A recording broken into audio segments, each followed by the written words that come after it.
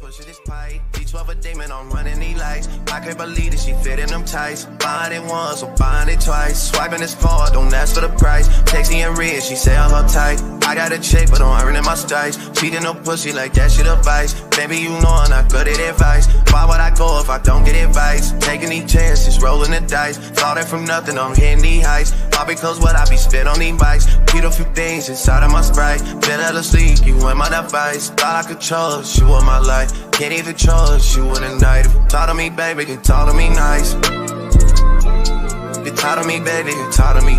Talk to me, baby, you talk to me. Talk to me, baby, you talk to me nice. You talk to me, baby. You talk to me, baby. You talk to me, baby, you talk to me nice. You talk to me, baby, talk to me, baby. You talk to me, baby, you talk to me nice. Yeah. If you talk to me, baby, then come where I stay. Be in the dolls, we back in LA. Making this money and stay out the way. Take when you text me, saying okay. Taking this shit out day by day. Nobody dunk it, I'm shooting a J. Backing up all the things that you say. You on your knees for me, yeah. Funny because I know you don't pray. Said that you down, it's up for the bait. Said I'm on one, so you making me wait. Baby, you know that's that shit that I hate. Pull up on you, I'm in a CA. Holding my own, I'm making shit shake. Shit on my shoulders, I'm lifting this weight. I wanna come on, I grip on your cake. Loading, I'm down, I do what it takes. Bitch on that nigga, I'm not my mistakes. I'm in the cut and I'm slipping away. Niggas I know, they moving real fake. Funny how love can turn into hate. Funny how love can turn you away. Funny how love can turn you away. Funny how love can turn into hate. Funny how love. Funny how love can turn you away. Funny how love can turn you into hate. Funny how love. Funny how love can turn you away. Funny how love. They talk to me, baby, they didn't talk to me nice. You talk to me, baby. Talk to me, baby. If you talk to me, baby, then talk to me nice. Talk to me, baby, then talk to me nice. Talk to me, baby. Talk to me, baby. Get talk to me, baby, then talk to me nice. Talk to me, baby. Talk to me, baby. If you talk to me, baby, then talk to me nice. Talk to me, baby. Talk to me, baby. Get talk to me, baby, then talk to me nice. Talk to me. Talk to me.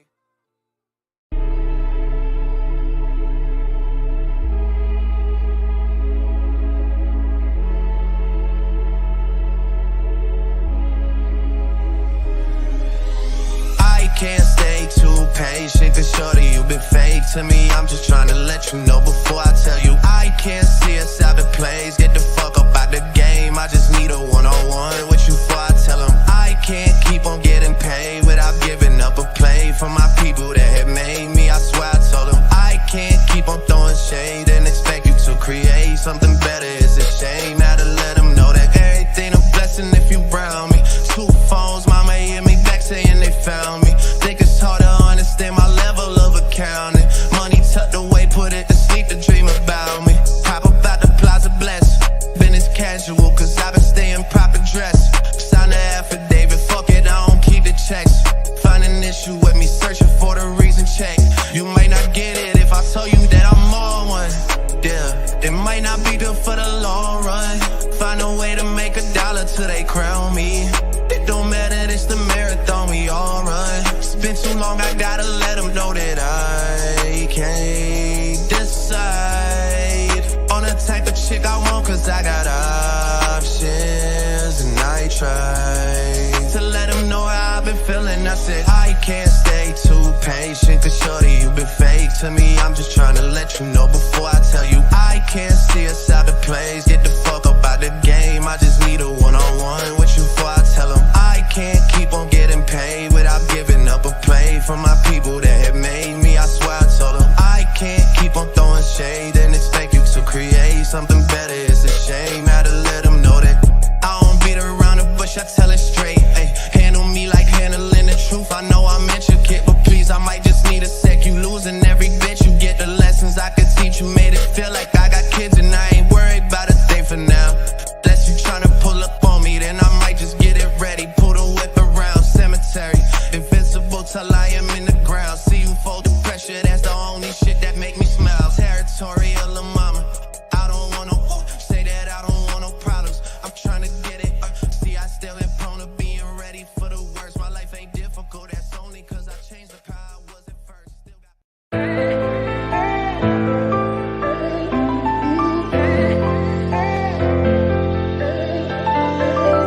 how we done came from the bottom. Mad that we up, but I don't hear him talking. Started with knowledge inside of my noggin. We took a dream and then we started vlogging. Put my city on the map now. I'ma say how it is and I don't back down. On the road to 100K, we finna act out. We gon' show them that we not just in the background. We the main event, we the main show. We the one that people always gonna pay for. FYF, we the best, no debate though. Number one sports channel, every angle. I'ma show them all how we ride. Best sports talk show, we not like them guys. We playing it safe while they feather the lines. We switching the narrative all of the time. Like who to go in the game is not MJ. Kobe Bryant top 10, not what we say. I keep Elijah one is very overrated. Keep it real if it ain't fact, we don't say it. Now it's stable, we won't be ignored.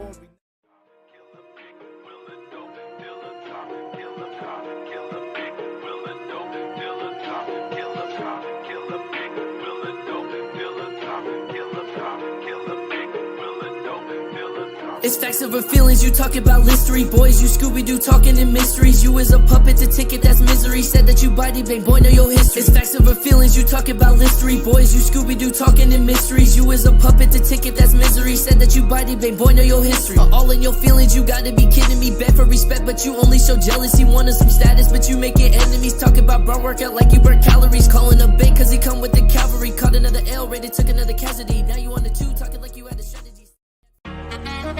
Nah, that's just passion. We love the game. You already know what it is. FYF. You don't got tough skin. You might as well not even come on in. Talk to 'em. FYF, blow the whistle, man, we too official. Better check the film, we not one of them. The greatest to ever ball above the rim. They wasn't with me shooting in the gym.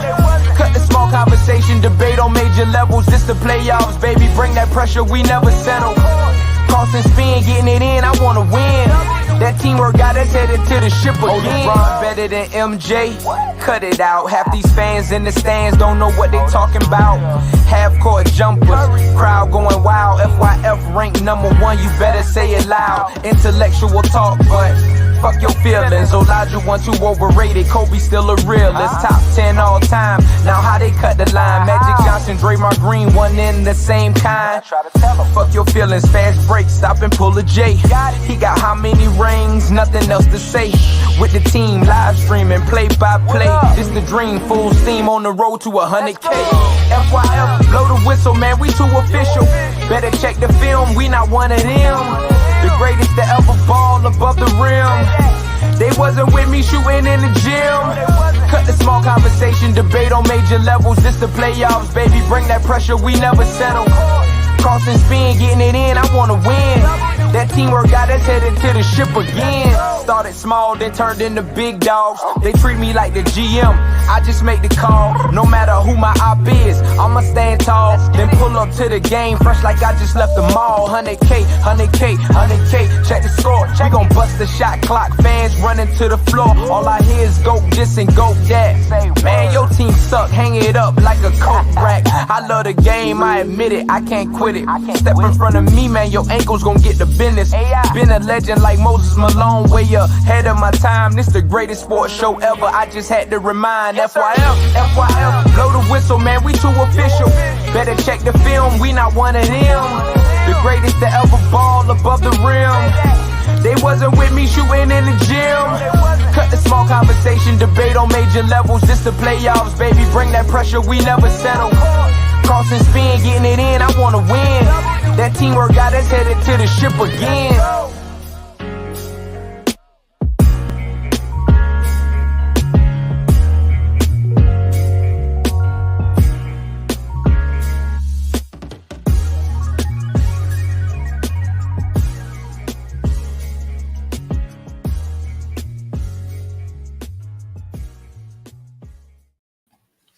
FYF Sports, man, it's Lamont. We'll be back, man. Another show for you guys, man. Appreciate you guys being here. Man, we got a lot going on today.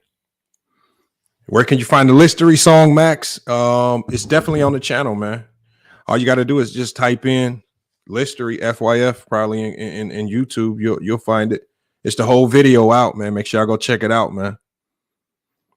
Oh man, and salute. Make sure you go follow the artist that created it.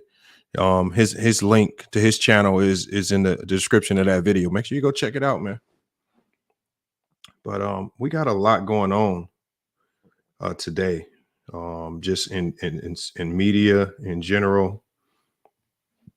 A lot of good topics for you guys, man. But this Stephen A. Smith, Jason Whitlock situation is one that I've been watching for a while, but neither one of them has really pulled the trigger on exposing the other. And you know, when I sat back and when I looked at this entire situation with Stephen A. Smith and Jason Whitlock, I said this is just going to purely come down to a matter of desperation. Who's more desperate for media attention? Who needs the headline more? And you know, that's just kind of how media works, right? When your topics run dry, when your wave or momentum starts to slow up, when interest in some of the things that you have to say start to wane, then obviously you got to start doing things to maybe get people looking at you again. You know, I hate to say it, but when you think of a guy like Cat Williams, a man who's been super successful, probably doing a lot of shows, probably making a lot of money, but his name hadn't really been, as far as the comedy circuit, it hadn't been really ringing bells until he sent shockwaves through the media with the interview on Shannon Sharp's podcast. And now, more than likely, he's probably going to have a special that follows, which is smart. He's doing interviews all over the place, and everybody's talking about him and the things that he's saying. Every comedian, whether there's comedians that he's win at, whether it's comedians that he big upped, or even if it's comedians like Mike Epps that he didn't mention, everybody's wanting to chime in on it. So when I look at this situation here with Jason Whitlock, right, I've labeled here with regards to just pure sports. With regards to just pure sports, I've labeled both Whitlock and Stephen A. Smith shock jocks to a certain degree in our shock jock series. But I've done videos on this channel also supporting Stephen A. Smith as a member of the media. Where some people feel Stephen A. Smith crosses the line, I just don't see it. Where some people claim, like Kwame Brown, who claimed that there's all these personal attacks, I honestly just don't see it. And then when you talk about someone that's really paved the way in media for a lot of people, when I look at Stephen A. Smith, whether you agree with his basketball takes, whether you think he doesn't know much about some of the sports that he talks about, he has really paved the way for a lot of people. As far as being verbose and just saying what you want to say and how you want to say it with regards to sports. But see, when it comes to Jason Whitlock, I've never really gotten a great vibe from this guy. And look, that's just my own personal feelings. But when I listen to his takes and when I listen to the things that he says, when I look at the people he's attached himself to, when I see the fact that, you know, when I see somebody that will be highly critical of someone one day, but on another day, when that person agrees with your talking points, you're willing to collaborate with them just to team up on somebody else. That's the type of vibe I've kind of gotten from Jason Whitlock. And nothing has never really seemed genuine. And so when I heard Stephen A. Smith going in on Jason Whitlock for the things that Jason Whitlock was saying about him, it made me do two things. It made me go back and kind of, okay, let me analyze what Jason Whitlock was saying. And then now let's take it back because we're going to do a reaction. We're going to do a live reaction to Stephen A. Smith and his take, his final take, according to him, his final take on this Jason Whitlock matter. Now, Stephen A. Smith, as you guys all know, in the past has given Jason Whitlock some very strong warnings, basically saying you need to just stay out of my way. There's a lot of stuff that I have in my chamber that can essentially end your career. Don't make me put these bullets in the clip and start firing them. He's warned the guy.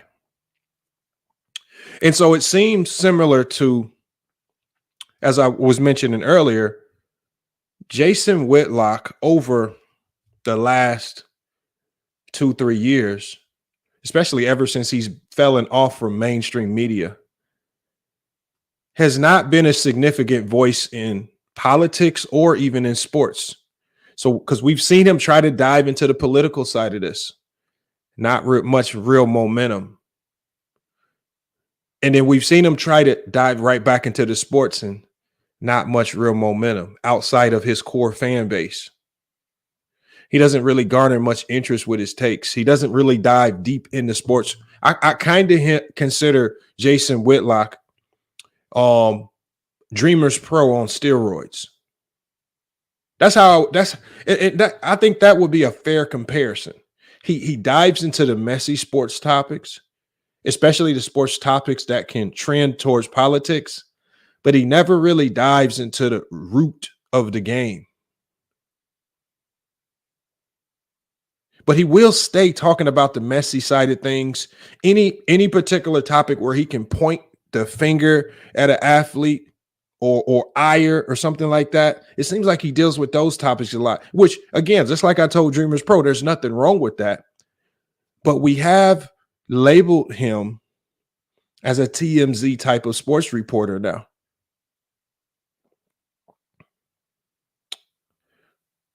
It's just, and it's very odd. The people that come out and support Jason Whitlock and some of the things that he says, it's just very odd that these people also have very similar characteristics.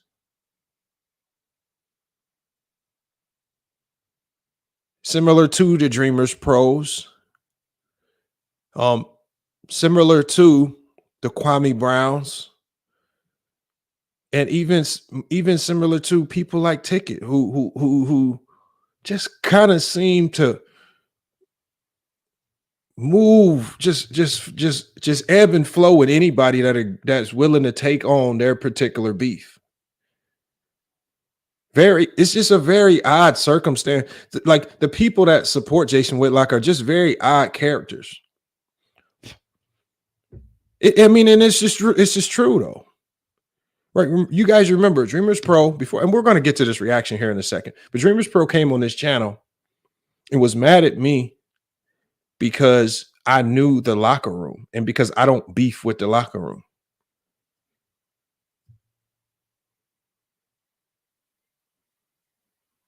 These are just odd. Even with Kwame Brown, when Kwame Brown came on this channel, you guys, the first thing what is one of the first things that Kwame Brown did when he came onto the panel? There was a guy on the panel by the name of the Hood Trucker. And he did the same thing that Dreamers Pro did. He says, this guy, the Hood Trucker, you friends with him? Well, what does that got to do with anything?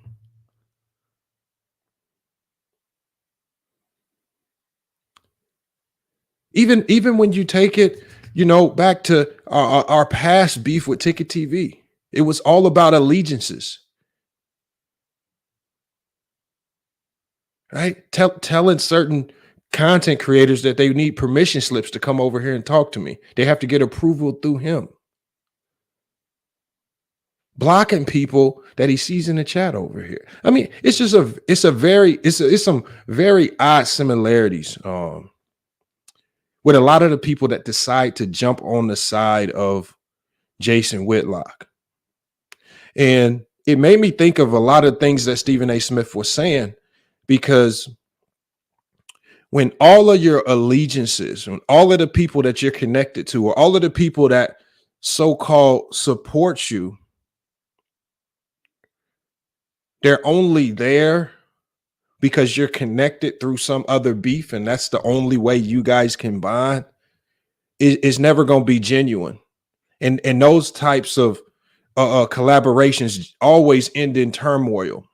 For example, if you look at just when Kwame Brown started, and some people didn't bother to dive into this, but there were so many people who flocked to Kwame Brown because of the drama, and they were only there because of the drama. But then slowly, as time went, all of the people who were there for the messiness, allegiance breaks here. Now you're beefing with the people who were supporting you. It's just been very weird and odd. And I believe the same thing is happening with Jason Whitlock.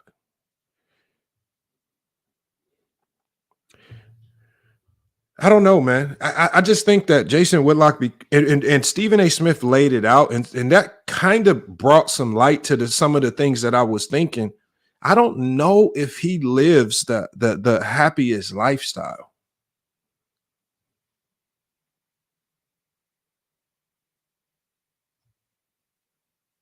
I mean, when you sit back and you wonder why the man is, I don't even know if he's single, but you never see him with women. I don't know what's going on with the man. I don't know what type of lifestyle, but the man, it just seems like the man's just and it spews in his takes, man. It's just odd. Blazers Pip says, Stephen, it doesn't matter who started it. And these guys, Stephen A. Smith and Jason Whitlock, have known each other probably longer than a lot of us have been alive.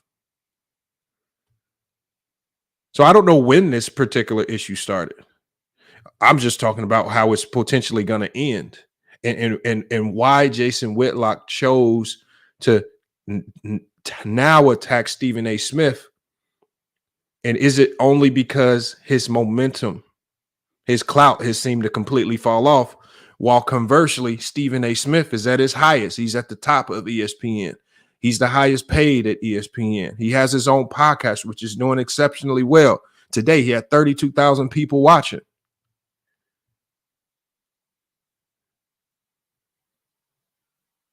Can anybody even tell us the name of Jason Whitlock's podcast?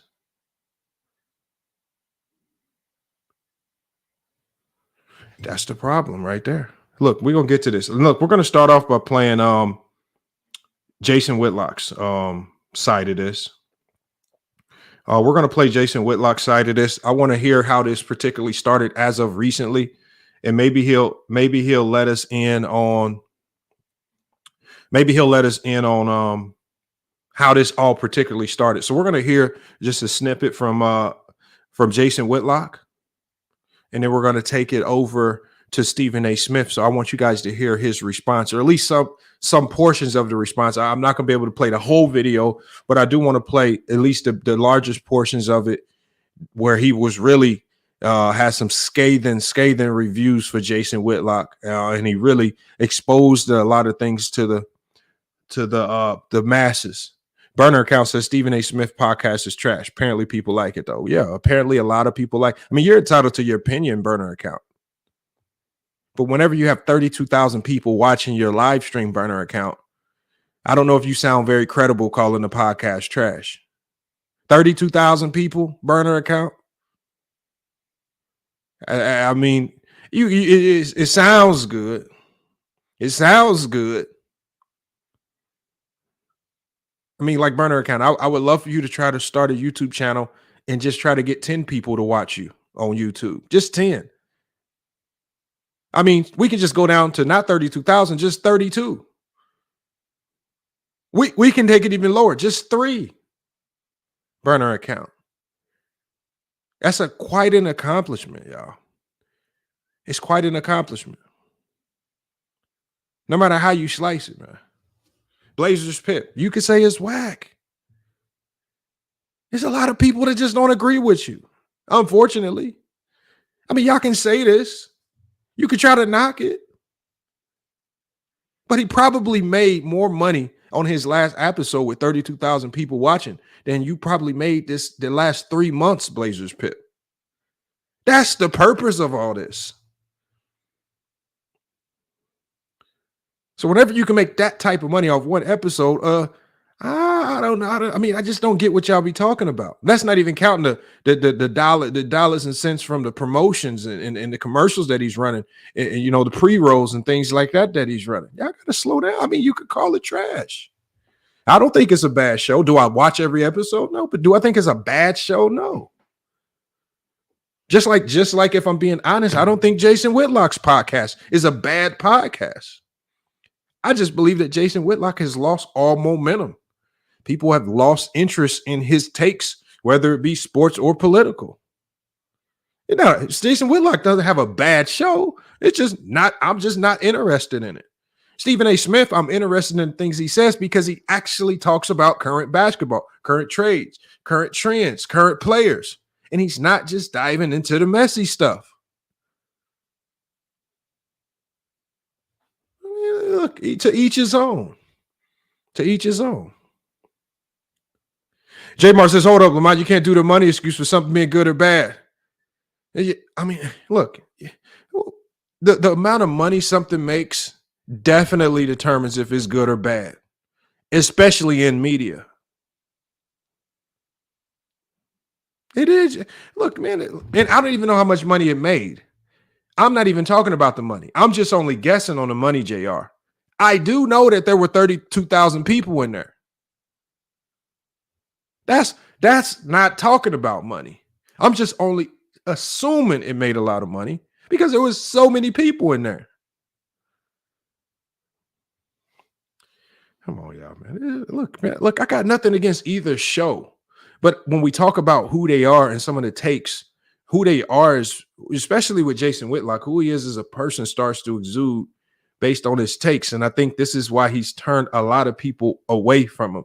And from the sounds of it, more than just fans, he's even turned his contemporaries, people who work with him, away. But we're gonna get into all that here in a second. Let me go ahead and share my screen.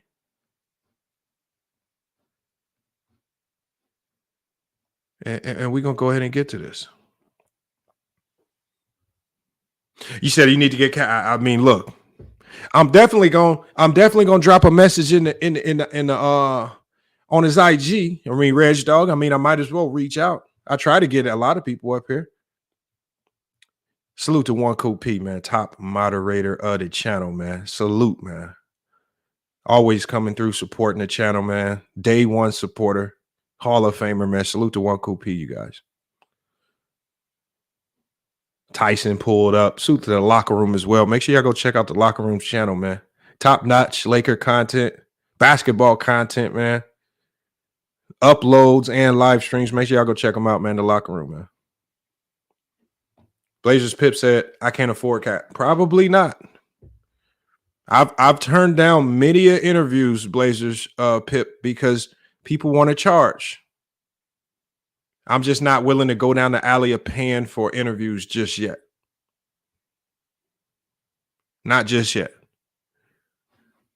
No shame in that right there. I have no issue with that. Let's go ahead and get to this Jason Whitlock clip, you guys. Let's hear what Jason Whitlock had to say, because I don't want to just play what Stephen A. Smith had to say, and we don't have any context to what Jason Whitlock said. Maybe there's a slim possibility that Stephen A. Smith just simply overreacted. But let's go ahead and hear him out. Let's go ahead and hear him out. We got Jason Whitlock on his podcast. It's called the Fearless Podcast with Jason Whitlock. Well, let's go ahead and hear him out. Then we're going to go ahead and get over to Stephen A. Smith, man. And then after we're done doing the live reaction, I'm going to drop the link. We're going to bring everybody up here. We got to talk about it. All right, let's go ahead. But someone installed him as the number one voice of sports. That's what Cat Williams is talking about. Kevin Hart is an okay comedian. Someone installed him as the face of comedy and gave him a deal and put things in place for him to have all the success because they could control Kevin Hart. That's what happened to Stephen A. Smith. And if you go read Straight Shooter, you can see it everywhere. If you read his memoir, it's Stephen A. Smith. And again, it's like all Stephen A. Smith, if you go read his memoir and listen to the stories he tells about getting a basketball scholarship to Winston-Salem State, it's so mind-blowingly preposterous and stupid and fabricated. I'm like, holy cow, how did they let him tell these lies? Or whoever wrote it, who wrote these lies? That he went down and had a scrimmage and hit 17 straight shots, and Big House Gaines gave him a scholarship on the spot. This is Division II basketball, Winston-Salem State. The school is poor. Big House Gaines has written books about how little money he had for scholarships. But someone who didn't pee a drop in high school basketball, didn't pee a drop at the Fashion Institute school that he allegedly played junior college basketball at, didn't pee a drop there, somehow sits out a year and goes and plays in one scrimmage game, and he gives a date of the scrimmage game. It's like it's in the middle of their season. They bring Stephen A. Smith up for a scrimmage at the end of their season around NCAA or conference tournament time. They bring him up, and he participates in the scrimmage and makes 17 straight shots, and they give him a full ride basketball scholarship at a school that struggles to give out full ride scholarships to more than 3 or 4 players on the team. Stephen A. Smith got one for making 17 straight shots in a scrimmage at the end of someone's regular season when he drove up from New York. You didn't play in high school, or you didn't play in high school. You didn't do anything at the Fashion Institute that had a junior college team. Fashion Institute is some gay college in New York that had a junior college basketball team that Stephen A. Smith says he played on, although he never played.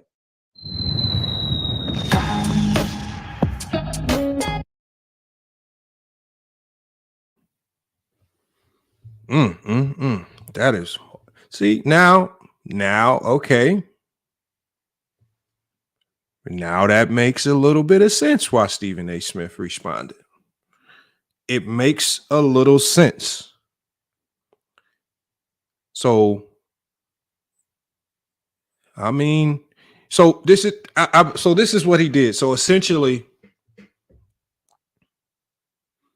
he called Stephen A. Smith's accomplishment.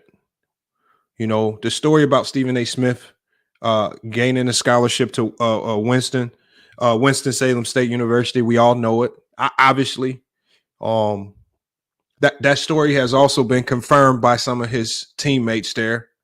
I think you guys remember when Stephen A. Smith did a live stream. He actually did a live stream with some of his actual teammates on the live stream. So I feel like this story has some validity because Stephen A. Smith actually had some of his teammates on his show. I mean, they were actually talking about moments and things that were going on in the locker room. So again, it might be some validity to it. And the one thing is, in today's day and age, if you lie about anything with regards to what you did in college, it's going to come out. For example, look at the president of the University of Harvard.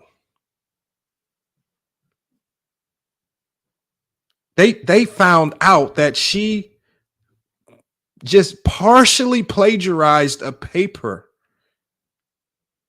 in her doctoral thesis and made such a big deal about it that they got her fired. With all the people that I think Stephen A. Smith is pissed off, if the story about him getting a scholarship wasn't true, I believe that someone would have probably used that story to get the man canceled. So I think with Whitlock,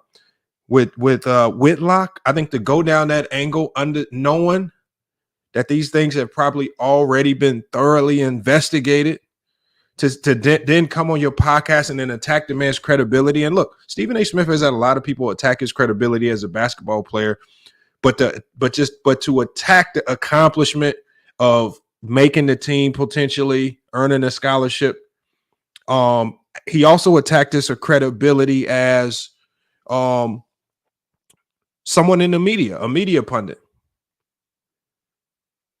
I mean, Jason Whitlock made the claim that Stephen A. Smith was placed in his position. And Adam Etienne, when I say partially plagiarize, what she forgot to do was she forgot to properly cite it. And because it was so marginal, they allowed the president, or she was a student at that time, they allowed her to go back and correct it. So sometimes these doctoral theses, they are, they're very particular about citing things. And, so sometimes there's going to be a lot of similarity with your work and others because there's just a lot of citing. You have to cite sources. You have to quote people. And if you mess up one quote, it could be considered plagiarism. I mean, that's the book definition. Is it always intentional? No. But because of the president of Harvard, because she pissed so many people off with her stance on the Israel versus Hamas situation, what did these people do? They went and dug up the only dirt they could find on her, and they got her to step down as president of the University of Harvard. We all know that Stephen A. Smith, no matter what you think about him, he has ruffled a lot of feathers. If there was any dirt that someone could drub up on him to cancel him, I'm almost positive it would have been drubbed up and thrown at him by now. And so when we hear Jason Whitlock, I think this is a very odd reach. It's a very odd reach to go down this road. He said some things. He basically talked about the book that he's writing. He said that he didn't believe that the book he was writing was written by him. He believes a lot of the stories in the book are fabricated. And these are some damning allegations, man. So look, I'm going to go ahead and pull up the Stephen A. Smith portion. I'm just going to go to about the 29-minute mark because I can't play the whole thing. So I'm going to play as many portions as possible. I'm going to play the 29-minute mark until about the midway point. And then after he runs his ad, I think there's another portion after that I want you guys to hear. He says Whitlock went nuclear on Stephen A. I don't know if he went nuclear, Blazers Pip. He said some things. I don't know if that's nuclear.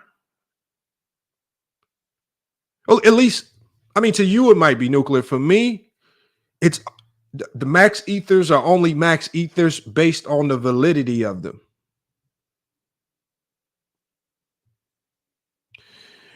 That's a clip that I got off Twitter, Blazers Pit. I didn't chop it up. What do you mean? This is what, all right, we got to stop acknowledging Blazers Pip, y'all. And it's just hard to acknowledge Blazers Pip because he won't ever click the link and pull up on the panel. Let's go ahead and get Stephen A. Smith's response. We'll get that up here. And like I said, I'm gonna go to about the 29-minute mark.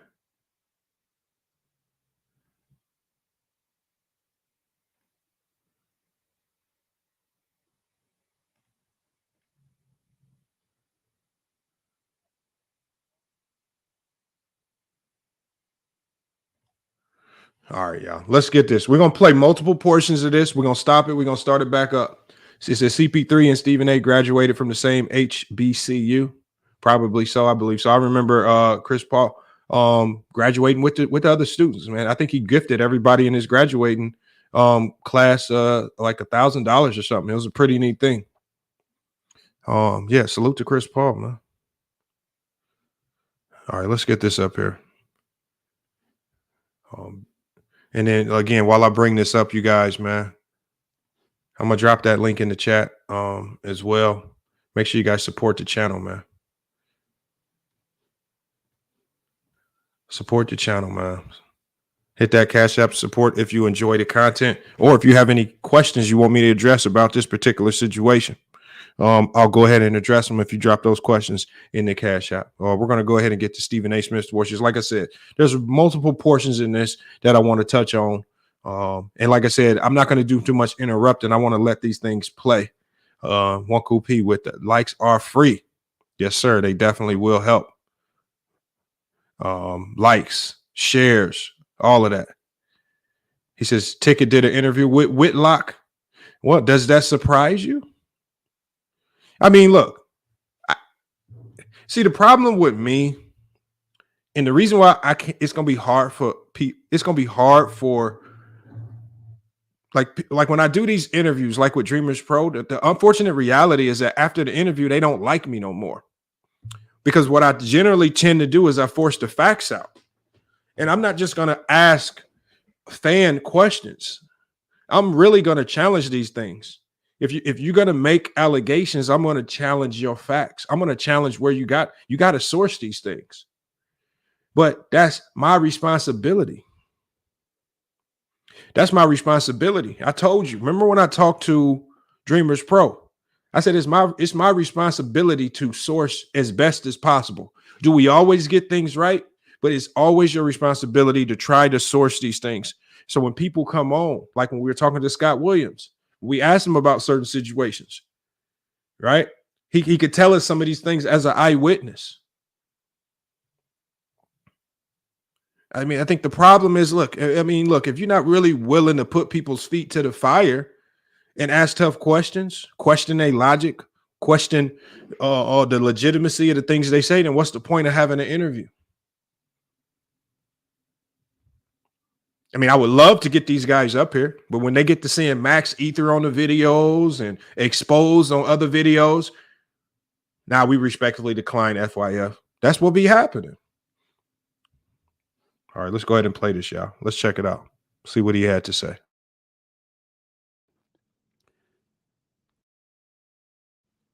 Once humanity comes into play, that's a given. Here's the other. That's not real work. Think about this for a second. I'm supposed to be covering sports, but I make a career out of talking about my colleagues. That ain't work. That's you finding some slick way to get a check because you can't get a job. That's Jason Whitlock. That's who the hell he is. Now, I have sat back for years, at least 9 to 10 years, saying absolutely nothing about this man. I never uttered the words fat bastard out of my mouth until a few months ago. So that means that the previous 9 years, you never heard me speak on him at all. But now it's necessary. Excuse me. Because you see, if you listen to the fat bastard, I didn't play high school ball, even though my coach's name was Harvey Stoller. It was Thomas A. Edison Vocational and Technical High School. I played there my senior year. I was in a basketball tournament at Fashion Institute of Technology where I dropped 27 points and got a scholarship because the coach came calling me after that and what have you. If you listen to him, I never had a scholarship to Winston-Salem State, even though it's on the books. Just call the university. By the way, ladies and gentlemen, I'm an honorary doctorate member. I have an honorary doctorate from Winston-Salem State University because of my contributions to Winston-Salem State. I'm called Dr. Smith. Has something to also do with the contributions that I make because I believe about upliftment. I'm an ambassador for HBCU Week, and I've partnered with Ashley Christopher and Mir Persicki in Delaware and others to generate over 10,000 scholarships in excess of over $65 million in scholarships for African Americans. But this man will tell you I'm lying. He even went so far as to say my autobiography, where I talk about my mother, my father, my sisters, the business, my hiring and firing and rehiring at ESPN. I didn't write it.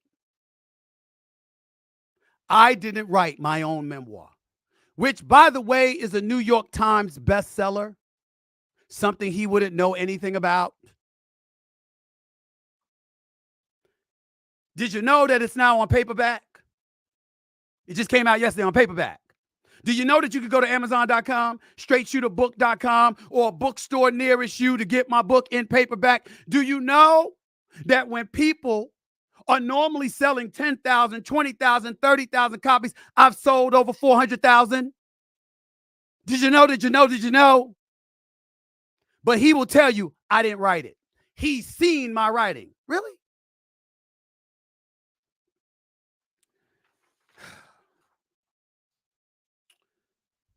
This article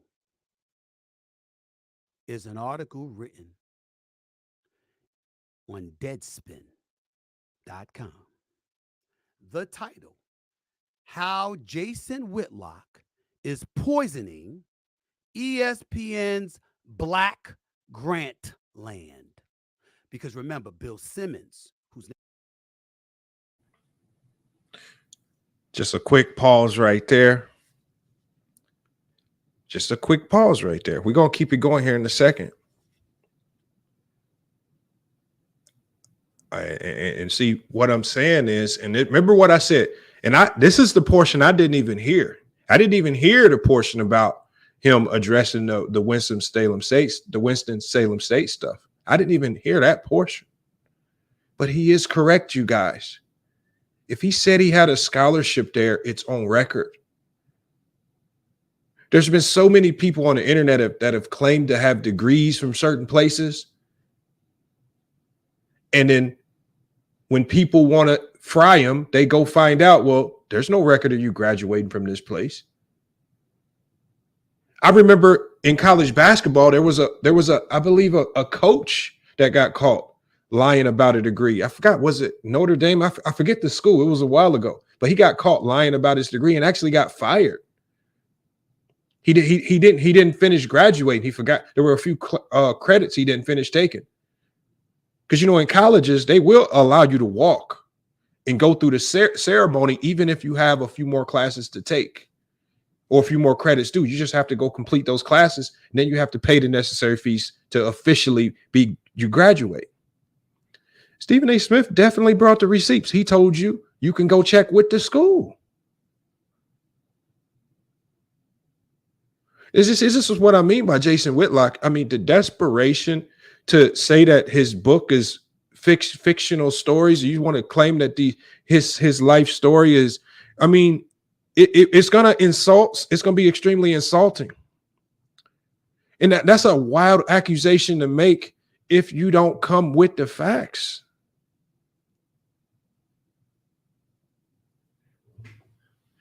We got John. He says Jason Whitlock is winning this one. Well, we know you didn't defeat the English class or writing class, John. We know you didn't defeat English. We don't know what the hell you're talking about, but salute to John. Your name is spelled weird. I don't know if you know how to spell your own name, and you just wrote this whole sentence all crazy. Salute to John. Now, we know you didn't defeat English class. We know you lost to that English teacher in 3rd grade for sure.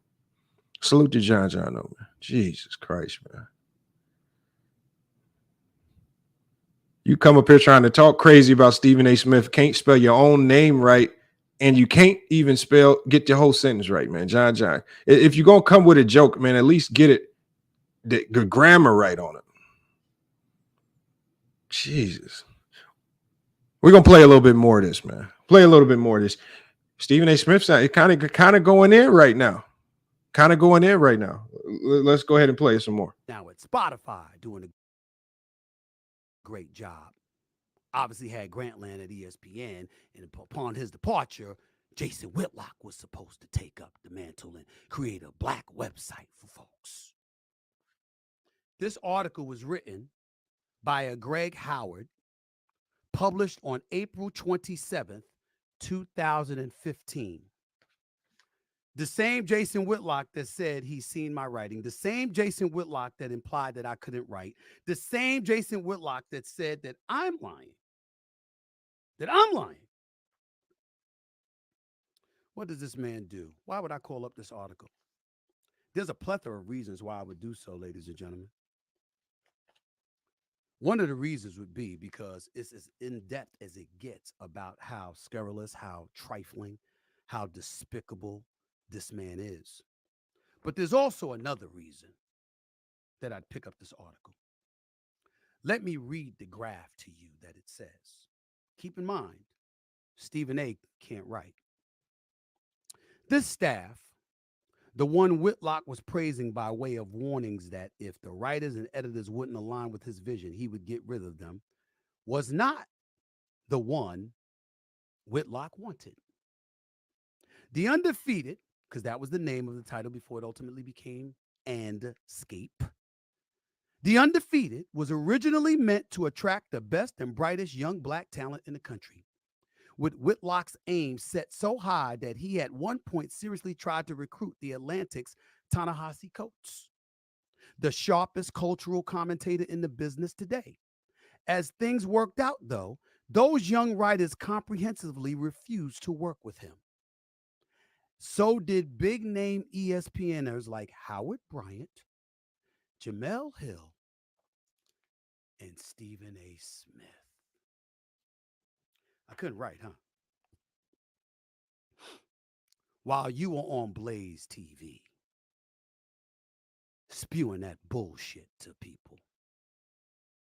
Did you tell them that? Did you tell them how you stood outside of First Take begging me to talk to you?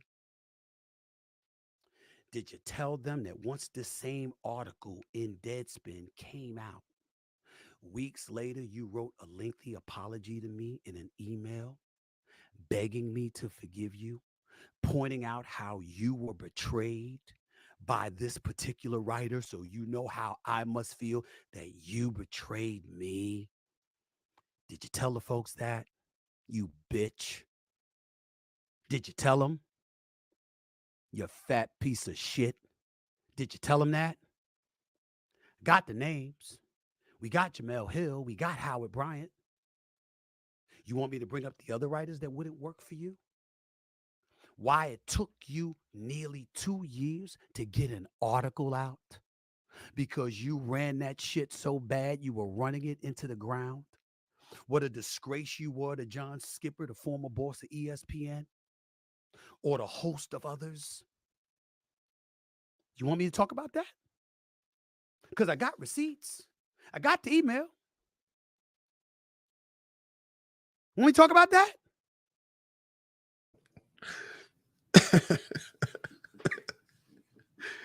Hey, man, Stephen A. Smith is going in right now. I ain't gonna lie.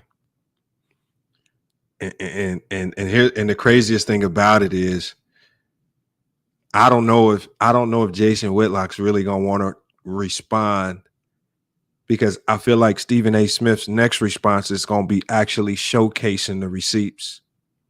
This man said he was standing outside of the ESPN offices begging to speak to him to apologize. I mean, Jason Whitlock, if it's true that you sent a scathing apology to Stephen A. Smith, man, the man sure enough sound like he kept some real good receipts. And the best thing about what Stephen A. Smith is doing is he's name dropping. And so there's only one thing that can happen when you start name dropping. Those people can either say you lying or you right. And generally, these people, their silence simply means that the person is right. Usually if somebody lie on you, they'll come out and be like, nah, Stephen A. lying, man. He made all that up. Have we heard one person that Stephen A. Smith name dropped come out and say he was lying about anything?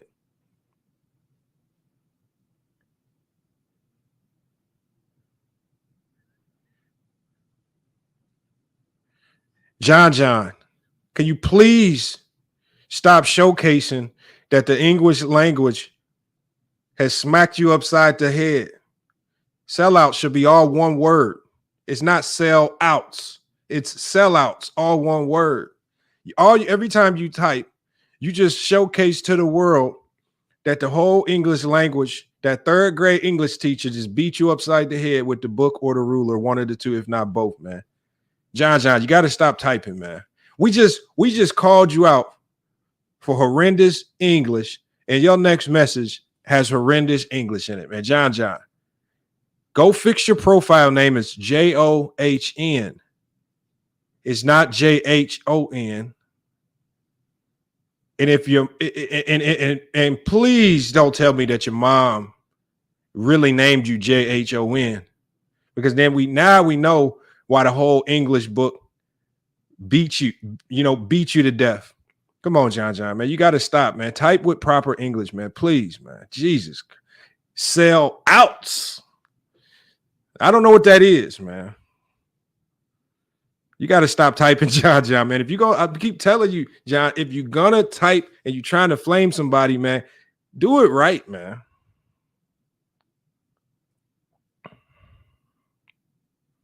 Salute to John, though, man. Sticking around in the chat, man. Salute to John, man. We're going to get back to Stephen A. Smith, man. Let's hear what he got to say.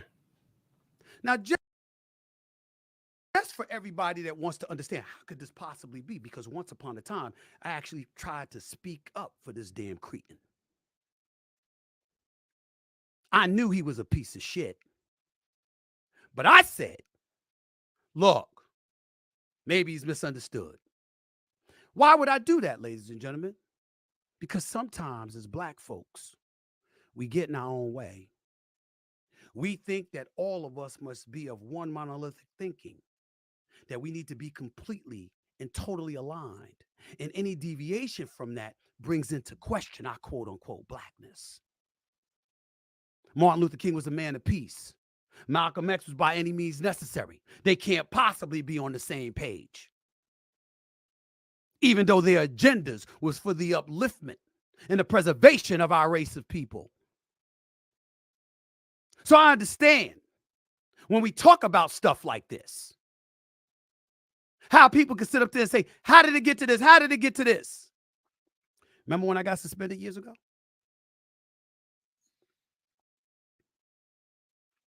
You know what's out there writing stuff, smiling in my face 1 minute, talking smack about me behind my back, and then ultimately writing it? It was him. Remember when I supposedly used people were speculating that he used the N-word on the air and all of this other stuff? He was the first one out there trying to say that I did it. Ladies and gentlemen, I didn't do it on the air, in my humble opinion. I'm telling you that. However, it's not like I didn't use the N-word when I was off the air, when I was talking to my fellas, or I was talking to other folks who happen to be black. I am not a proponent of using that word often, nor am I advocating that that word be used now. I'm just acknowledging the guilt that comes associated with me in terms of when I was younger. But I was always saying we as black people communicate how we want to communicate with each other. I love John Wooten, who's been associated with the Fritz Alliance, the Fritz Alliance, Fritz Pollard Alliance. Love that man. Love his contributions to the NFL. But when we would get into it in the past on rare occasions, it wasn't that he wanted the eradication of the N-word, because I support that. My issue with him was, hey, you shouldn't be encouraging the NFL to fine us and penalize us for using it amongst ourselves. How can a race of people who actually made the word iniquitous be in a position to punish us for using the word with one another? I had a problem with that, and I stand by that, but I digress. My point is, in bringing up all of that, Jason Whitlock pounced on it because that's what he does. You see, what he does is he's the one that puts himself in front of white folks. The white folks, not all white folks, not most white folks, but the white folks that dare we say may have a problem with black folks. He says, I'm your man. That's what he does. You think I'm lying? Ask ESPN. Ask Fox. Ask the Kansas City Star. Ask them all. Jamel Hill. Rob Parker. Chris Broussard. Skip Bayless, yours truly, along with a host of black folks all over this country, every single one of them will confirm what the hell I'm saying about this piece of garbage. Ladies and gentlemen, as a black man, I often told y'all, I cannot imagine as a black man, knowing our history, anything worse than a white supremacist. That is until Jason Whitlock came along. He's worse than them. He is the worst, most despicable, lying, no good, fat ass human being I have ever known in my life. And I'm going to take a break because I got more. I want y'all to think about what he said so far. You can call it cringe. Yeah, look, however you want to identify the content. I don't care about the delivery. I want you guys to, we're comparing facts. Jason Whitlock's facts versus Stephen A. Smith's version of the facts. I mean, David Mayfield, I don't think it was a terrible response. I think the people that think it's a terrible response are the people that are struggling with accepting the facts. I think a lot of people are struggling with the fact that he's name dropping. And there probably will be a lot of people that co-sign everything that he said. He says, Lamont gave Jason Whitlock 1 minute to Stephen A. Smith's 20 minutes. No, I actually gave Jason Whitlock 3 minutes and 30 seconds, Mike flow. I gave him 3 minutes and 30 seconds. Primarily Mike flow, because the Blaze Network is known for flagging videos if you use too much of their content, even if it's a legitimate reaction. How do I know this? Because I've done reaction videos to Jason Whitlock before that were flagged and blocked, and I was threatened with strikes. So sorry, Mike flow, if I didn't play any more of Jason Whitlock's response, because the Blaze Network likes to flag channels and videos.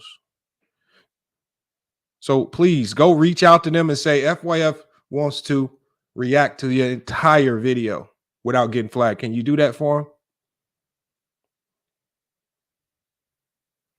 I don't have time for it. This is one of the reasons why I stopped reacting to Showtime boxing. How can I react to boxing if you guys don't let me use the highlights? So blame the Blaze. Don't blame me.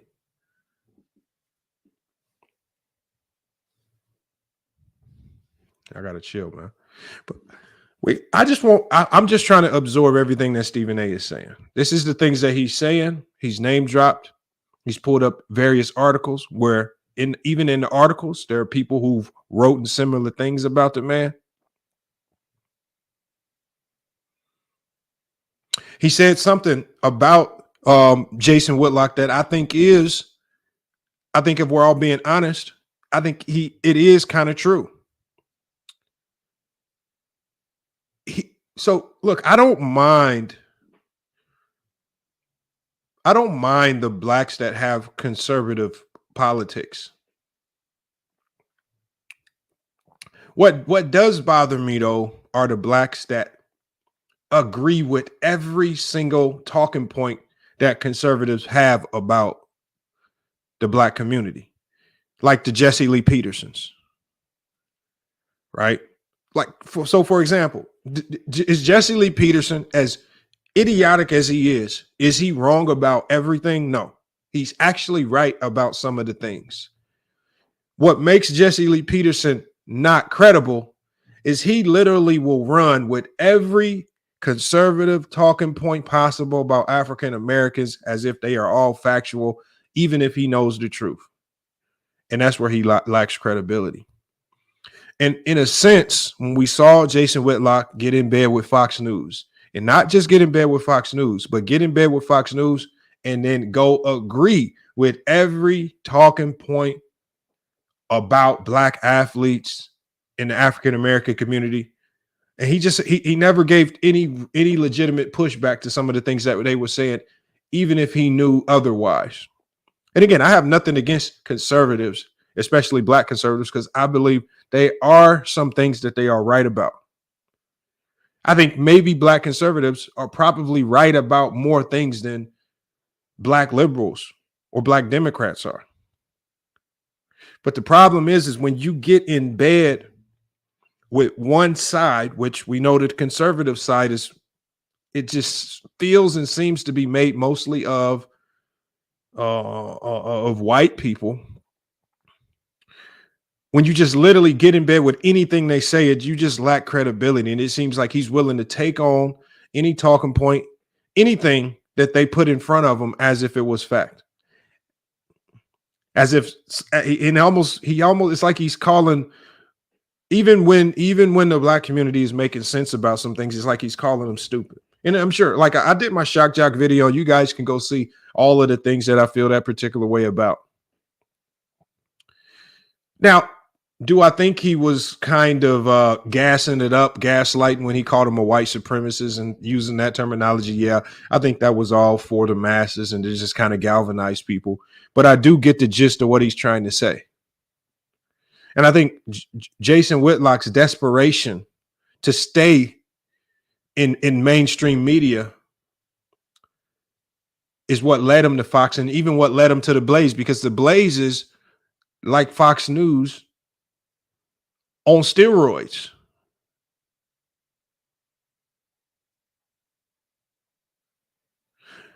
Little Boy Blue, he says, what examples do you have, Lamont? Most of us don't listen to JLP. Look, I don't need very many examples. All I need to do is you need to just go Google Jesse Lee Peterson and go listen to him for 5 minutes, and you'll know exactly what I'm saying.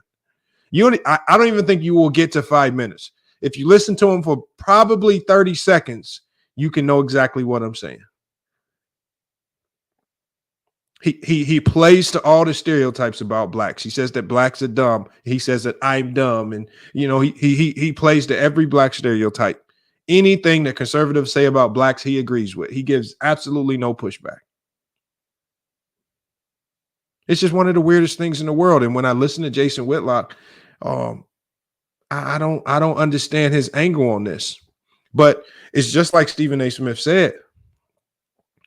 I mean, when you get to a point where you have no momentum, the views are getting low, the topics, and you're probably struggling with talking about the real sports topics, or people just don't really want to tune in you for sports talks, then you have to run to things like this as a desperation ploy to garner some viewership back.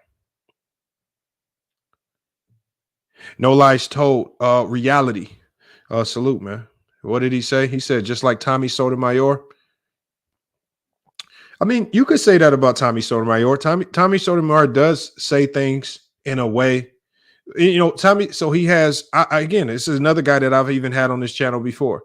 Do I agree with everything he says? No. Does he say some things that are right? Yes. Does he have a very clear strategy? A content strategy? Yes. That content strategy is to say things in a way to piss people off. And he's highly successful at pissing people off, which is one of the reasons why he's not on YouTube. Again, salute to Tommy Sotomayor. Right, we got Stephen A. Smith. We're gonna play a little bit more of this. We're gonna play a little bit more of it. He says, Lamont, you watched Ticket TV interview with Jason Whitlock today? No. All I know is I got a text from somebody said Ticket TV is up there agreeing with everything Jason Whitlock said. That's all I heard. I'll probably pull it up here in a second after I do this right here. I'll probably pull it up for a second, but I don't know. But Hey, you guys, it doesn't surprise me because remember what I said earlier. Remember what I said earlier. There's certain types of characteristics that flock together. The characteristics are bonding over a beef. The bonding over the beef characteristic is one of the messiest characteristics in content creation.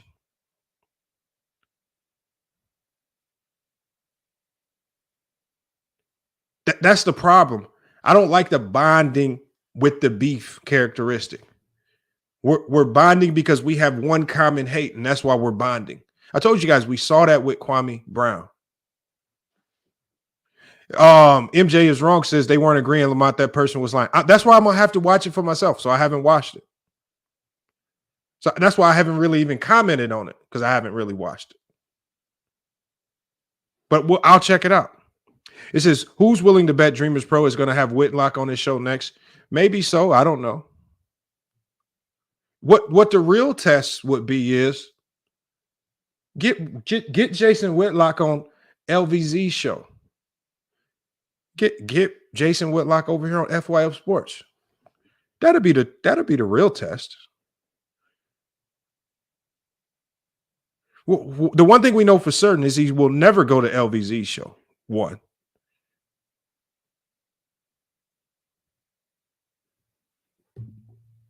You saw what happened when LVZ had 30 seconds with Kwame Brown and how that clash happened. Those types of personalities don't clash with people that are that will really contest some of their talking points and call for real facts. David said, leave Dreamers Pro out this pity party. It's not a pity party, man. Look, this is just a reaction. When I drop the link, you can explain it. And you can come up here. You can talk about how Dreamers Pro has no connection to this. We connect everything back to FYF Sports. And the unfortunate reality is that Dreamers Pro has etched himself into the history books of FYF Sports. So Dreamers Pro will always be a topic or used as an example on FYF Sports.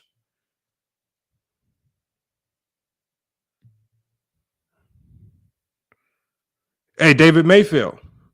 If you don't believe it, then you can pull up to the live panel. And then every time you pull up to FYF Sports, maybe you can be just like Dreamers Pro and you can get etched into the history books here at FYF Sports and using it as an example that's forever etched into the history of the channel. All it takes is for you to click the link when the time comes. And we don't cuss you out. We ain't gonna do all that silly stuff and yelling, and we're gonna hear you out, and then we'll just take it from there.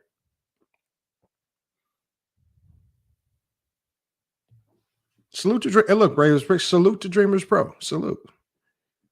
We told him on the show, man. Salute. Hell of a content creator. Just a lot of bad takes, but hell of a content creator. All right, we're gonna play this. We're gonna get the rest of this. I gotta drop the link. I'm really curious to hear what you guys got to say about this.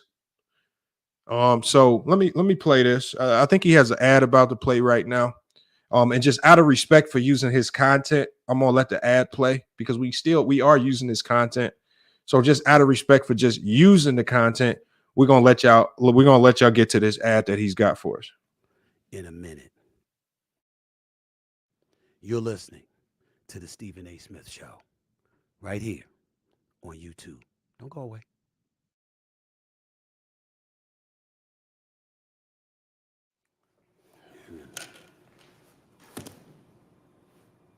What's that? What you put in the desk box on my desk for? Just open it.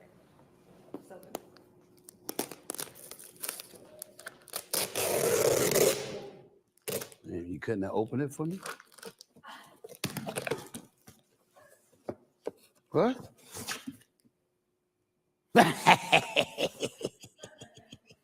Yeah.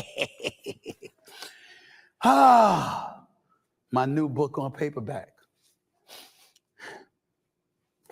I like it. I like it. I like it. I like it a lot. It works for me. It works for me. Y'all see this. New foreword and all. Stephen A. in paperback. Straight shooter. Memoirs, second chances, and first takes. I haven't gotten over that picture. It does look pretty smooth. I must say so myself. It's a bestseller. I'll hold on to this. Hope you go out and get it. Thank y'all so much for the love and support. Wouldn't be here without you. Thank you. Thank you.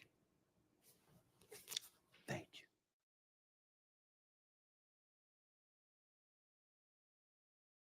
Welcome back to the Stephen A. Smith Show right here over the digital airwaves of YouTube. I will remind everybody that as I'm sitting here talking about Mr. Jason Whitlock, first of all, it will never happen again. He's irrelevant. He's not important. He's insignificant, and he knows it. And he did all of this to try and bait me into all of this stuff. I know that's how people are looking at it. My family and friends and everybody thinks the same thing. My point is I don't care. And the reason I don't care is because I've been holding it in for nearly 10 years. We got one thing right here. Hey, James Hall. I think Stephen A. Smith clarified it. He said it was 27 points in a tournament game, not 17 threes in a row or something like that. I think the 17 threes in a row was connected to another incident or event. But James Ho or Hall, or it sounds like James Ho. Hopefully it's not James Ho, but James Ho. Yeah, he said it was 27 points in a tournament that he drove to that got him the opportunity to play at Winston-Salem State. He definitely cleared it up. And he also had teammates that confirmed it as well. But let's go ahead and get back to the video. And so there comes a point in time where at the very least, at least one time, you have to address it. It's necessary. It's important. Okay? And as we sit here today talking about this subject, there's certain things that we just don't need to let go. You know, we just don't need to let go. Because there comes a point in time when enough's enough. And that time has arrived. Getting back into him and to really elaborate extensively on us.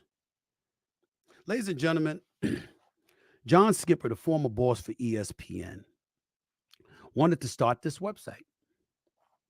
And if you remember, when the Undefeated first came into existence, it was labeled the premier platform for intelligent analysis and celebration of Black culture and the African American struggle for equality.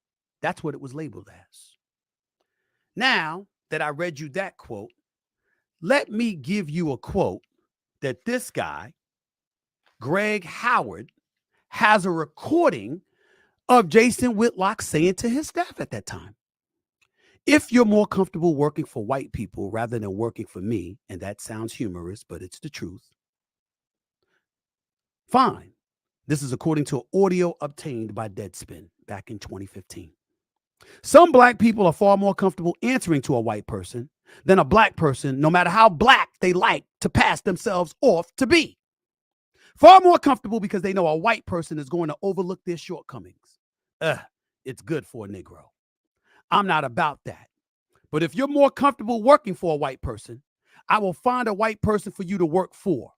We have a higher standard here. Everybody has to get on board with that, or I'm going to find a way to move them someplace else. That was Jason Whitlock. And then he went out and hired a senior writer and editor, Mike Wise, who's white.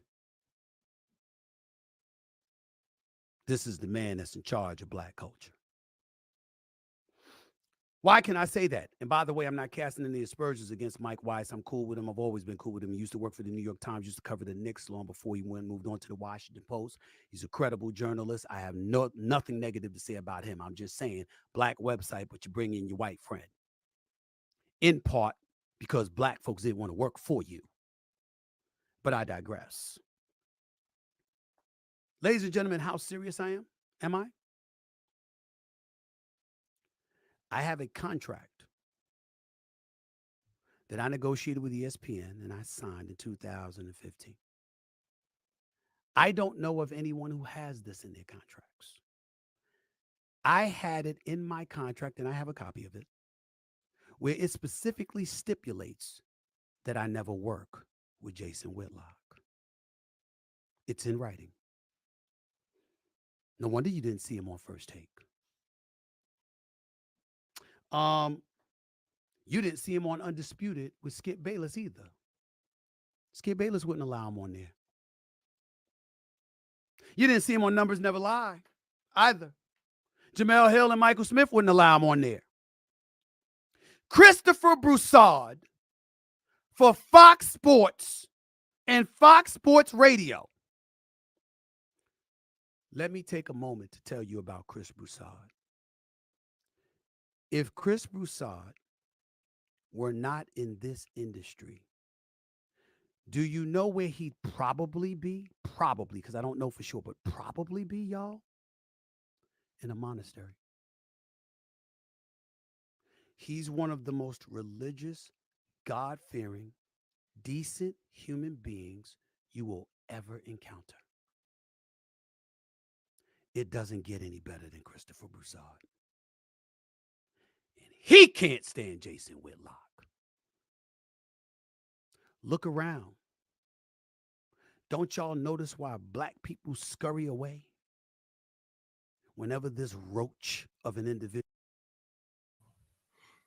Yeah, we got Mike Jones in the comment, man. Mike Jones says, I can't stand all this race BS. He says, man, we love all people. Quit making it more than it is and throwing it in our face. I don't care because I love you and care for you no matter what.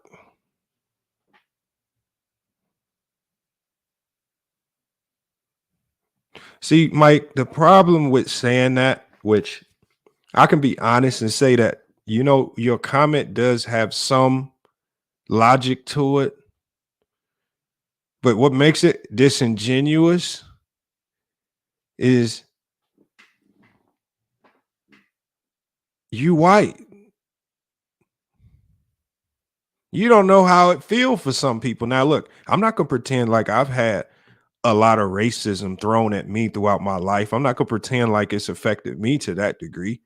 There are some people who live in Chicago or Philadelphia and some of these crazy cities with some of these crazy police forces. They might have having a different experience and their lifestyle is different.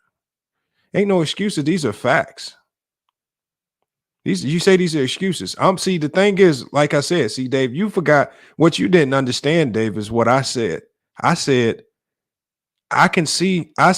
your statement does have some logic to it, but it's not applicable to everyone. You just got to be mindful of just acting like people are just saying stuff just to race bait. Everybody just supposed to stop talking about these situations like racism just disappears. I'm not going to pretend to act like it don't exist just because in the life that I live, it don't affect me as much as the next person. But I have lived in Chicago, and I did when in Chicago with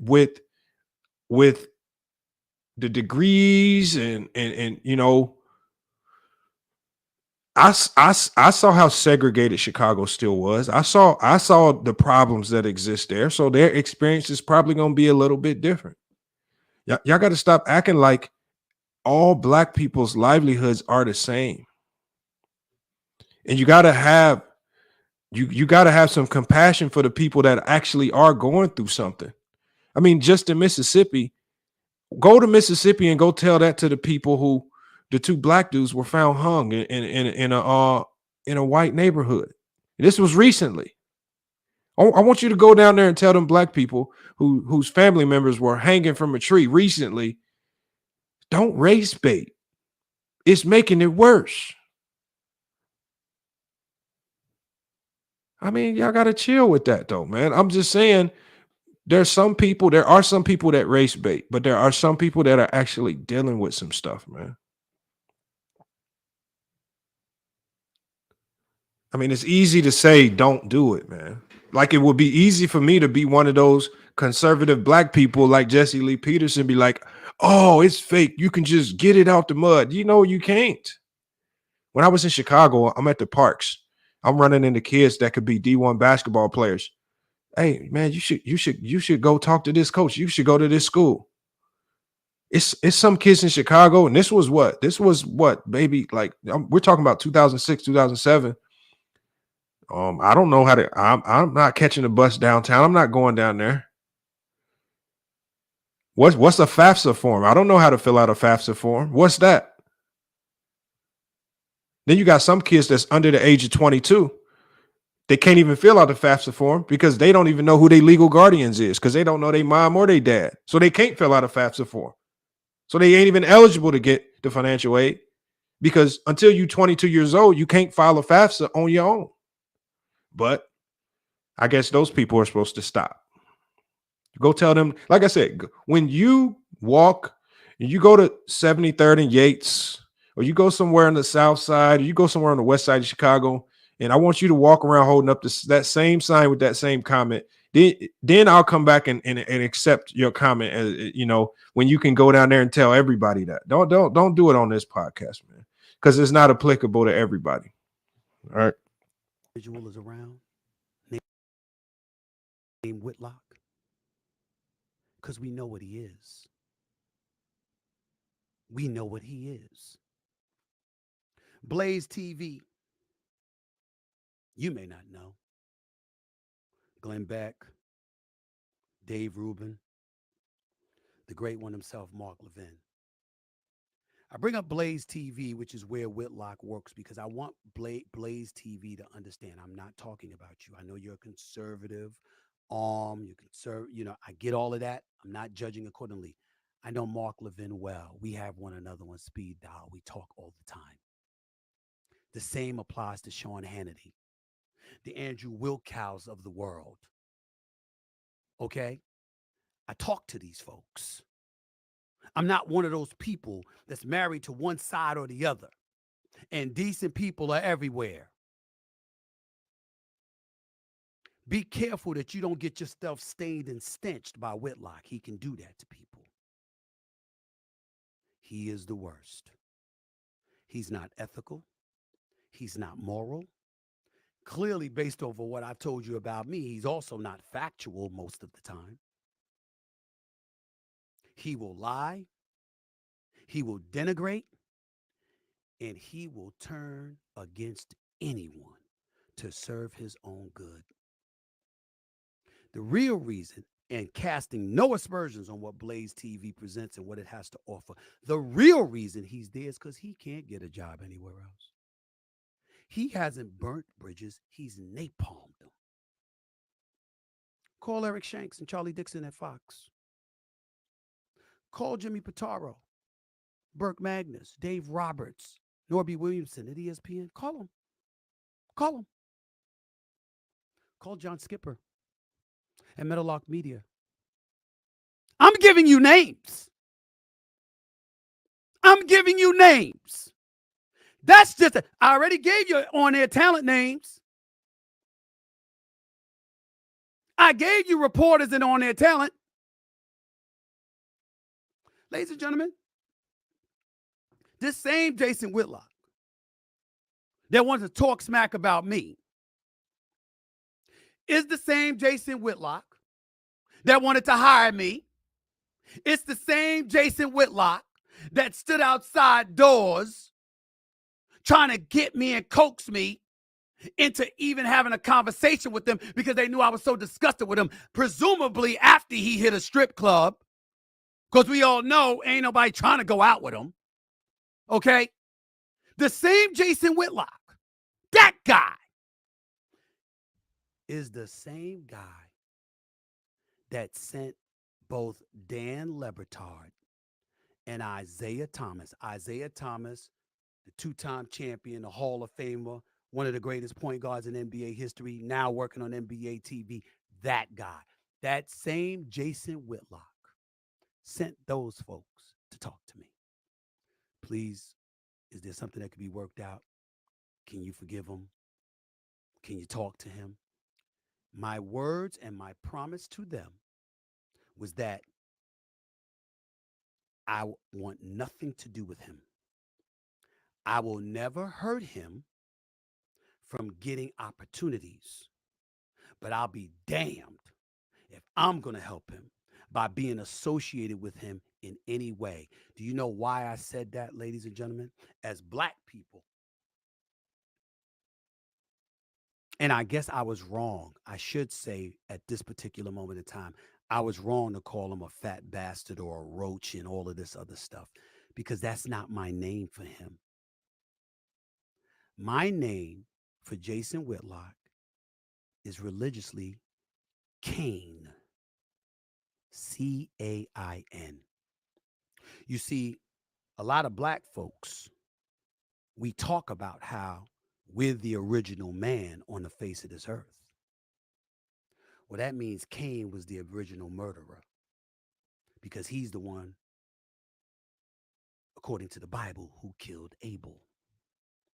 That's Jason Whitlock.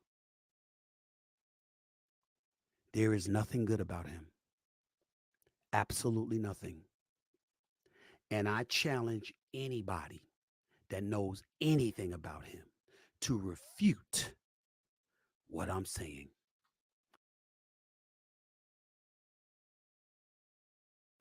There you have it right there, man.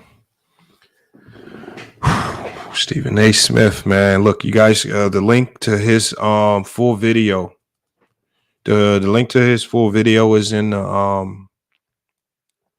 the description of the video. If you want to check out the full video, it is a hour long video of the Stephen A. Smith show, and he uses a portion of the show to directly respond to Jason Whitlock, and we heard a small portion of Jason Whitlock and what he had to say about Stephen A. Smith. Like I said, unfortunately, I would have played more of what Jason Whitlock had to say. Just the unfortunate reality is that the Blaze Network, they do flag channels, even if it's a true and honest reaction. And I just don't have time to fight with people over strikes. It's just much rather just to play it safe and just keep the content that we use from the Blaze to a minimum, and we address it as we see fit. But look, I'm going to drop the link, man. Let's go ahead and get you guys up here to cook it up on this topic, man. We see what a lot of people have to say about it in the chat. Stephen A. Smith, Jason Whitlock. Even if you want to talk about some of the things that Mike said in the chat, or Dave was saying or implying. I'm not particularly sure what they were actually implying. Like I said, my whole point was, make sure if you're going to say that, make sure it's actually applicable to the majority and the masses. I don't know if it's applicable to the masses. It could be applicable to me, Mike Jones. I don't know if it could be applicable to everyone in everyone's situation. It's just so easy to say that. It's so easy to say that. But just like I said, it's just the one thing that I've learned is and I used to have that train of thought. I used to sit there and think, oh, I figured it out. I was able to go to school and do X, Y, and Z. I was able, to get the life together. It's easy for one person to say they did it. But the thing is, when I went and I talked with some of the people in these neighborhoods, not just lived it, and I'm not even talking about what you lived through growing up. I'm talking about going back, looking at the conditions now, right? When you go back, and really some of these kids, all you got to do, really the easiest way to communicate with some of these people is get on a basketball court. When you're sitting on the side waiting for a game, waiting for the next game, and if you're in Chicago and you lose, you're probably going to be sitting on the side for a long time. You just chop it up with, how come you ain't hooping nowhere? How come you ain't in school? How you not playing? All grades, all street stuff. Oh, you didn't even know you didn't have the money, because that's what a lot of them will tell you. If you talk to them, a lot of these guys that could have had successful careers playing sports, the number one thing that they tell you, the number one answer you get, it won't be because of the streets. It won't be because of grades. I ain't got the money. They've been misled to believe that you got to have a lot of money to go to college. Wonder where they got that misconception from. I wonder where they got that misconception from. The confusion about what it takes to actually get into school.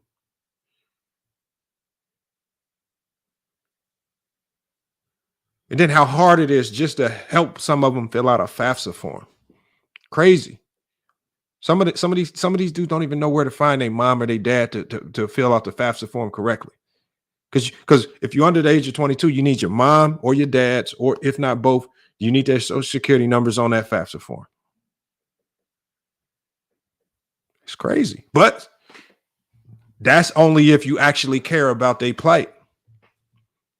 That's only if you care.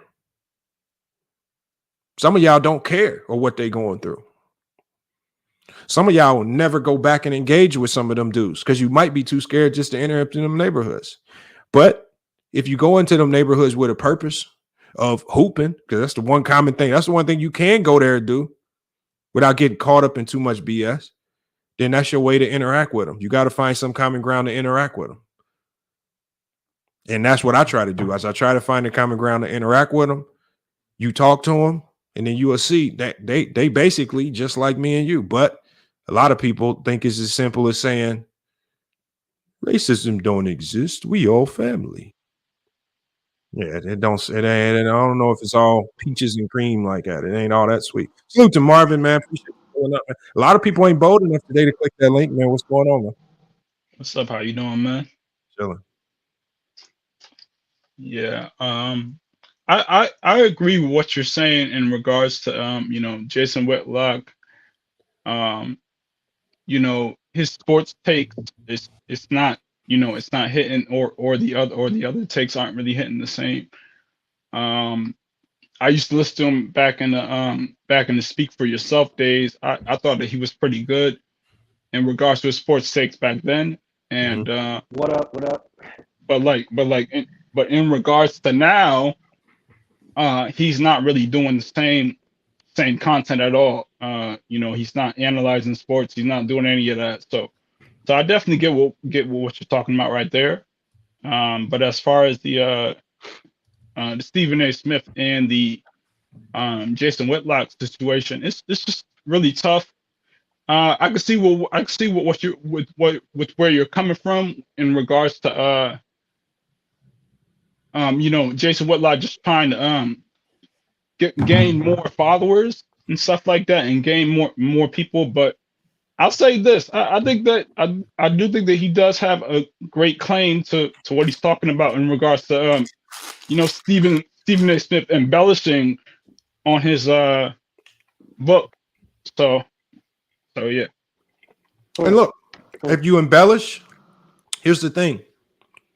With as big as Stephen A. Smith is on a book that is a bestseller, if you embellish, do you know how many people that are out there willing to fact check every particular detail and expose them?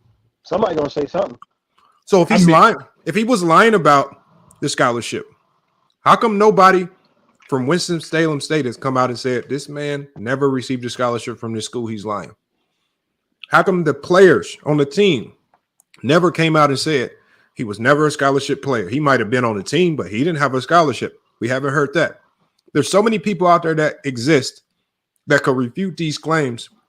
Yep. Why is he just paying everybody off? Because I know that would be the next claim. Because we already heard somebody in the comments say, "Oh, he's paying off the school. He gave the school so many donations.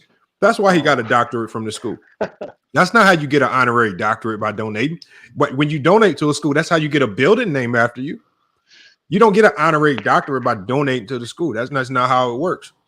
But just people are misinformed. So it's just hard. With as big as he is, it's going to be hard for him to finesse certain facts. To fly under the radar. That's not necessarily what I heard that he was lying about. Okay.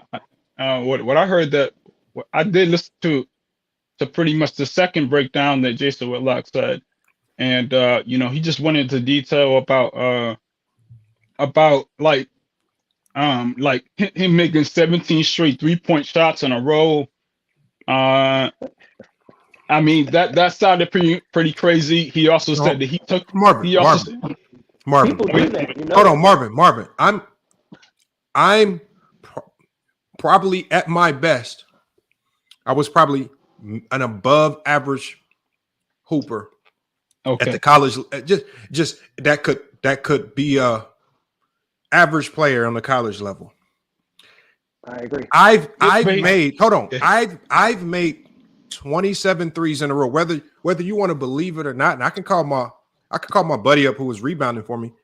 I believe you.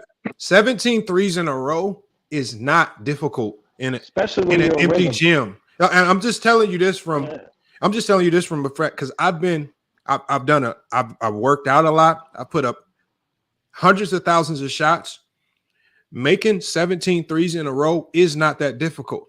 But people are acting like making 17 threes in a row in an empty gym. Now, if he said in a game with That's what he contested said. shots, that's not what he said. That is not what he said. That is not what he said. Scrimmage. He said for a scrimmage. That's what he said. No, he said in the scrimmage he scored 27 points. No, I'm talking about for the breakdown.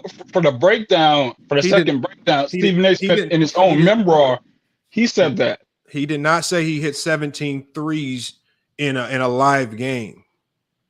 He said in a workout he hit 17 threes. He might have said that, but I don't believe he said he hit 17 threes in a live basketball game.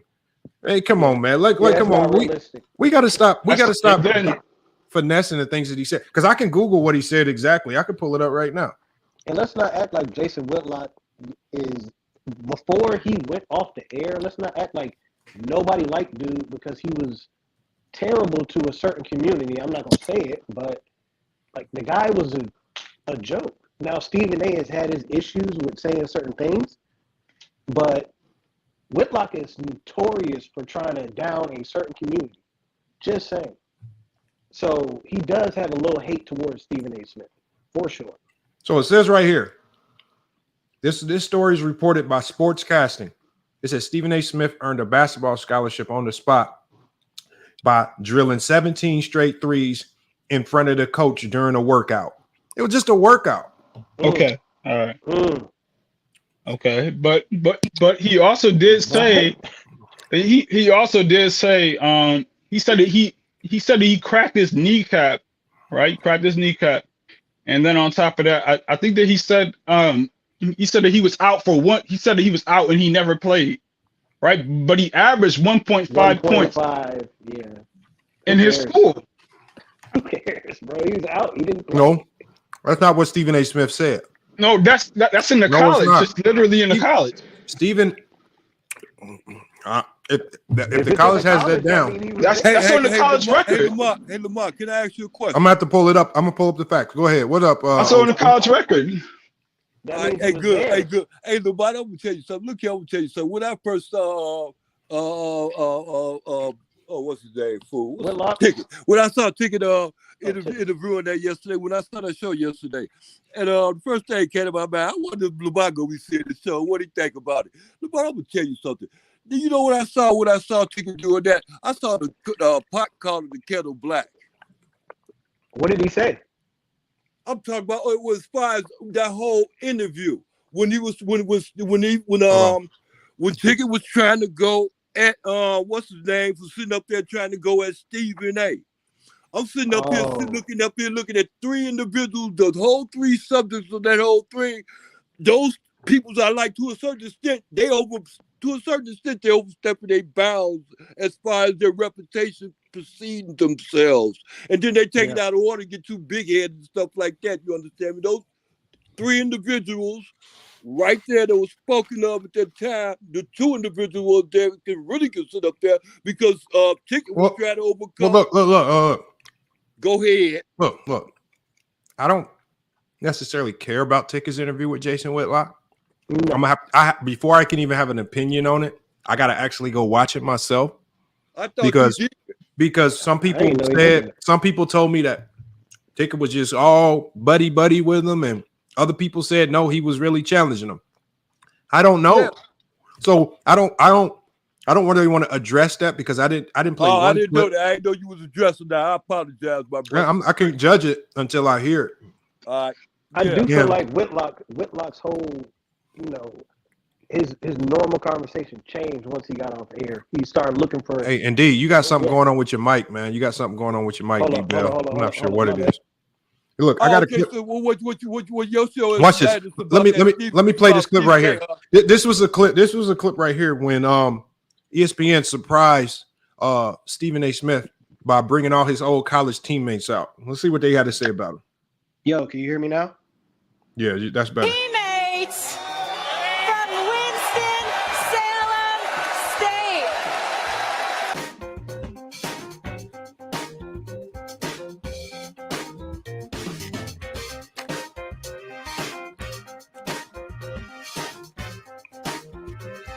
You ain't gonna find out too much because each and every one of these boys know better than talking about me publicly like this, okay? For us, the things that he says on television now, his antics and stuff, it used to be us watching him and listening to him. Now he's got an audience of 60 million, however many million it is, but he really hasn't changed. You know, he's been that same guy that's very opinionated, and what he believes in, he's going to say it. He's going to continue to say it. Even if you don't believe it, he'll force you to believe it. So he's our guy. We love him, and we're so happy to be here to surprise him today. I got to say one thing, though. There's only one thing that has changed, his hairline. Oh, no. Pretty boy Phil Hayes is the one here right now. What's up, Phil? What's good, Steve? Congratulations, brother. Proud of you, man. Phil had all the ladies in college. He really did. He was smooth as hell. He really was. I'm serious. I mean, Phil was something special. We called him the model, you know. In Spanish class one day, I couldn't believe it. He dropped some Spanish lyrics or something. So you didn't think to tell me about this? You wanted to surprise you? What were you trying to say to the people? I was sworn to secrecy, and I think we got you. You did get me. You did get me. Oh, I'm gonna get you. I'm gonna get you too. What Temple gonna do this year? We'll be all right. We'll be all right. As long as the coaches stay out of the way, we'll be all right. Ladies and gentlemen, this guy right here, his name is Gary Stevens. We know him as Spank. I despise this man's laugh. Okay? Him and this guy right here, Mark Turner, once collaborated with each other to put on some old zoot suit my father had sent me to college with and walked around campus imitating me with the suit on. This is what I had to go through when I was a youngster. Now, by the way, you got accounting issues. You need somebody to handle your money. This dude right here, he know what the hell he doing. Well, that right there shows right there. He was, for anybody that he was on the team, right? Yeah. So the thing is, he was on the team. He's publicly said that he was on scholarship. None of these people, there's no people that said he wasn't on scholarship to be like, people try to say he's wrong about so many things, but every time Stephen A. spoke, he mentioned names. He said he could drop receipts on everything that he had. I just want y'all to give me, Jason Whitlock did what he normally does with regards to his sports takes, all of that stuff. He talked in narratives and generalities, and he said it in a way that did not require him to drop any receipts to support anything that he said. When he talked about Stephen A.'s book, he talked about what he thought was not factual, not what was or what wasn't factual. And if he thought anything wasn't factual, he had no proof to support it. We are real big on that over here. It's real that's easy. Not true. That's not true. What's up, Mark? Okay. I mean, like on the for the like he literally did a second breakdown. Like what the video that you watched, the first one that you did, I think it was like just some like it was just some things that connected the Cat Williams situation. But the second breakdown that he did, he went into all bunch of stuff, into all different types of stuff. What facts? What receipts did he drop that I could pull up right now? Just go to the stat sheet. The stat sheet. Like I think like there was never a Gary Stevens there on the stat sheet. What do you mean, Gary Stevens? Who's Gary Stevens? I think it was like the third guy on the list of people. The dude on the list for the TV show that you just saw. The third guy, Gary Stevens, he did not exist on the stat sheet. Yo, were you watching Whitlock's show before? Yes, I was. Oh, okay. Did you? I'm a subscriber, Whitlock? but no. Did you? But I don't. Whitlock before he got off the TV and the way he talked about a certain demographic. Hold on. Here, hold on. What does that have to do with? Hold on, y'all. I just went to I just went to Winston-Salem State University's website. And Winston-Salem State University, right here on their website, says University Rams Hoops alumni Phil Hayes, Monty Ross, and Gary Stevens Jr. Right here on the Winston-Salem State University website, it says Gary Stevens. I didn't even know he was a junior. Mark Turnell, Terrell Battle, and Kevin Edwards. So when you say he wasn't in no record books, I think it was like a different name. No, you just said, hold on, I can put it on the screen. Hold on. Okay, all right.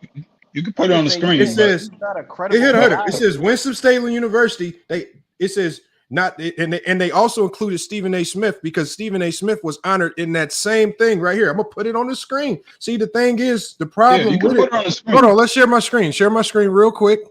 See, Whitlock, this is what I mean. But like, if Whitlock is right, I don't care about saying that he's right. But the problem is, I can't type. If I type in Gary Stevens and Winston-Salem State University, I should not find this coming up. It says it right here. Look, y'all, look at the top of the website. I'm gonna zoom in. This is Winston-Salem State University's website right here, y'all. This is not no Bleacher Report, no other thing. This is Winston-Salem State website. What did they publish on their own website? It says it talks about the performances right here, and it says a surprise reunion of former Ram basketball players and a new scholarship. It says ESPN First Takes live from Willington, Delaware was a celebration of Winston-Salem State University. So they were celebrating them here. I'm gonna go down to the names they said was there. Hold on, I just had it. Okay, right here, former teammate Surprise Smith. Rams, they say Rams Hoops alumni Phil Hayes, Monty Ross, Gary Stevens Jr., Mark Turner, Terrell Battle. What is y'all talking about, man? You see, y'all can't be saying these names, and these names is popping up as former alumni. I don't care what a stat sheet play. The Winston-Salem University website said the man is a Hoops alumni. What he said was what he said that what it says on the stat sheet is Gary Stevens is 6'3". No, it literally says Gary Stevens is 6'3" on the stat sheet. What about it? Oh, that dude is 5'8", 5'9". I want damn near 50, 60 years old. I just saw. I literally just saw this. Mark, and it's like hold on, Mark. That doesn't matter. You. Hold on, D. Mark, right. I want you to show me one roster that doesn't gas up every player's height. You know, hold on 1 second, D. I stood next to Damian Lillard. You know the first thing I said to myself? I said, Damian Lillard ain't no goddamn 6'3". Nope. I stood next to him. I said, he is not 6'3". He might be closer to 6'1", if anything, 6 foot. He ain't no 6'3". That's the one thing I saw very quickly. My own players, when I was writing down, because I have to turn in the list of all my players every year to Grand Canyon University, Lamont put my height as this. I'm like, my point guard is easily 5'9", 5'10". Coach, put me at 6'1". Put me as bro. You gas up the height, bro. You you always gas the height on the roster. You don't never tell your true height on the roster. You always add an extra inch or two because you know what? When teams go to scout you out, dang, they got all this size. Better. You put a little fear factor, just a little bit of fear factor in them. Yeah, hey, come on, you always do that. That's. And if you're athletic, they give you a little extra. You not on code if you ain't lying about your height in basketball. You off code. Okay, all right. Look, 5'9" to 6'3" is ridiculous, though, bro. It happens though. Come on. What year was that? Come on, now. Lying all the time. Come on. But like, just I mean, with the stat sheet thing, right? That's hold on. And then Mark. Go to the 1991 stat sheet. Mark. What's up? What do you mean stat sheet? The stat sheet of the games played of Winston-Salem State at that time. Hold on, my guy. I'm on the Winston-Salem State University website, and it says that Gary Stevens Jr. is a Rams Hoops alumni. That means he graduated. Just go to the stat sheet. No, bro. I'm on the website. I'm talking about the height of the guy. Bro, okay. Everybody lies about their height in basketball on the roster. Everybody. If you ain't lying about your height on the basketball roster, then you ain't playing. That means you must have been one of the bums or something on the bench that nobody cared about. You had to have been. Everybody lie about their height on the roster. Well, that's standard protocol in basketball. Add an extra inch or two to your height in basketball. That is basic, man. Come on, man. I mean, come on, y'all, man. I need some basketball players up here, man. Come on, man. That is nothing to, man. Come on, man. Y'all gotta stop. Man, y'all gotta stop, man. Y'all gotta stop, man. Thank you, T Streets, man. Come on, man. If you ain't lie about your height on a basketball roster, you was the bum, the water boy on the bench or something, man. Y'all gotta stop, man. And look, I'm on the Winston-Salem State website right here, right? It says the man was alumni, man. I mean, look, I don't know what more y'all want me to do. I don't know what Whitlock showed you, but he definitely didn't show you this. Because if he wasn't on the roster, if he wasn't on the team, Winston-Salem State wouldn't have just made it up and said he was an alumni. I mean, it was a lot more than just that. But okay, what else? Okay, what else you got? Because if you saw it, I just want to fact check some of the things that he said. This thing about Gary Stevens Jr. Oh, he lied about that for sure. He for sure lied. See, that's one lie for Jason Whitlock. We can check that one off right now. He 1,000% lied, man. Joe Bond, what's good? And then one of the things that he said is I think Jason in Stephen A's memoir, he basically said I think he was 5'9", right? He said he was 5'9". Who? Stephen A? At one point in time in his life, he said he was 5'9", and then he was 130 pounds. And then basically, as a senior in high school, he took on the best person in the high school or whatever, and he busted him up or something like that, and he was the dude was 6'2", 215. Okay, and then but it was a scrimmage for him to show off his skills. So and then on top of that, he also said that Stephen A. Smith, I think that he said that Stephen A. Smith, he doesn't have more than one picture as well. In regards to him with his teammates, all the other type of stuff, all we just see is that one picture of that's plastered all over the media on a regular basis of Stephen A. That's all we see. Instead of him with Marvin, teammates and stuff like that. But yeah, Marvin, we just saw a reunion where ESPN surprised him with his teammates. I just went to the Winston-Salem State University website, and we're talking about at that time, at those times, we're hold on. So you saying let's say I get 100 million subscribers and I'm super famous worldwide.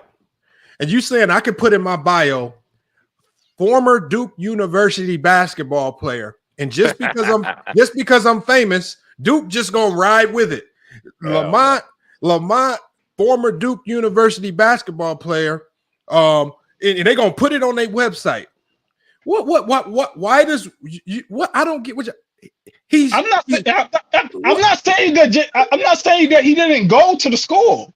I didn't say that Stephen A. Smith didn't go to the school. No, bro. This be the guy on the bench. I didn't say that. No, this. I didn't say he wasn't the guy on the bench. No, this says Rams Hoops alumni: Phil Hayes, Monty Ross, Gary Stevens Jr., Mark Turner, Terry Battle, Kevin Edwards. They all showed up to surprise Stephen A. Smith with a Winston-Salem University jersey and a large photo of him from his basketball days. Okay, but listen. This is on Winston-Salem State. What I'm trying to say is, Lamont, back in put it like this, right? you know, whether put it like this, like if you're on a team or like even if it's like for any sports or stuff like that, whatever it could be, right? You're gonna have a whole bunch of you know, maybe highlight pictures of you, you know, maybe with your other teammates, stuff like that. When from when you were younger, just in general, right? We don't see that with Stephen A. Smith. All we just see is that one picture throughout all this time. What picture are you talking about?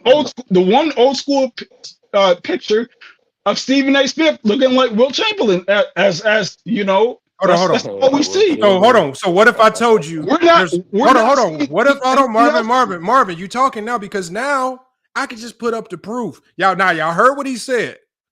He said it's only one picture. All right, y'all. Look, I Googled Stephen A. Smith name, and I'm gonna show you all the pictures. Now, look, to you, there aren't a lot of pictures, but there's definitely more than one. Let me share my screen once again. So now we got to check off another box for another Jason Whitlock lie.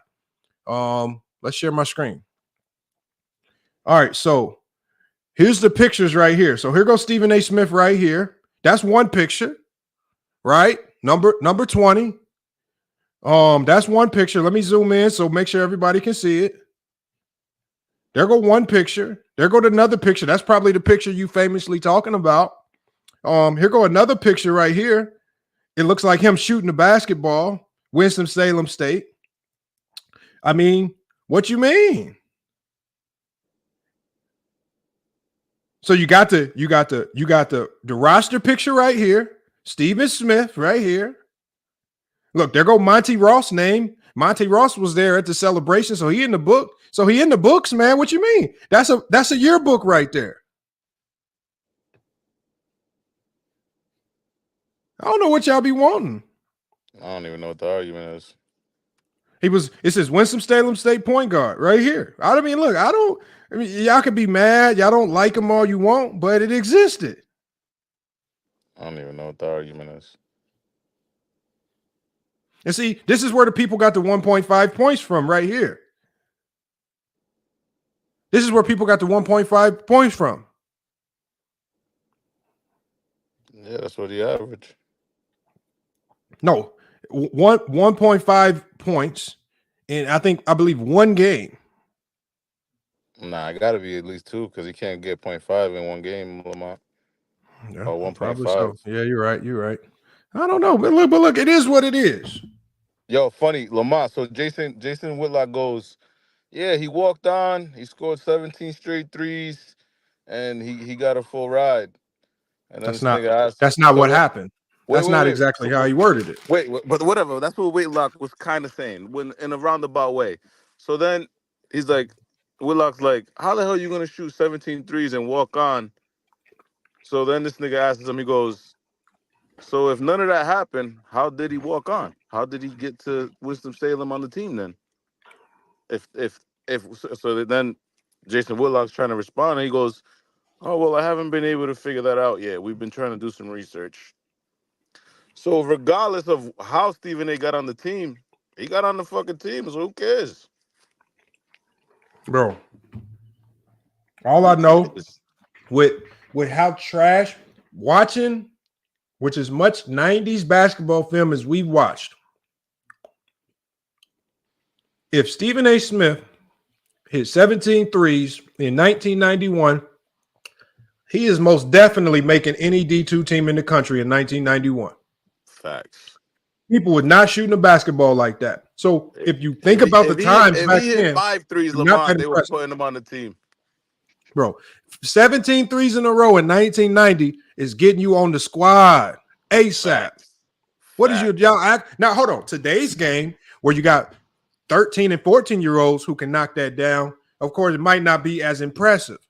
But in 1991, you on the squad. Definitely. Man, come on, man. People be saying this stuff, and it's not like the man was walking around talking about he had a stellar college career. The man actually jokes about his own career and how it didn't pan out. And then he has teammates that he hung around. The teammates were at the celebration. Yeah, but he does talk. He does talk as if like I put it like this, like he almost talks as if like he was like one step away from making it to the You know what though? But see, here's the thing, Marvin. Do you know how many high schoolers actually make it to D2? It's like 1%. So if he was one of the 1% that actually moved on to play NAIA, D2, D3, or D1 basketball, that puts him in elite category just in and of itself right there. And then, so it's obviously easier to get to NAIA, much harder to get to D3, definitely a lot more hard to get to D2, and it's extremely difficult to get D1. And you got it all sometimes, in some cases, a little bit of luck. So to get to D2 and you part of a very small percentage of people that actually play college basketball, well, that is an accomplishment, even if you don't play a game, just to say you were good enough to get there. But see, a lot of people, but this is why a lot of people try to trash on Ticket TV's basketball career. The one thing we always say about Ticket TV, you will never hear me, like some of these other people, talking about his overseas ventures. Because the one thing that I know is that to play basketball overseas, you are in an elite class. And I don't care if you talking Venezuela, I don't care if you're talking China, any play. If you play overseas, it's an elite class of basketball players that is very hard to get to. Lamar, So, how many American players get on each team? I mean, you thinking college team? You talking? No. Overseas, 2. Oh, well, but they actually changed that rule now. How much So is now it? I think now they changed it. It's like unlimited now. Oh, is it? Because I know In certain leagues. I was my point guard because my point. Yeah, it was my point because I used to think it was like that. My point guard right now, he played pro in Israel as like a 15, 16, and 17-year-old. And I was like, yeah, can't they only have 2 Americans on the team? He was like, nah, they changed it because he was telling me about the Israeli team and how they got Kemba Walker or they got a whole bunch of U.S. players. Okay. So he said, yeah, they changed that rule a minute ago. So yeah, it ain't like that no more. Though it was 2, right? Yeah, it used to be only 2 Americans per team, but that was the rule when Ticket played. Mm-hmm. So that made it even make those teams. So, but look, man, so y'all be like I said, it's times to knock Ticket. It's times to get on them. But I'm not gonna sit here and act like, oh, he played overseas, man. That ain't nothing, man. All right. Yeah. I bet none of y'all bet any type of money playing basketball against him. Because I probably wouldn't, man. I'm not a dummy, man. I know it's a significant levels to the basketball game, man. Bro, them dudes overseas will light your ass up, man. They will, and I guarantee you step on the court with one of them, I bet it's gonna feel like an NBA player when it's on the court. I promise you that much. Anybody, you step on the court with an overseas player, a Nico Mannion overseas right now. Let that man walk in the gym near you, but he about to make y'all look dumb, man. I don't care. I'm just telling you. Bro, I'm telling you, I can name some of Mike James. He was just out here this summer at GCU. Bro, the man out here, this is a player who, when he gets in front of you, bro, there's literally nothing you can do on defense. Ain't nothing. Hand in his eyeballs, you foul. Oh, I was playing against this old school. He actually played. He got drafted in the second round, but he got waived, so he never played a game in the NBA. Old school. He was probably like 6'11", and he had to have been like 45, right? And this team, they needed a 5th for the playoffs. All their players I guess went back overseas. They didn't have nobody. They was like, man, we need one, man. We in the playoffs, bro. I get there. They go out on the court to line up, and there's only one person left to guard. I'm thinking like, man, well, how come nobody matched up against him? He looked older, and I'm like, all right, I got him, man. I ain't worried about it, bro. First play, they go to big dude on the game, and he definitely got the height advantage on me. Bro hit it like a KD turnaround fade on me, and I'm thinking to myself, all right, okay, that didn't feel too clean. He might have just got one off on me. Bro, next play, he get me at the top of the key. Wop, wop, wop, wop, bucket right in my face. I'm like, oh my God, hold on now. I can't let this man go 3 times in a row, boy. He get me back to the basket. Bro, the man get me back to the basket, face up, step back 3. And I'm talking about this time, I'm going all max out pressure D, hand in the eyeball, everything. And I might have damn near fouled him all net. And I like tripped or something and fell down, man. He whispering in my ear. He whispering. I'm just like that. You can't do nothing about it. The whole game. The whole game. And I'm like, and obviously at the end of the game, they tell me where he played. I'm like, y'all ain't say nothing. And I'm talking about ain't nobody coming to help me. Because in them leagues, They don't like doubling. Ain't no help for you. He just get the cooking. And at the end of the game, they up by like 20. He just disrespected us even more, bro. He did the ultimate disrespect. He subbed himself out for his son. His son like 8 years old. I said, oh my God, man. It's real Bro, ballers out I here, wanted man. to That's leave when you know they're immediately, pros, man. I wanted to leave him. Look, I ain't got no problem with talking about look, these dudes can play. See, that's the thing. Like every basketball player got a story like that. Anybody that hoop got a story like that. So don't even act like none of y'all ain't got dropped off, man. I'm telling you, I'm just honest about mine. I done gave some people some buckets. I done had some crazy games, but I done got dropped off too. I ain't gonna lie, that's just basketball. If you ain't get dropped off, you ain't play no real talent. What? Man, and I'm definitely not about to go to the LA Fitness and play some LA Fitness scrubs and get knocked out the air, all types of crazy stuff. No, I'm not about to keep doing that.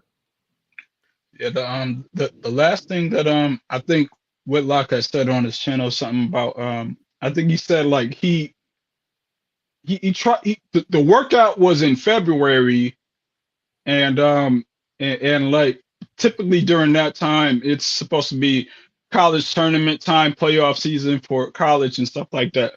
And that's that's what Stephen A. Smith said in his exact memoir himself. So that's something that he questioned as well. And so yeah. See, that's another look. So D2 basketball is much different than D1 basketball that goes into March. D2 teams, your season can end at the end of January. And when you play D2, how do I know this? Because we were just playing our club team. We just played a couple college teams. D2, we played South Mountain. We played Glendale Community College. So what happens is, if they don't have enough quality non-conference wins to boost their schedule, D2 teams, you won't even be after your conference tournament ends, which a lot of these schools, their conference tournament is in February, early February. Your season could be over very soon. So at the D2 level, that's not odd for your season to be over in February and they already doing workouts. That's why they have that rule for D3, D2, and NAIA teams, that you can keep having full-fledged practices for 4 weeks after your season ends because there's so much more to school year left. You see what I'm saying? For some teams, it could be a lot of school year left. So if you understand that level of basketball, it makes sense. It doesn't make sense. It won't make as much sense if it's a D1 team where we know they're still playing conference games in January, February. But if you're talking D2, that's a very realistic time frame. But see, Jason Whitlock, a guy who will not do significant research, will never know that. He will never understand that. And these are things that you can research. Look, I could pull up a D2 teams right now. I could pull up a team whose season probably ended like that, just for an example. Give me 1 second. I think all this stuff is from Stephen A's memoir. That's where he's getting the stuff from. Literally, I know, but you can't get the stuff from the memoir and then say he lied about it, because you think you have to say that their season was still going on and they were still playing games, so that was impossible. But see, you can't just say you think. You got to come with some facts. I mean, he also said that Big House Gaines, the coach, was I think the school, they were struggling with money, so there's no way that he would be giving out scholarships. So, bro, the one thing we know with sports and schools is no matter how much a team is struggling financially, the primary sport of that school is always going to find a way to get funded. And then we know one thing about scholarships: the school don't pay for scholarships for most schools. It's the boosters that pay for scholarships. So this is why they ask players, even at the D2 level, they still ask players, we need you to help fundraise for more money, because the scholarships and the availability of scholarships comes from how much you can fundraise. Boosters, even at the D1 level, pay for scholarships. This is why I always tell people walk-ons never play. Why will a walk-on at the D1 level rarely ever play? Because without the scholarship, you really don't have the approval of the boosters to play. The coach giving you a scholarship is basically telling the boosters, look, we feel like this player is good enough to play. We're going to take your money and we're going to apply it to this guy.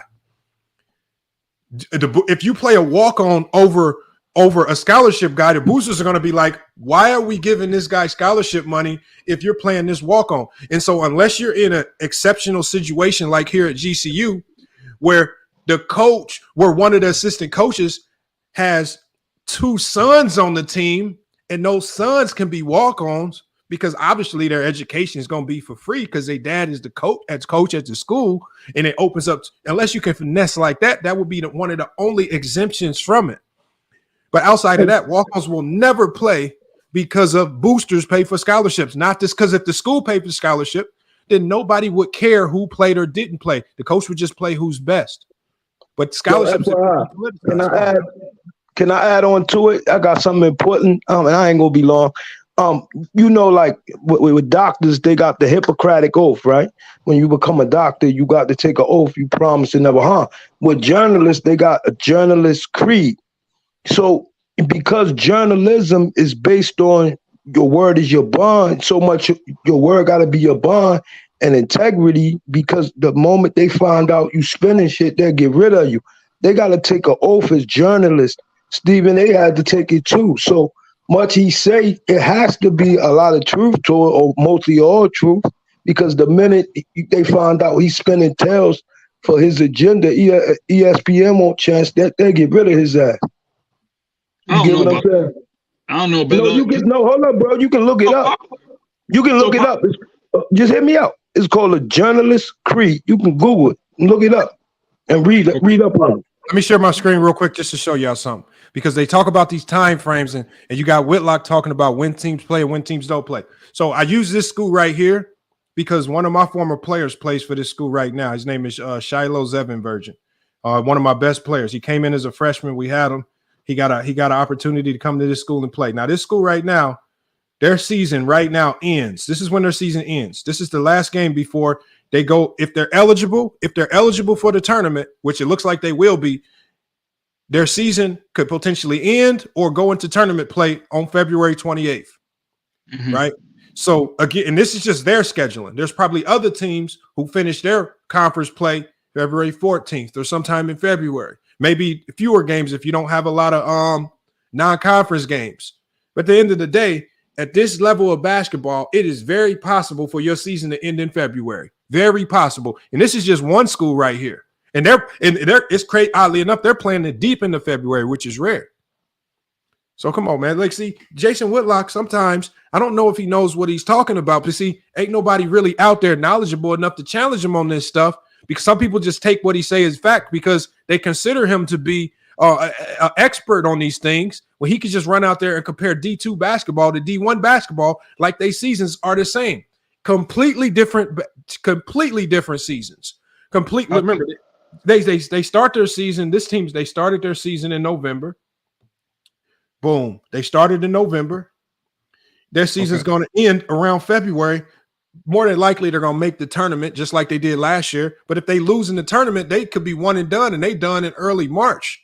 The NCAA tournament now, I don't even know why they call it March Madness no more, because it don't end till April. Okay.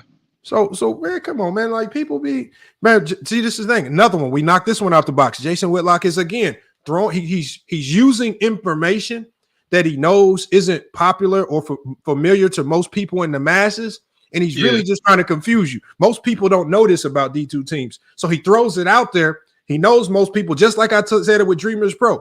He knows that most people won't do real research on these things, so he can just say it, and he just thinks most people think of college basketball as D1 basketball, March Madness. So if I just say teams are still playing, it'll all make sense.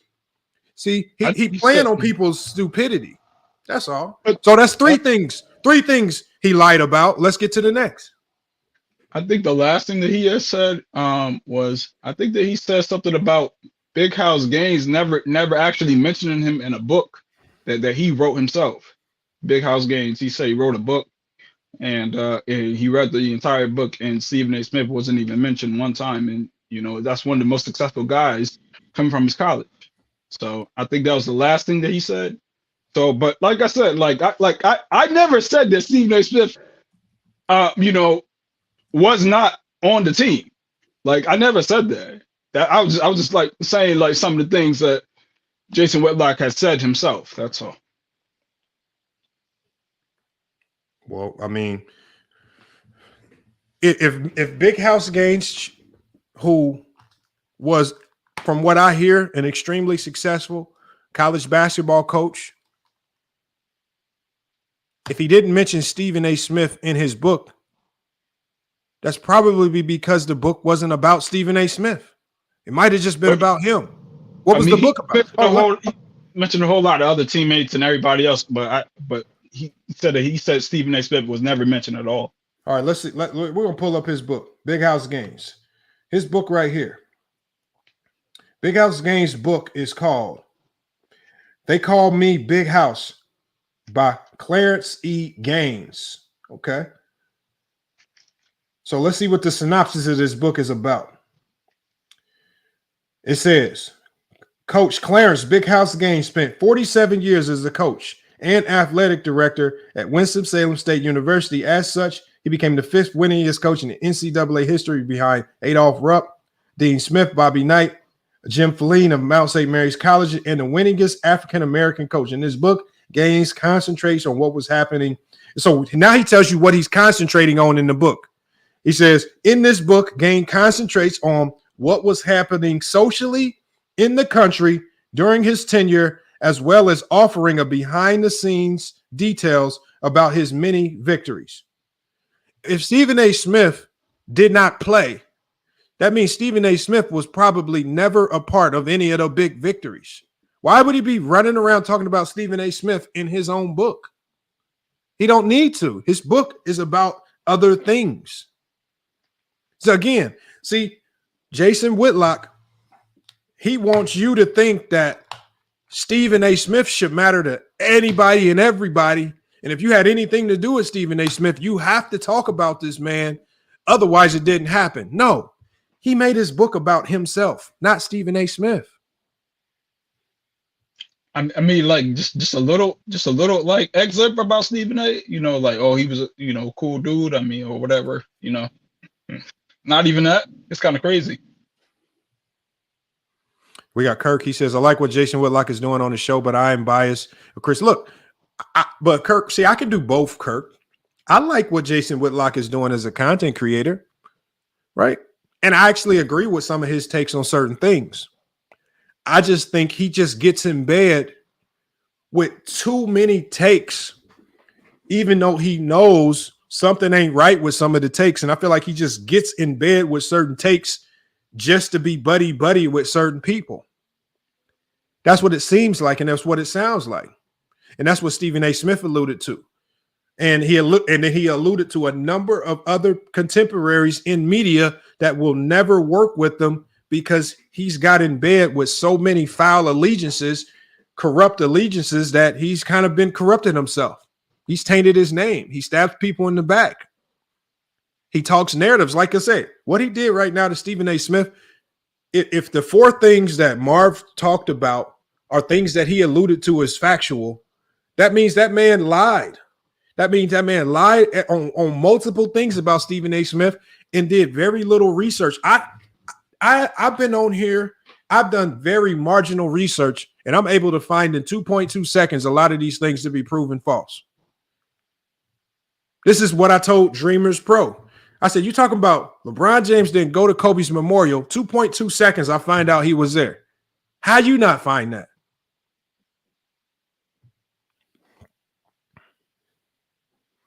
We got Adam L. He says Stephen A. Smith does that more than Jason. Look at who he works for. Does what though, Adam? See, the thing is, you say does what? Does what though? I think it's like when Stephen A. Smith like goes at certain athletes, like I think in regards to Kyrie Irving and the vaccination thing, him and the him not deciding to go in at Aaron Rodgers with the same level of veracity as he was going at Kyrie Irving. That was just kind of crazy. And then you got the Chad Wheeler situation too, how that's never been brought up ever again by Stephen A. So I mean, he picks and chooses to me. No, but this is what I tell people, y'all. It's the Chad Wheeler situation is a very crazy situation. The man did some crazy things that deserve to be talked about, right? We all agree there. Here's the problem. Don't nobody know or care who Chad Wheeler is. That's a fact. I never heard of Chad fact. Wheeler. That's Chad fact. Wheeler, that team probably cut ties with him and nobody blinked an eye. Yeah, that's true. That's true. So here's the thing. If nobody But cares the Tyreek about Hill you, thing, but the Tyreek Hill thing, that's different because I remember that time he went on air going in about what Tyreek Hill was doing to his son, and then next thing you know, that's cleared up. They never decided to go ahead and correct that and stuff like that. So that was never corrected by Stephen A. Smith. Just let it go. But we've got on ESPN. So the one thing that ESPN's make clear from Molly Karam to a lot of people is that one thing we've seen, and this is on you to judge them, they will use opinionated talking points to attack players when it's presumed that they did something wrong. And it's very rare that they come out and clean it up and apologize for lambasting these players in the media if it's proven that these guys didn't do it. It's very rare.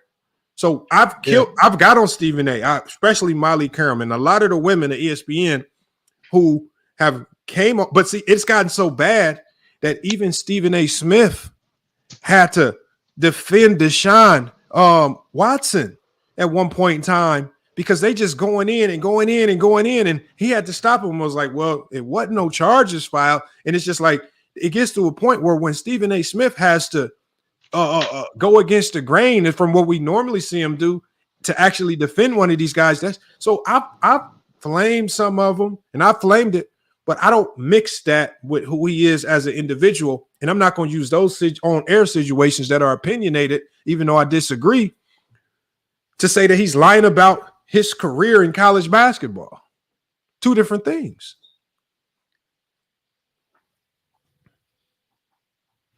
He said Stephen A. played one game because he had a cracked knee, but 1996 Winston-Salem schedule and stats clearly showed he played 9 games and averaged 1.5 points.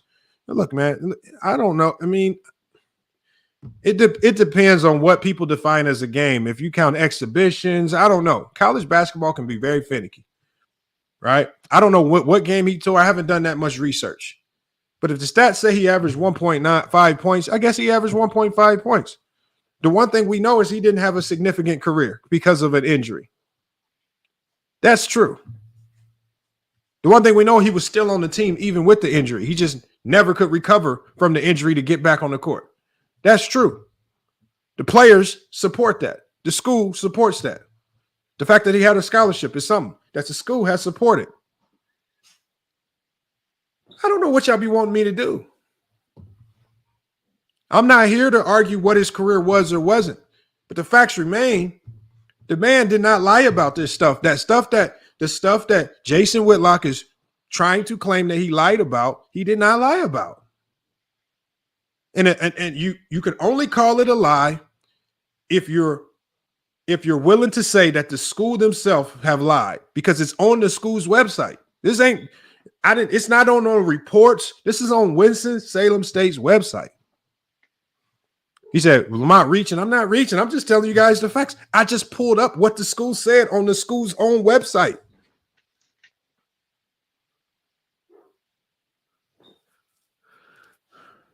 Carter, let's pull up. We'll pull up his stats. Since it seems like y'all so caught up in his stats, let's just pull up his stats, man. And we're going to put it on the screen.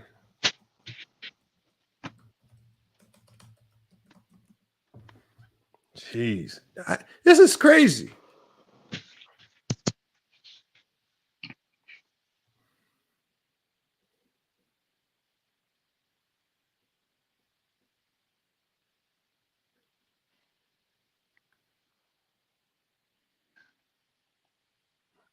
Okay, so first we're going to hear what Stephen A. had to say, and then I'm going to go look at the actual stats. So that way we can compare what Stephen A. said to what the actual record books actually are.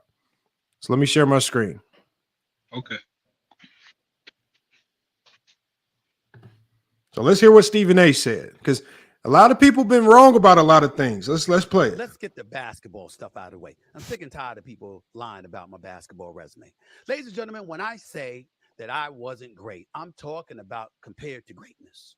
I was good enough to get a basketball scholarship. I was good enough to get my education paid for.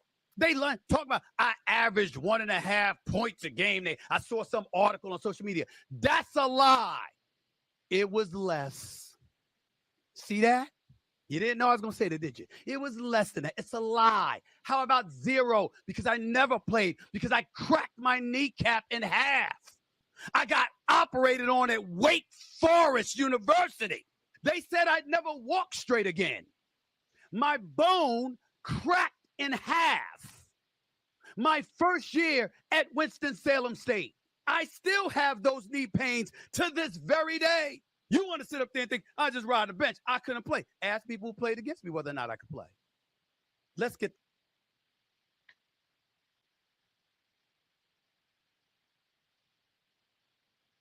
That does sound pretty crazy.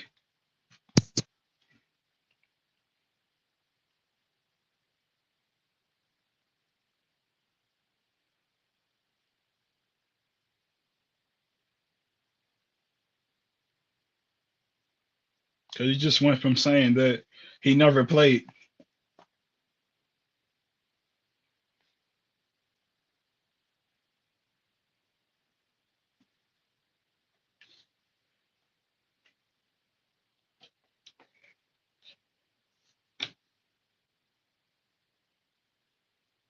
Mute. My bad. I was on mute. So I'm going to go to their direct website first to see if they go back that far. Anybody?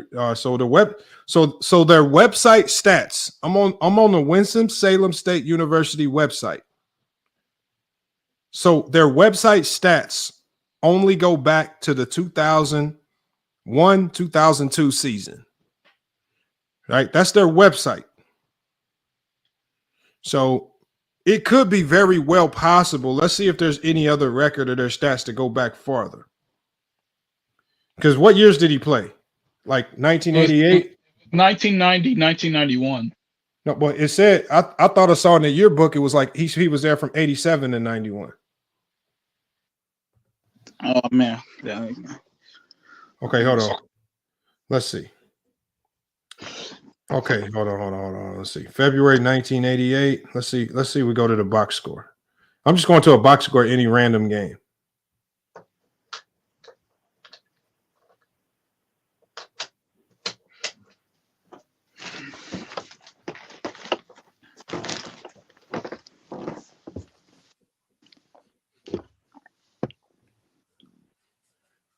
All right, hold on.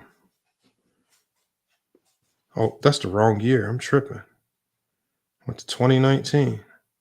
Okay, this is how I know a lot of people are lying right now. This is how I know a lot of people are lying and making stuff up, and Stephen A. Smith might be right. So I pulled up. So look, I'm on their website. I'm going to show y'all this.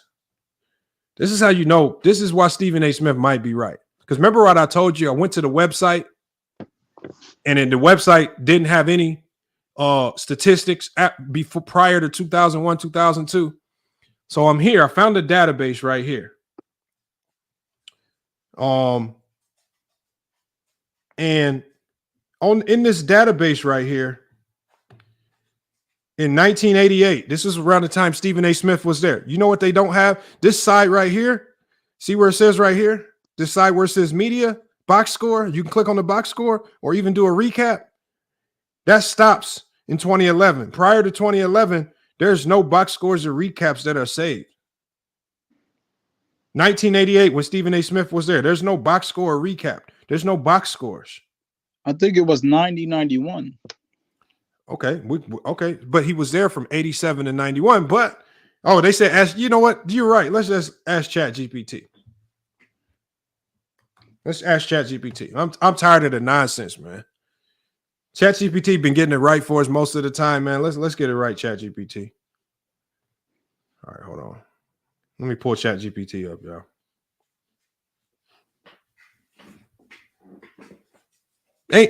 There ain't no box scores for those games. That's what I'm saying. Or it was all paper documented, but it ain't no box scores recorded on a computer. I think it was like it wasn't like a stat sheet from what I remember. It looked like a newspaper like back in the day, not a journal, but like a newspaper clipping of the newspaper of the stat sheet during that time. So that's what it looked like to me. It looked like a paper of the stats of the overall team stats. That's what it looked like.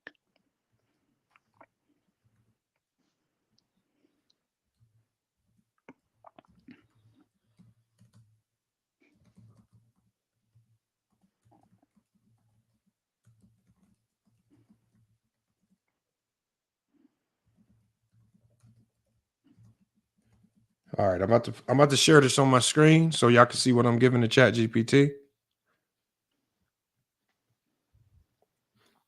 So I got ChatGPT up and I said, can you please scour the internet to try to identify box scores? Hold on, I got to make sure. Okay, yeah. So scour the internet to identify box scores for Winston-Salem State University from 1987 and 1991 for evidence of Stephen A. Smith's games played and stats. Let's see what ChatGPT can find. That's what I'm saying. He graduated in 91. We know he didn't play in 91 because he graduated in 1991. He said his freshman year. Hold on. We got to regenerate the answer. ChatGPT acting crazy.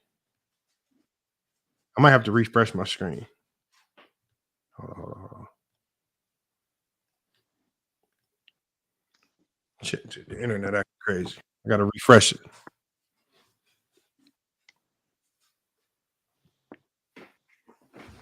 I mean, some of us might have played high school within the last 10 years can struggle finding box scores. And this is the age of the internet and stuff's recorded online, and you might be able to struggle to find a high school box score. Yeah.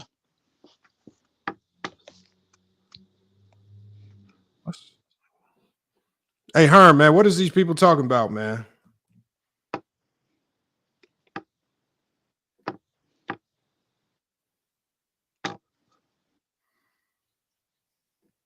I'm going to drop the link for Herm real quick.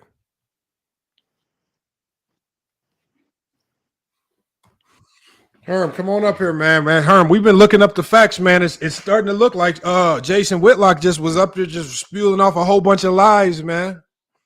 He just giving the people a whole bunch of BS, man. He done tricked a lot of people, man. People that don't want to do real research. Herm, what's going on, man? What's good, my brother? They gonna get caught up every time their ass don't do their research. Bro, I'm talking about, I'm doing basic research. People talking about certain people wasn't on the roster. Bro, I'm talking about bro, I'm doing the research in 2.2 seconds. Jason Whitlock just done lied about everything, it sounds like, man. I got nothing against Whitlock, but the man's Stephen A. Smith said the man is a liar. He called him Cain. He called him every name out the book you could think of, and it started to sound like he might be right. But you know, Whitlock trying to do anything he can to stay relevant. You know, he's in the rock and a hard place, to be real. So and Whitlock over the years crossed so many motherfuckers, he don't have nowhere to stand on. So he trying to create any controversy he can. So why not go after one of the most famous black sports commentators in the world, is Stephen A. Smith? So that's what he's trying to do to stay relevant. I think it's a bad idea because I think his career most definitely probably would get ended eventually by Stephen A. But Whitlock reaching, man, and I think he should have just stood down and stayed away from Stephen A. when he warned him. That's what I said. That's the craziest thing. That's almost exactly what I said. I said, sometimes you just got to know when to hold them and know when to fold them, man. And it's just like, man, you didn't took on this task. And I think he's just relying on most people's inability to do research and their ignorance.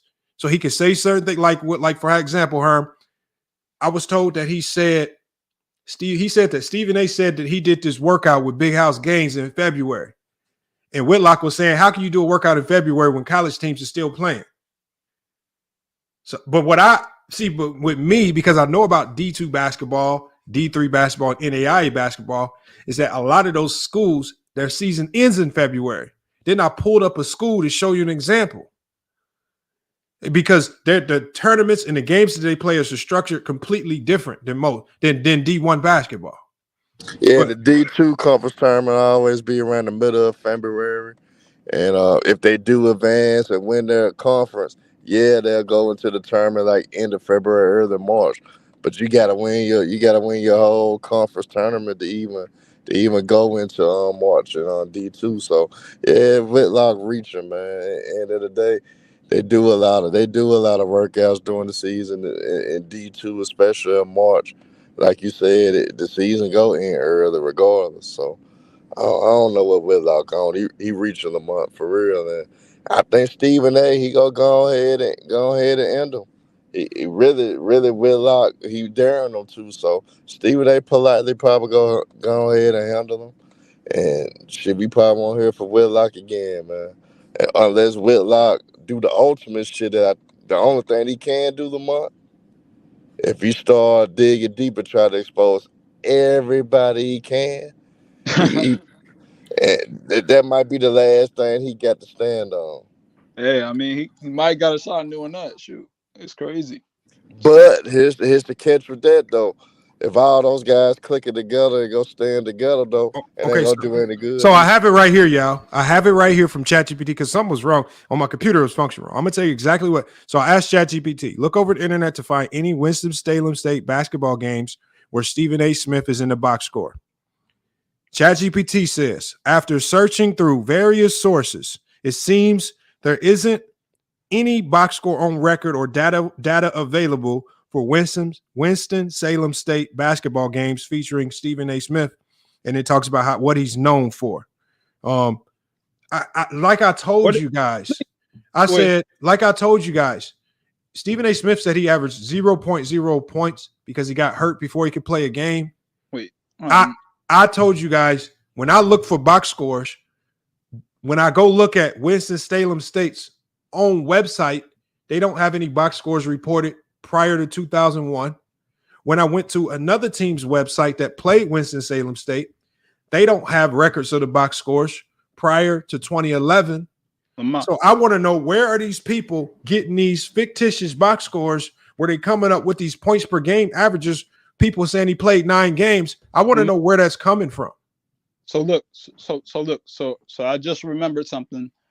It didn't say the name Stephen A. Smith on there. It said Stephen Smith. So basically, it was about ST. Bro, you think I don't know how to identify Stevens? Bro, I saw in the yearbook his name was Stephen Smith. Okay. You think me and ChatGPT that dumb? No, I didn't say that. I'm just talking about from what I remember. That's all. Like I know we saw in the yearbook his name was Steve Smith. Okay. Or Stephen Smith, Steven Smith. That's how they spelled it. Okay. What Stephen A. Smith is right. This myth of 1.5 points per game, people created that because they wanted to say he was a bad basketball player. So they made up a fictitious points per game to attach to him so they could say, oh, you was trash. The reality of the matter is he did not play a game because he got hurt before he could play. Just like he said, he name drops everything he got. He talks about this. I remember the story how he talked about how the school wouldn't pay for his knee surgery. He had to go get the knee surgery at Wake Forest. I remember him giving that story. And they were talking about his future and plan was definitely in jeopardy. Land says he played 9 games. Please show me proof. Stephen A. Smith said he played 0 games. If he actually played 9 games and he's lying about it, why are his teammates not coming out saying that he's lying? See, y'all keep coming up with this stuff. He just had a ceremony with his teammates. If he was lying about anything, you don't think somebody could have interviewed one of his teammates and got the truth out of him? It sounds more like y'all just so desperate to believe Jason Whitlock that you want to believe a lie. The man, Jason Whitlock, I have no investment in this. And I've proven him to have multiple lies already. Yeah, I'm not desperate to prove anything for Jason Whitlock. I mean, all I did was just point out his what he said. That's all. I'm not desperate. No. I know. I'm not talking to you per se. I'm talking to the people in the chat who just seem to be wanting to hold on to everything Jason Whitlock because they need something to hate Stephen A. Smith for. Yeah, Jason. A lot of people don't like Stephen A. Smith, so a lot of people are going to hold on to anything that they deem as negative just to hate him. And when they find out, damn, I've been believing this all this time and it ain't true, they're going to push back against the reality of it. So they don't want to believe it. They don't want to believe it because it kills their own made up narrative because they want to hate him so bad. I don't have a investment in Jason Whitlock or Stephen A. Smith. Y'all want to hate him? I put the truth on the screen. This is from the Winston-Salem State University website. They said he was a rostered player. And the guy that people said was made up, he was right there. And they said he's a Hoops alumni. Herm, if they call you a Hoops alumni on the school's website, what that mean? He was part of the team. This is what I'm saying. You on the squad. I don't care how many games you played or didn't play. You was considered on the team. What up, Kobe? What up with it? No, I was gonna say, man, it's a tough pick, man. If picking Jason or Stephen A, it's like Hillary and Joe Biden, man. No, it's not. It's not hard to choose. Nah, it's not even comparable. Because you just got to follow the facts. The facts are going to take you to if you're looking for the side of truth, the facts that are out that exist will tell you who the truth is. So you can ask me any question where you think that. So anything that Jason Whitlock presented, you can tell me to look it up. And some of the things that we've looked up have proven Jason Whitlock to be the liar. We've done 3 things like that. He's on record to be a liar for 3 different things that he said. No, that's a fact. I know he a liar. I was trolling a little bit. No. You brought up a good point though. I mean, because what you brought up was people are picking sides as opposed to people following the truth. That's the problem with a lot of people are doing. People are picking sides. Herm, did you listen to? They said Ticket interviewed Jason Whitlock. Did you hear any of that? I actually didn't listen to it yet. Yeah, because I missed it too. No, I was gonna check it out, but I ain't took the time yet. I'm assuming it was Kwame Brown who got him on, and he like did something with Kwame Brown on there, right? And they was all talking about Stephen A. Smith. No, it was just them two, I think, just Jason and Ticket, and then they did a separate video with him and Kwame. This what I'm saying, and remember what I told you about Jason Whitlock. Jason Whitlock's only connection to Ticket prior to this was Ticket going in on this man, and he was calling Ticket a buffoon and calling him all types of names because he didn't want to address Ticket's questions about Kobe Bryant. Herm, you remember that, don't you? Yeah, I remember this shit. And then remember what I said. Remember what I said about Jason Whitlock. I said Jason Whitlock will throw away any gripes that he has with you as long as you can team up and have a beef. As long as you have a beef that connects you. The beef, Kwame's beef. We know Ticket don't like Stephen A. He calls him Stephen A. Snitch. We know Kwame Brown don't like Stephen A. because he feels like Stephen A. called him a bust to the point where he named himself Bust Life. And we know Jason Whitlock don't like Stephen A.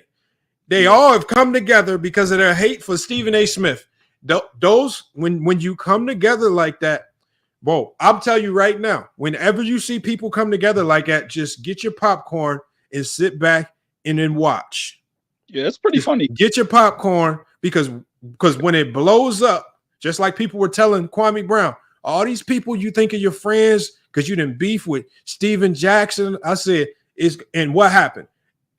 All these people are from the Charleston. Remember, he got with Charleston White because they connected through hating somebody. I forgot it was Charlemagne or somebody, but they connected through beefing. Then Charleston White thing blew up in his face. Charleston White then called the man every soft thing he can think of, pillows to cotton candy, all types of crazy stuff. That blew up. And you can go down the list of all the times he's gotten with people over beefs, and it blows up because it ain't no real genuine connection. So, again, he needs to, I mean, he really needs to know, like, if Ticket didn't go in on him about the Kobe thing, I'd be mightily surprised, man. I would be surprised. He did, but it was like towards the end. Like he was trying to get at him towards the end. But honestly, the whole entire interview, like Ticket, like I swear, like he cannot do an interview at all. Like it was really that bad. I mean, with Jason specifically, I mean, like some of the questions that he was doing, plus like he would be giving out 5-part questions and then turn around, interrupt them and stuff like that. Like, and then like it was real bad. It was real bad. Crazy. But like he did better with Kwame Brown though. I like that interview, but this interview. But you see, for me, when I listen to the Kwame interview, so Ticket when he interviews, he reminds me of the YSL prosecutors. Mm. And this is what I mean. He asks questions to lead you into a specific answer. Like he'll ask you a question. So Michael Jordan did this, and then Kwame will get to answering.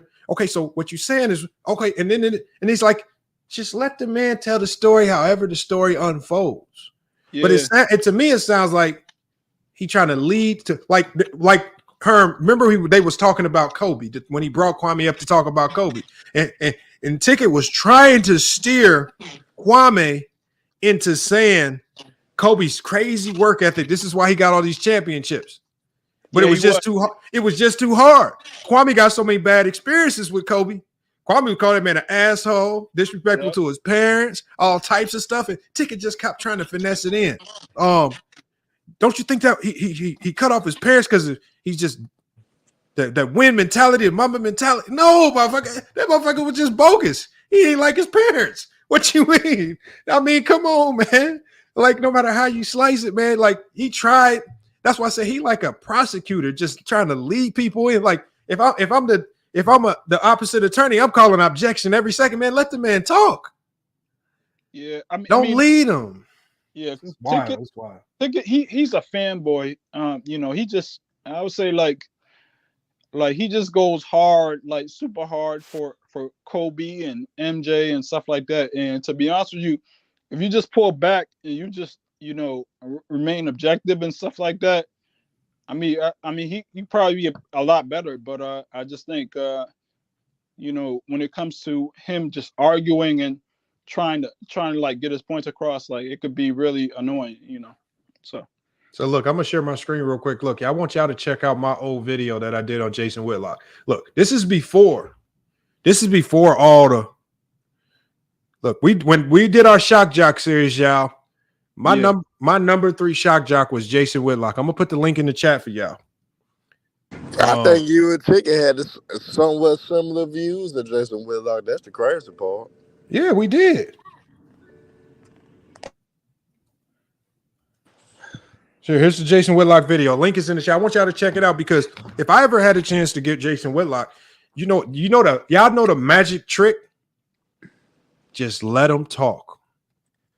Quick question: who is this? Like, what is he famous for, though? Like, really? No, bro, nothing. To be honest, I mean, so the thing is, I don't want to take like a commentator. So I don't want to take from his skills because he probably started as a really good journalist to some degree on some front. That's what got him, because you don't get to mainstream media like ESPN if you ain't elite at what you do. So he was probably good at something. I don't know what it was, what talent he had, especially when you look at somebody. If he's able to become an on-air personality and he looks like that, like look at his face. Yeah. And this is no cap. I'm not joking. I'm not trying to make jokes, but Jason Whitlock is overweight. He's ugly in the face. And for him to make mainstream media as an on-camera personality, the man had to be elite at something, if we're being honest. Yeah. And so he probably had good connections, good journalistic skills, something where he was really good at, because you don't get on-camera spots if you don't have the clean look, right? If you don't look good to, like, you got to, and I think this might be one of the reasons why a lot of the big corporations started fading away from him, because as his takes or whatever made him elite started to fade, only thing left on the screen was just his fatness and his face. And it's just like, why we got you here? We brought you here for something you was elite at. You ain't elite at it no more. And now you just big and ugly on the screen. This is why he the first to go. I mean, people would say the same thing for Rob Parker. He do look kind of crazy. So I mean, but you Now can't be Rob big. Parker's still relevant though, and But then you gotta you remember can't be that big and ugly. he was a That's the great thing. baseball writer too, so he's still gonna be relevant. Oh, let me drop the link for one cool P. I'm dropping that link for one cool P. Look, but I mean, I'm not even trying to joke with him, but this just the reality of it, man. Some people are just permanent radio personalities. Like if Whitlock would have did radio and just That's stuck with when he radio, got famous though. that Lamar, might if have I'm been not it. mistaken. That might have been because I guarantee you, Whitlock's Spotify or and just audio podcast views is crazy. That's probably where he's still making his bag. But anything on air, bro, that's just dead, bro. Because you gotta remember in that time, especially like in the early 2000s, no controversial. There was plenty of controversial radio shows around that time. So that's why I think he made his name for himself. I know One Cool P got some spicy information for us on this. One Cool P, man, what you got for us? Man, hello. No, I don't. No, I don't. I really don't. I just wanted to ask you a question. Yeah. And I kept typing it, but your type and chat goes so fast. Okay. Since you obviously I'm taking it, assuming you have not listened to the Ickett's interview with Shitlock, have you? I haven't listened to it yet. I need to. You really should. Okay. You really should. So you can hear how Shitlock tried to break down that deal in Essay's book about how he got the scholarship. There's a little bit more to it than what the young man said. He just missed out a few little things. The young guy that called in to you earlier and was telling you about what he said about the scholarship. There's just a few little pieces of stuff there that he missed out that Whitlock was saying couldn't have been true because of this was going on, not that, and this was going on, not that. Yeah, I was going off of memory. My fault. This is all yesterday. Like my memory's been crazy, so my fault. Yeah, I heard pieces of the interview today of what Ickett interview with Shitlock. Yeah, I'm gonna listen to it. You gather I don't like Shitlock. I don't. Yeah, I mean, I'm not a fan of him either, but I just feel like, man, when you the thing is if I ever get the opportunity to interview people like that, the one thing I know for certain is they will never come back.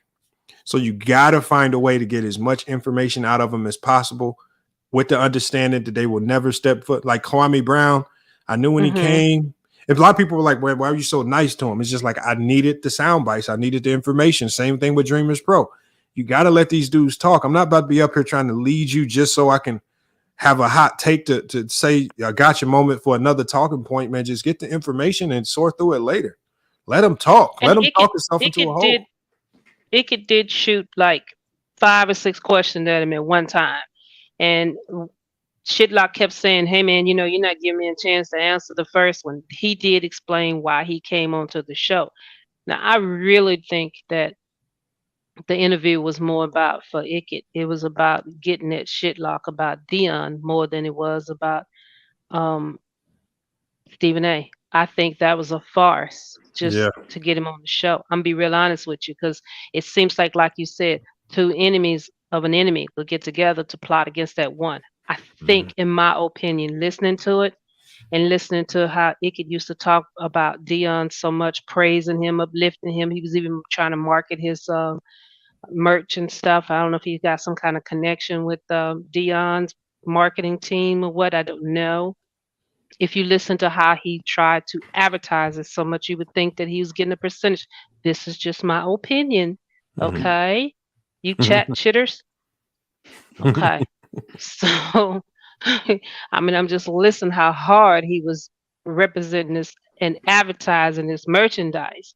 Right. But towards it just seems like he wanted to go in on Shitlock about Dion and how Shitlock would talk bad about Dion.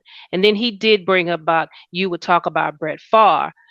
You won't talk about Brett Favre, but you got him on your show as a continuing Guess, yeah. person, guest coming there, and he's done all this and did all this, but then you will shit on Dion, about this, that, and the other because he wore glasses and he wore this and he wore that. But then, so to me, I think he got Shitlock up there on false pretense. We gonna go in. Me and you gonna go in on Stephen A. But then he flipped the script and went in on him more about Dion. That's why I say you really should listen to that. Yeah. So he was That just interview. doing he said anything necessary to get him on the show. That's my basically. belief. Yeah. See, and them are the worst interviews because once Jason Whitlock starts to feel like you backdoored him, he gonna shut down and he ain't really gonna give you no real content or no real information, and it's just gonna kill the interview anyway. And he kept trying to politely leave. You know, it was time. He said it was, this was the time. He had some other things to do.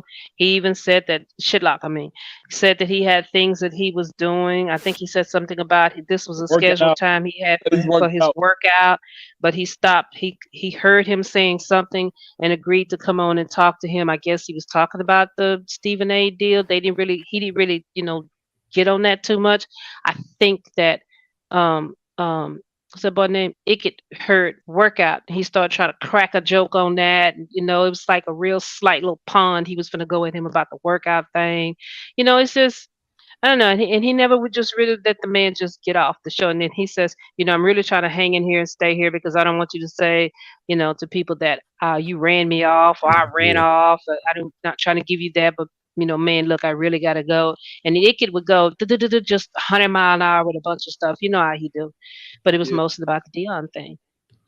Yeah, see, salute to Ticket for getting them on there, but when the interview etiquette, man, you got to bring them on there. If they come on there, they got to know what they're coming for. You can't backdoor them, or you're not gonna get the answers you want. But it also shows the links that Whitlock could go to just to talk down on Stephen A. Smith. Like you were willing to go on Ticket TV's platform, a man that he's publicly on live air on the internet called this man all types of crazies and bozos, but you was willing to join up just because you thought it was an opportunity to kill Stephen A. Smith.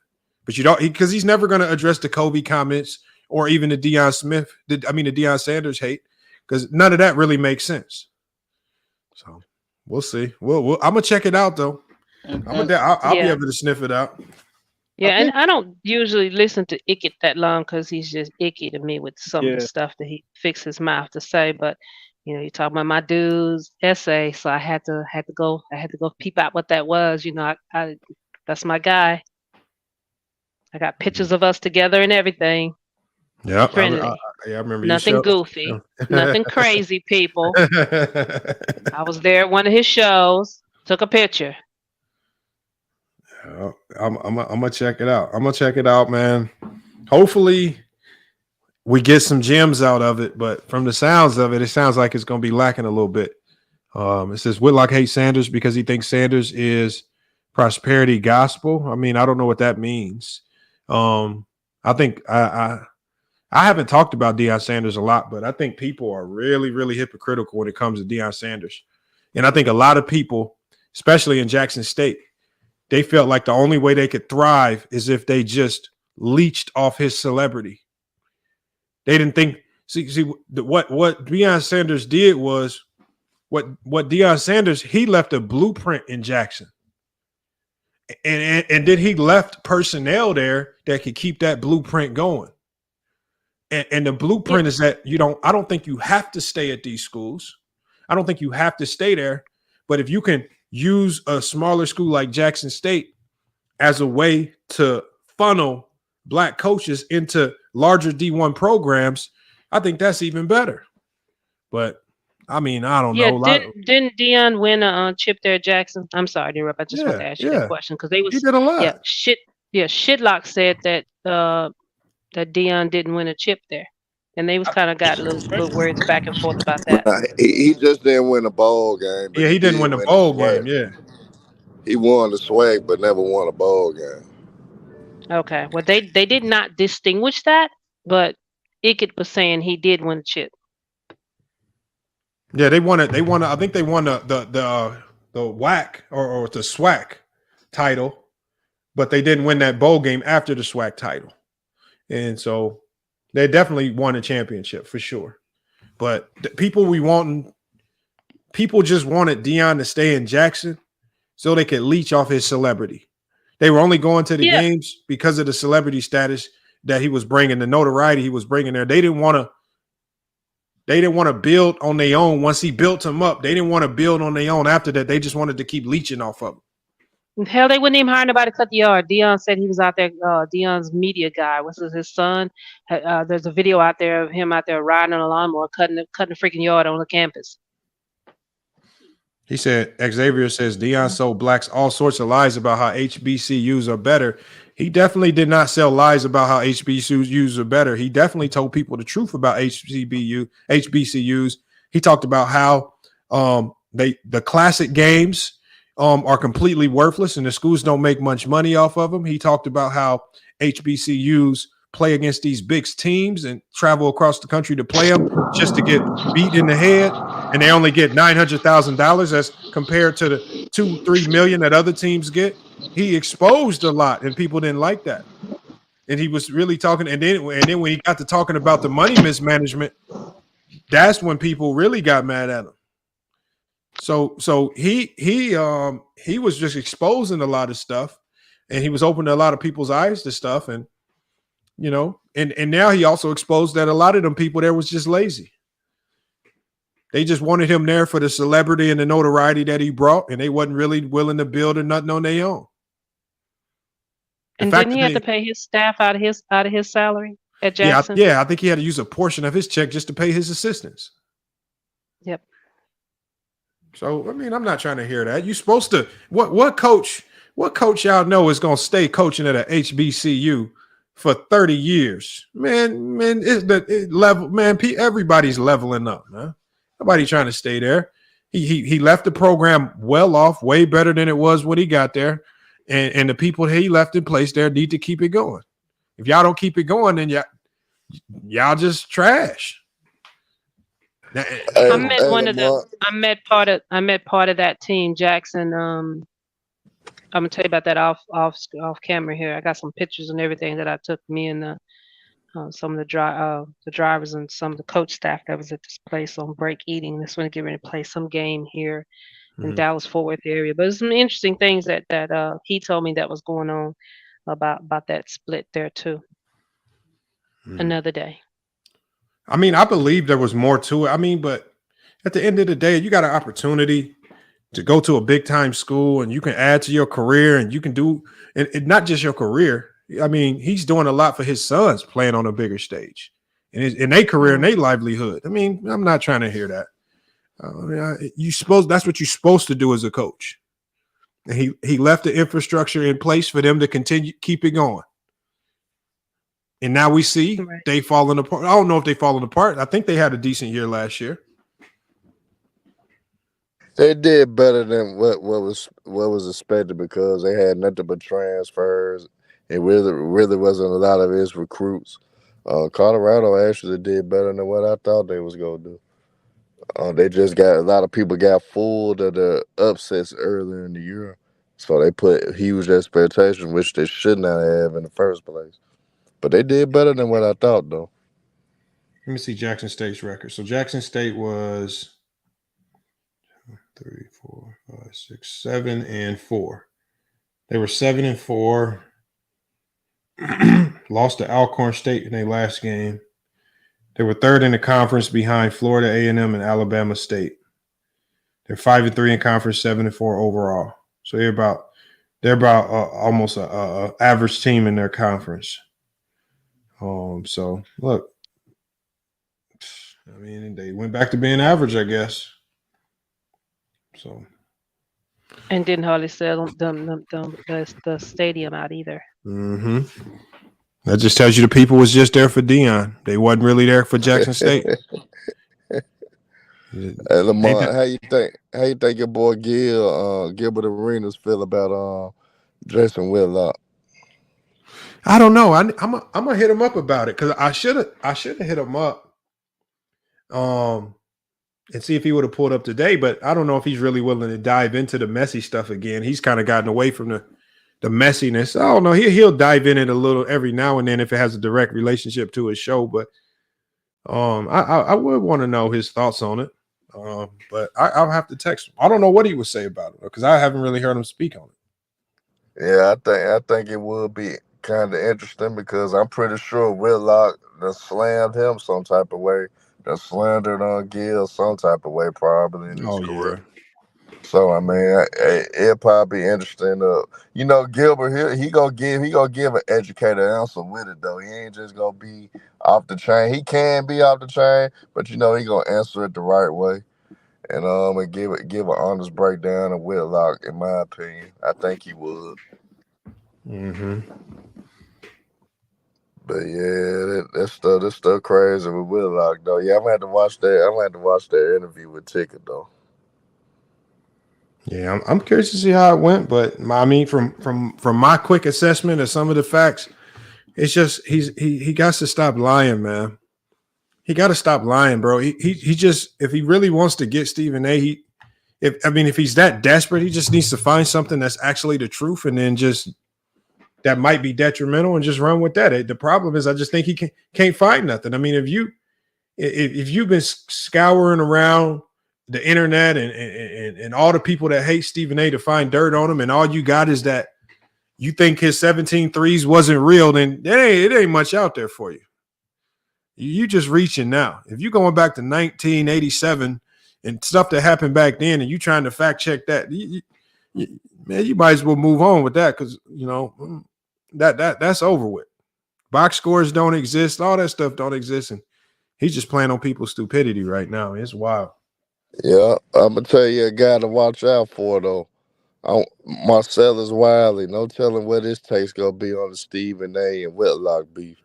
Because he's somewhat, he knows the both of them. He was on the show with Whitlock, so I wonder what his stance would be. He's on a so-called path of keeping it real at all times. So I wonder what Marcellus Wiley would say about this whole ordeal, and I wonder would he expose both of them, not just one, but I wonder if he'll expose both in a sense. Yeah, he might because he's on his independent wave, so I can see why he would do that. Yeah, I like Marcellus Wiley. He got some good takes too. So It's hard to say how non-biased he will be, because the one thing we know is that Max was one of his best friends. Right. And so with Max being one of his best friends, how invested is he into saying anything positive about Stephen A?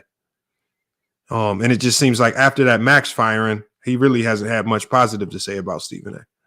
So, I mean, some of these people, like I say, they dive into these conversations and they got clear and obvious gripes on one side that we can see from a mile away. And it's just like, I don't know how trustworthy we can take you, or how much we can take at face value.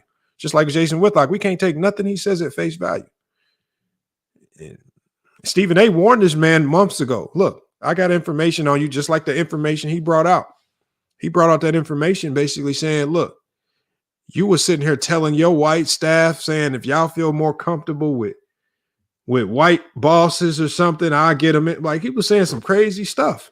This stuff was audio recorded, and he said he got receipts on everything. The one thing Jason Whitlock didn't say about anything, and I'm almost positive he has zero receipts on anything that he said. That's the problem with it. Present some receipts and we can consider you, but without the receipts, man, you're not even in consideration for none of this stuff.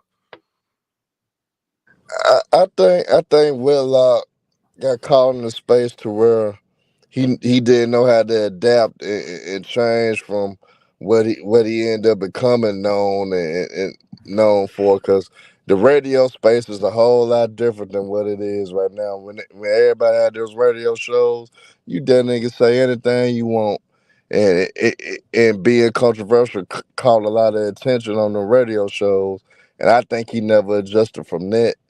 And I think he done carried over his controversial ways into so much shit that a lot of people don't mess with him no more. He created a lot of unnecessary beefs by keep carrying on the way he was carrying on, and I think it just caught up with him to a point where now a guy that had his own shows on both the networks, Fox's, ESPN, to the point where now you probably gonna be in the YouTube space in a minute and trying to do stream yards because Bro, fell out that Low bad, man. key, he damn near. That's where he at because I don't Yeah. see him with the Blaze Network too much longer. I just don't see it. I have watched his stuff and stuff like that. I mean, he's been bringing up. I mean, a lot of big football player interviews and stuff like that with what's that guy name from the Buccaneers, the famous guy. He used to play safety or something like that. Real known guy. I forgot, but he won a championship back in 01 or something like that with the Buccaneers. Let's see what he got for it. I'm pulling up his videos right now. So, but he got Marshall Falk on there. He's got mad interviews with those types of guys, or like they're all in a group talking about football and stuff like that. So look. So here's his recent videos. I don't see any significant interviews as of late. Jason Whitlock destroys Stephen A. Smith. Altogether. Jason Whitlock exposes alphabet journalists. Cat Williams exposes Illuminati.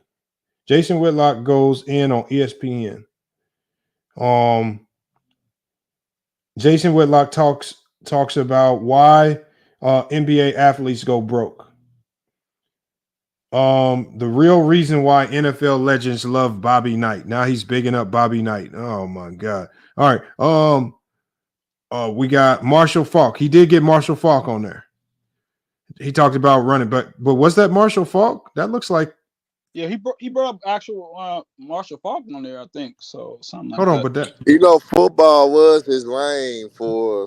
That looks like this. What's his name's interview? I don't know. It was quite a few football players on there. It wasn't just him. It was like, Yeah, there's another football player on here. The big what's his name? I forget his name. Tell him Warren Sapp. Yeah, Warren Sapp. Warren Sapp is on there. Yeah, but that's the only one I see. I could have swore it was something else too, with some football players there. But you got him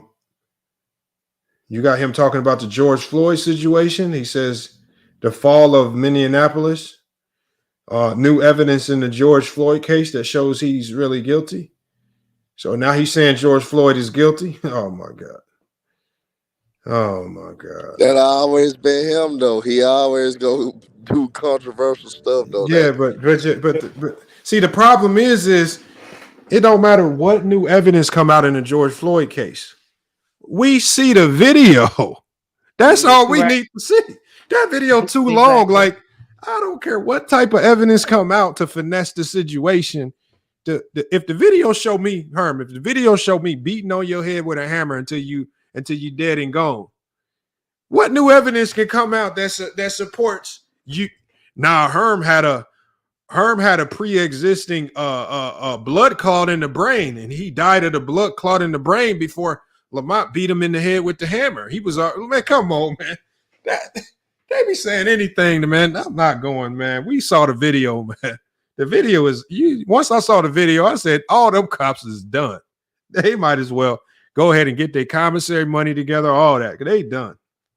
Yeah, I'm not gonna lie. Like I don't really like keep up with everything that he does or stuff like that. But like I watch some of his stuff. Like I'm not somebody who's like consistently, on his stuff or whatever. Like a lot of times, like I'm watching basketball or FYF and stuff like that, or just streaming through other things. But I have not really been keeping up with the stuff until maybe like the last thing with Cat Williams and then the Stephen A. Smith thing. So everything else kind of like a gap in terms of like the last thing I listened to fully. Hold on. Are you talking about this video where he says our kids today soft? NFL Hall of Famer debate. They got Brett Favre on the logo. And then he has another one that says Jason Whitlock drops Deion Sanders diss track.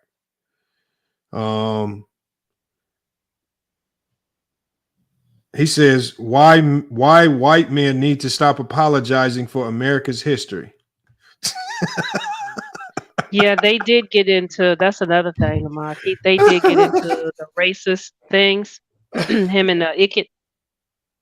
And I think Ickett asked him, he said, so you mean to tell me, what's that guy they call those female basketball player, nappy-headed hoes? What's his name? Don Imus? Yeah. Don Imus. He asked him, was that racist? He said no. I think he said he was rude or something like that. He said it was rude, professionally rude, but it wasn't racist. There was another scenario that he asked him about racism. Then he finally just asked him to explain what racism is to him. He says, here's another video. Jason Whitlock crushes Michigan's Juwan Howard. So now he's killing another man. Look, so again, we got Stephen A. Smith threatens to leave ESPN, plays race card. We got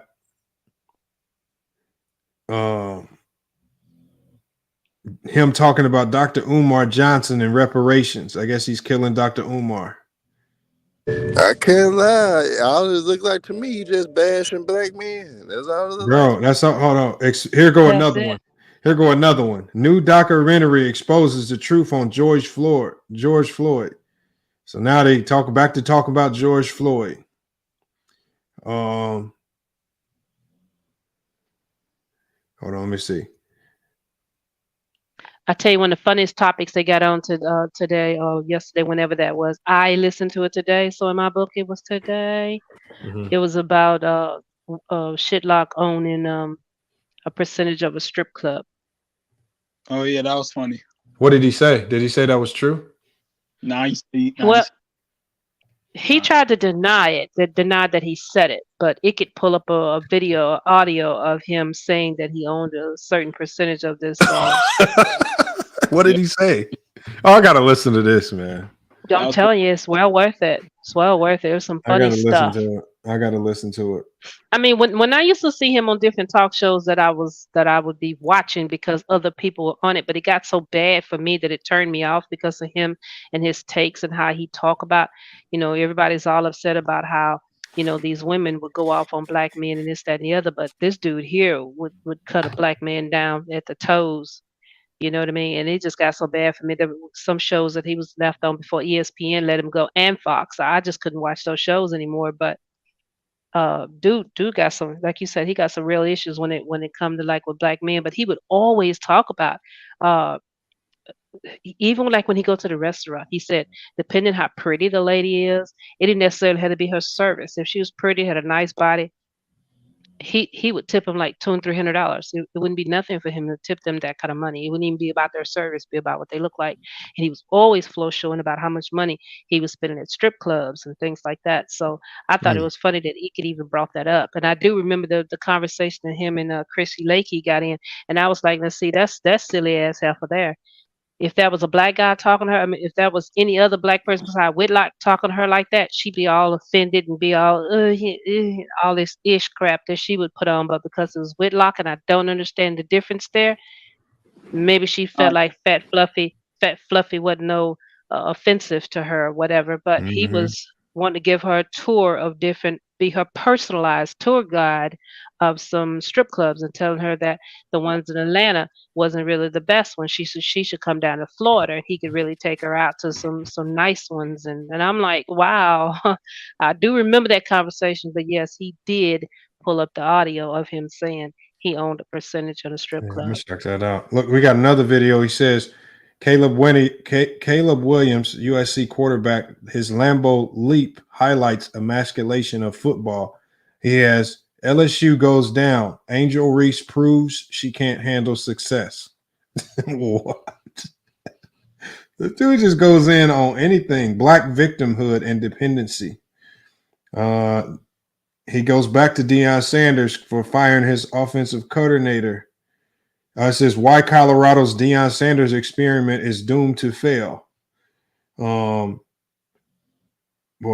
This is wild right here. That's all we see. That's all we see. It says debunked. He basically says Brian Flores lies about being blackballed by the Miami Dolphins. He just killing them, man. He just killing the black people, man. I don't even know Brian. Wait, who's Brian Flores? He used to be the coach of the Miami Dolphins.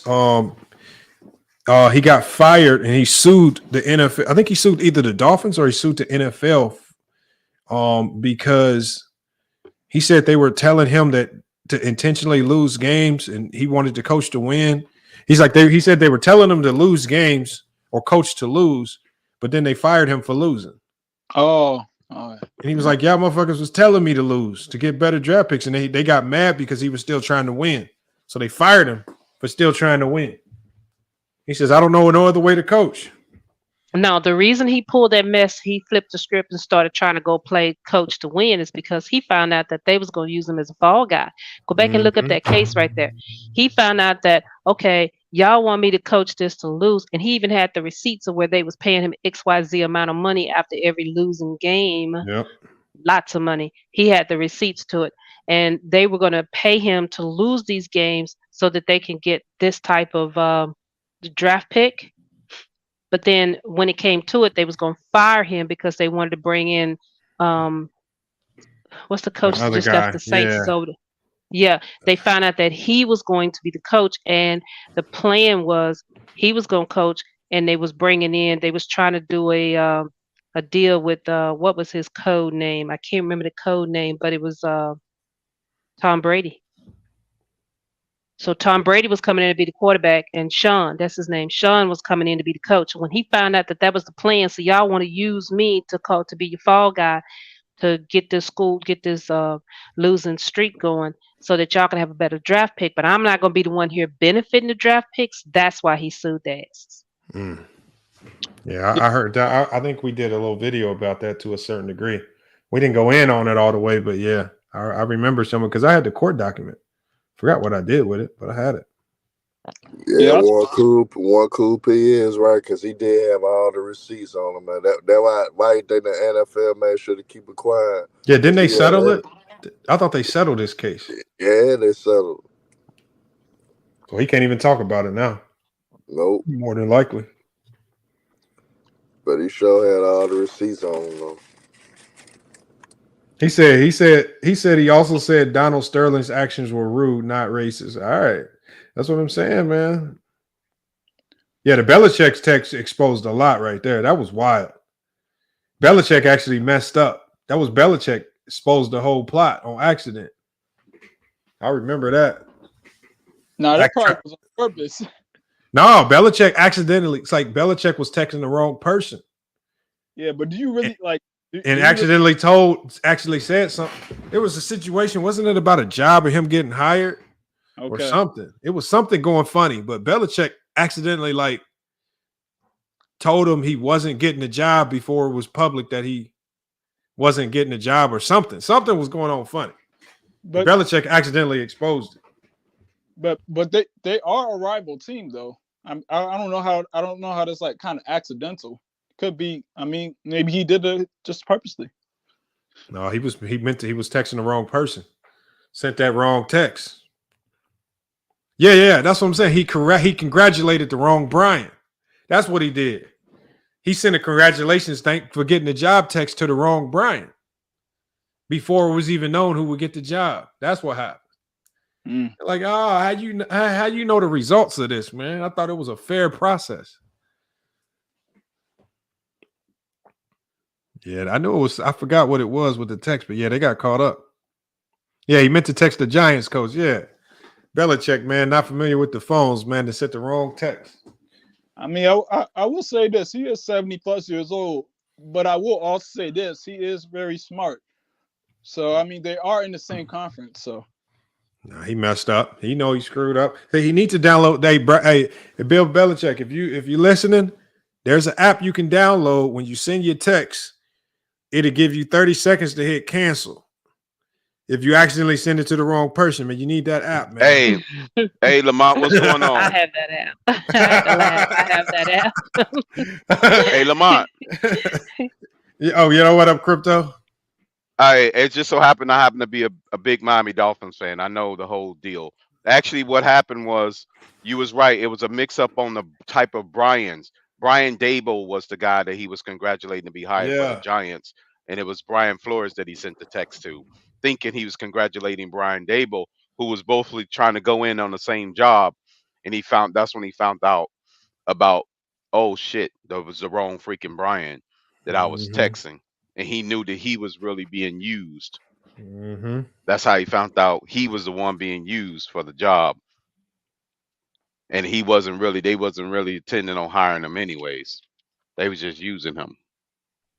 It wasn't intended. They wasn't intended So it was to Brian extend Dable him. who attended. Right, it was Brian Dable for the Mhm. Giants that he thought he was texting. Yeah, but like that's what I'm saying. Like I think like I do think that Bill Belichick, he is very smart, and he'd probably be It's not somebody smart with technology. who would do something like that too. Um, because Bill Belichick, he definitely does have an interesting history too as well. But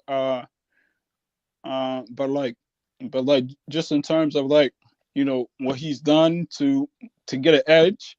So I could see why he could do that same thing to Brian Flores too. So Mhm. they're in the same conference. So It was some funny business, but it's just like, when you see something like that go on, it might not be racism. Let's put it like that. Well, I can give them the benefit of the doubt, but it was definitely some sneaky stuff going on. And that text exposed it all, and it's just not a good look. It's not a good look. It's and not. it just shows that teams are just BSing the Rooney Rule, and the Rooney Rule really ain't no real solution, really. Right. No, I it's think not. the Rooney Rule. I think the media makes a bigger deal Rooney about Rule is black just a coaches. quota. Well, yeah, but see, the problem It's a is, face to save yeah, face. I don't think the NFL needs more black coaches. I just think there are just more white guys more interested in being coaches than black guys. You think so? And yeah, with the it's just like NFL players. The pot of guys coming out of college that want to be NFL players is much larger pool of black players than it is white players. So no matter how you slice it, you're always going to have more black actual players than white, because the best players and most of the best players are all black. And when you talk about coaching, it's just swapped. Most of the best football coaches, unfortunately, is just happen to be white. The pool for the best coaches just is consumed by mostly white dudes, and the pool for black coaches is much smaller. So just got to accept it. You don't have to force it. And there are some really good black coaches. It's just not a ton of them. I think it's more so based on the opportunity, but nah, it ain't opportunity, man. People be wanting to win, man, and it's hard. Well, it's hard to pick a coach that gets the job done. It's hard. Now, Lamont, you saying that white coaches are most likely to be head coaches. You just gave Jason Whitlock a wet dream. No. What I'm with that saying statement. is, I'm not saying they're most likely. I'm saying the pool out of the pool Yeah, I know, of I'm just talented saying. coaches. Like let's say if I That's have music to Jason Whitlock ears. no, this is just common sense though. If you have 100 great coaches, there's probably if you have out of 100 coaches, you're probably going to have. It's not going to be half and half, 50% white and 50% black. It's a numbers game. It's a math. It's a numbers game. It's because it's just like in basketball. Like sometimes that white dude at the end of the bench, he might not be able to play. That might be his motivation to get into coaching because he want to stay in the game. So the guys like the Eric Spoelsers that couldn't hoop, that couldn't get it done, they just get in the video room and go crazy in there. Video, right, for him. Yeah. So it ain't no big deal. That's just how it's in all sports is like that. It is what it is. But for the NBA, but I would say that I don't think that we really were getting any black coaches until I probably would say during 2020. And after that, we started getting the Ime Udokas or like all the other coaches, and but prior to that, it just was slow. In the 2010s, it was quite a few black coaches. Dwayne Casey's, the Lionel Hollins of the world, Monty Williams. You still had a lot of. What opened the door now for black coaches is the game that the types of coaches that you need now to win has changed. You need less of the X's and O's guy. You need more of the ego former player type guy in there just to manage the egos. So it's just the style of coaching is changing the league, and now former players just happen to be the better fit than the true X's and O's guys like the Brad Stevens and something like that. Like so. Yeah, but Brad Stevens never made it to the top. I mean, Ime Udoka did rookie season. No, but what I'm saying is, but I think Udoka had much more success because look at him. He's a former player and his connection to the play. He was always going to get more out of that team because the players just seem to respect you a bit more and they play harder for guys that did it before. Okay. Look at Tom Thibodeau. Like Tom Thibodeau to me will never win a championship. Yeah, that's a fact. He's not going to win. No, he's not going to get those guys to play hard enough for him to get the championship unless he's able to convert or bring in a staff that's more player friendly, former players type. And we're seeing more and more former players in as assistant coaches and in these head coaching roles because you go and they just the former players just happen to be black coaches because the league is primarily black. So we're going to see a larger pool of black coaches in the league because that's just what's leading to more success right now.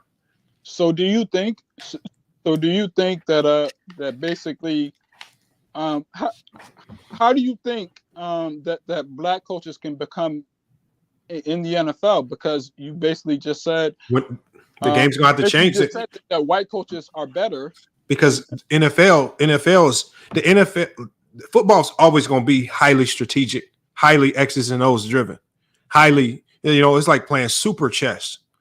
And so unless the game changes and it becomes more, okay, we need player-friendly coaches in here, former player type guys to kind of show what needs to be done as opposed to drawing up plays or getting creative with the playbooks.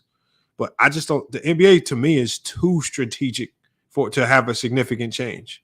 And I think that's what – you're going to see a lot of former players at the like wide receiver coaches or running back coaches or, things like that, like the position coaches. But as far as head coaches go, I don't think there's enough black coaches really interested or highly invested in getting to that spot. It's just not enough of them. Yeah, but I mean, like you just try to make it seem like like in the beginning of your soliloquy, it almost came off. Capability is there. Yeah, I mean, you basically just came off as if like you were like demeaning like in a way. No, I'm saying there's just there's no volume. Not interested. There's not an interest. No, I'm saying there's no the numbers aren't there. Like if there's 100 black coaches, okay, there's going to be 1,000 white coaches. Like it's always going to be like almost four times the pool of the white coaches. The bigger. And so what the NBA has proven that if the game changes, they'll change how they hire coaches to win. They'll hire to win, like the Chauncey Billups now getting hired, Darvin Ham getting hired, bringing in the former players. The Milwaukee Bucks coach getting the opportunity to coach because he's a former player. Like these former players, like the Doc Rivers, these guys are all because the league is the NBA has already transitioned into former players. Yeah, the NBA will have more black coaches than the NFL will. The NBA because the game changed, but in the NFL, from what I've seen, and I don't know much about the NFL. I'm not going to pretend to know. I just, it might be a good old boys league. That could be true, but at the end of the day, I feel like these teams want to win, and they're willing to bring in they'll bring in a squirrel or a dolphin if the dolphin can get them 5 Super Bowls. They don't care. Whatever they need to bring in to win a Super Bowl, they're gonna bring it in. Yeah, for sure. I mean, but like what I've noticed, I'm pretty sure. But Mike Tomlin is the one that's breaking the mold. Yeah, how many former player? I want y'all to ask yourself, how many up and coming black coaches do you know right now in the college ranks or anything like that is just primed and ready to go? Detroit got is DeMeco Ryans right now. DeMeco Ryans was one. Well, I would say Detroit right now, since it's like 7 openings now, Detroit offensive coordinator is definitely going to be talked to. He's going to be a lot of people's top list. So yeah, What's they're his name? starting to Hold on. slowly What's his come. name? What's his name? I forget his name. See what I'm It slipped my saying? mind, but yeah, You don't even know him. it's not a household name though. That's the Only at problem. the level. That's the problem. He ain't no household But the name. thing is, he's doing good at what he's at his job is what I'm saying. I know, but the fact that we We don't got a even lot of know them his doing name. well. Eric Bieniemy might But it's not so much about the name for star power Yeah, but because Eric he's Bieniemy, brand new. he turned down a lot of head coaching jobs last year. no, but I think the Washington No, Commanders coach. Bieniemy Did he turn him down or did they not hire him? They didn't hire him. Nah, he turned them down too though, because he could have went to one of them sorry ass teams. He turned it Yeah, down. but the word is on him. It's a bad bad word because he don't interview well, is what they say. His final interviews, second and third interviews, don't turn out well. I mean, he's the And offensive the next thing they coordinator said about for him Commanders. is he hadn't been a play caller, which I thought was BS. But that's one thing they Right, said because last year Andy too. Reid already came out and said he did that for them. Mm-hmm. Yeah, but I think that he might get the job for Washington because Rob Rivera is fired now. I mean, it's possible. Yeah, he could be promoted. That could be his first opportunity to have, to be promoted. I wouldn't go to Washington, coach. But that writing was kind of on the wall when Magic Johnson had a hand in part ownership of that team and brought the enemy over there up under Rivera. Because I mean, at the beginning of the Yep. season, they had talked about this could be his last season. But what I find most interesting of all of this mess is why is Bob Marley, is what I like to call him. What's that man's name? Used to be the Warriors GM. Oh, Bob Myers. Bob Meyer. Myers. Why is he? I just like to mess up his name. Why is he part of the team that's been hired to find and replace GM and coach for Washington? I think it's an ownership group. I don't know. That's a good question. But It Bob could be an is ownership group. basketball, not football. What are we doing? All right.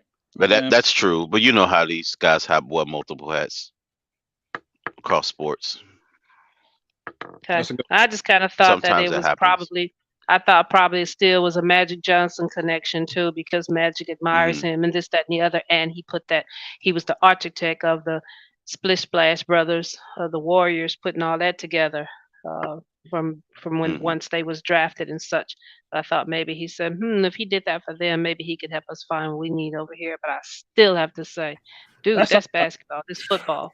Yeah. It's more of a manager. They think it translate across sport lines. They thinking from a business managerial standpoint. They think if they could build an organization in this sport, they have the same skill set and attributes to build it in another sport. That's probably what they're thinking. I think at the NFL too, you get hired also based on the network of coaches you got attached to you.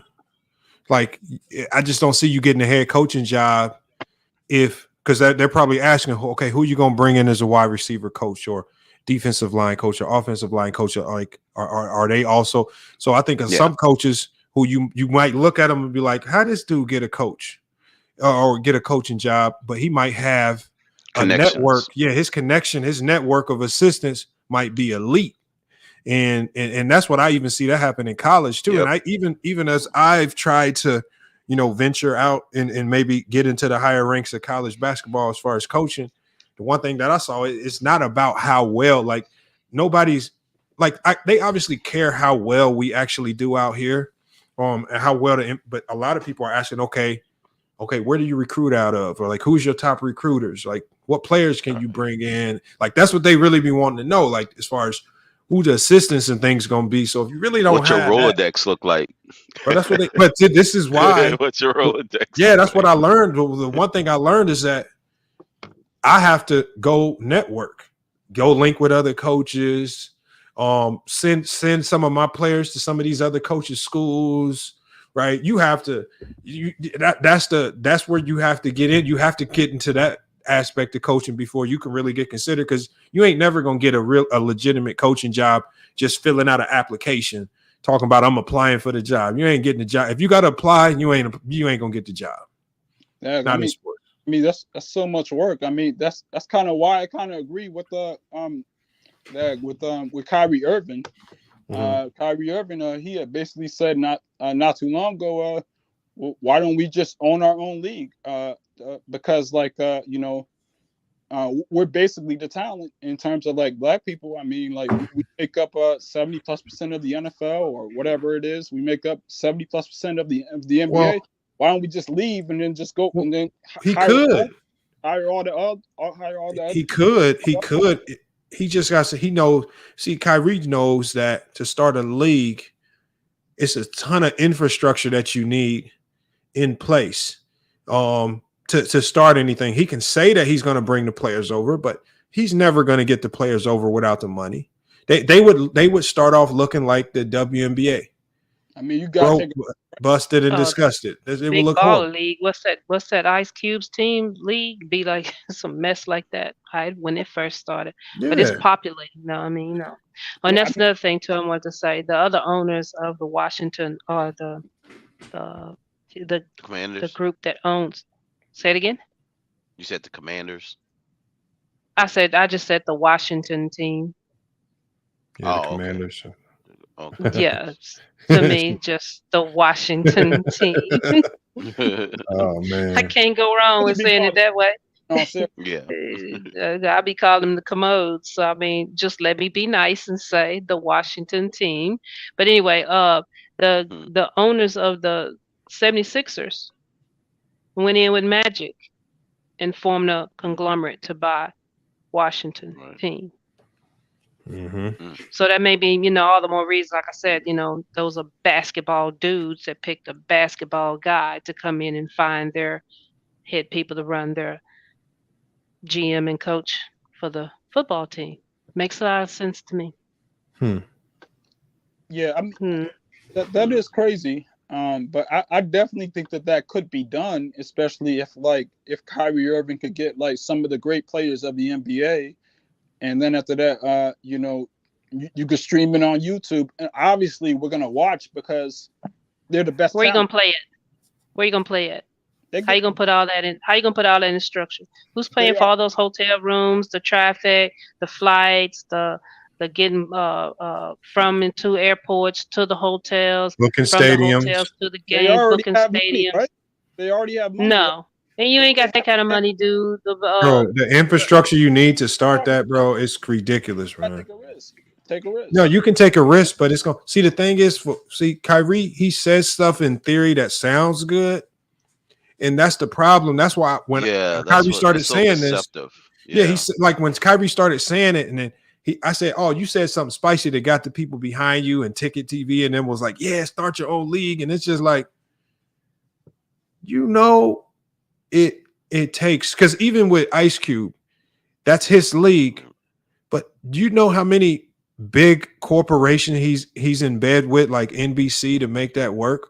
Like, as much as you want to say you want to create your own league, the people that you need to get in bed with to make some of this stuff happen, just like Ice Cube had to get in bed with some of these major corporations, it's no avoiding it. Partnership right now in business is key to success.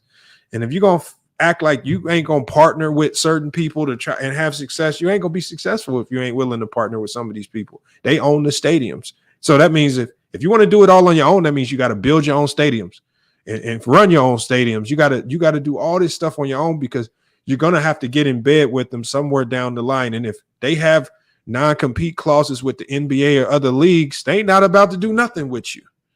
Because a lot of these companies have to sign non-compete clauses. Look at what Mark Cuban just did. Oh, I'm saying everybody leave. That's Mark Cuban. No, I don't. If that's the thing. You know how many guys in the NBA are living check to check? So you're not gonna get everybody. One. Yeah, that's true. Yeah, you're not gonna. You might be able to get maybe 1% of the top players. Okay, that's just start. That's a lot. Okay, get 1% of the top play. Now, send them to, let's say, Saudi Arabia, because they're the ones. Let's say they're doing the heavy money backing. Okay, well, that's a start. But then now you're depleted talent. Where you gonna get your talent from? They don't gotta go to Saudi Arabia.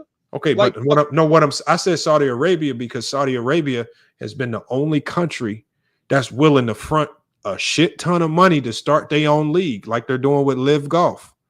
They're literally buying golfers to come over, like almost billions of dollars that they're spending to get the best over there. So we know that they have the money to burn to get you over there. So you need to you got to get some financial backing from somebody with endless pockets. So it would, if you wanted to start your own league, it would have to start with Saudi Arabia backing you if you really wanted to have a realistic chance of getting it accomplished. And they're not willing to do that.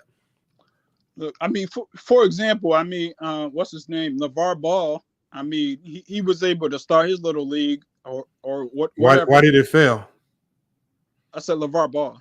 But why did it fail?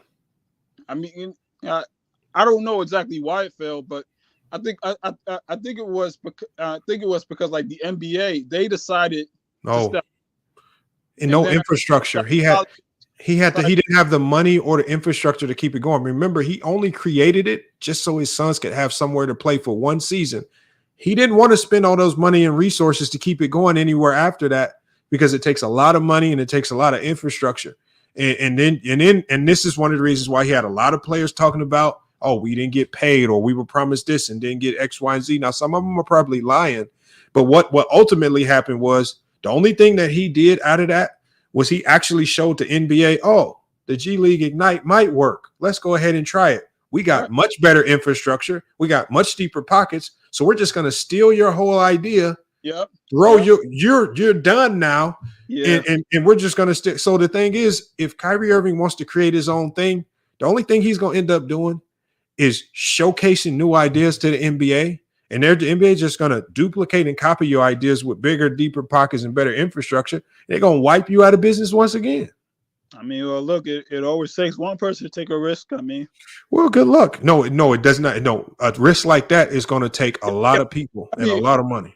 I mean, yeah. I mean, what I'm just trying to say is like, it just, I just like the idea. That's all, But I do too. Look, it sounds spicy. But see, Kyrie Irving ain't willing to take on the headaches that come with running your own league.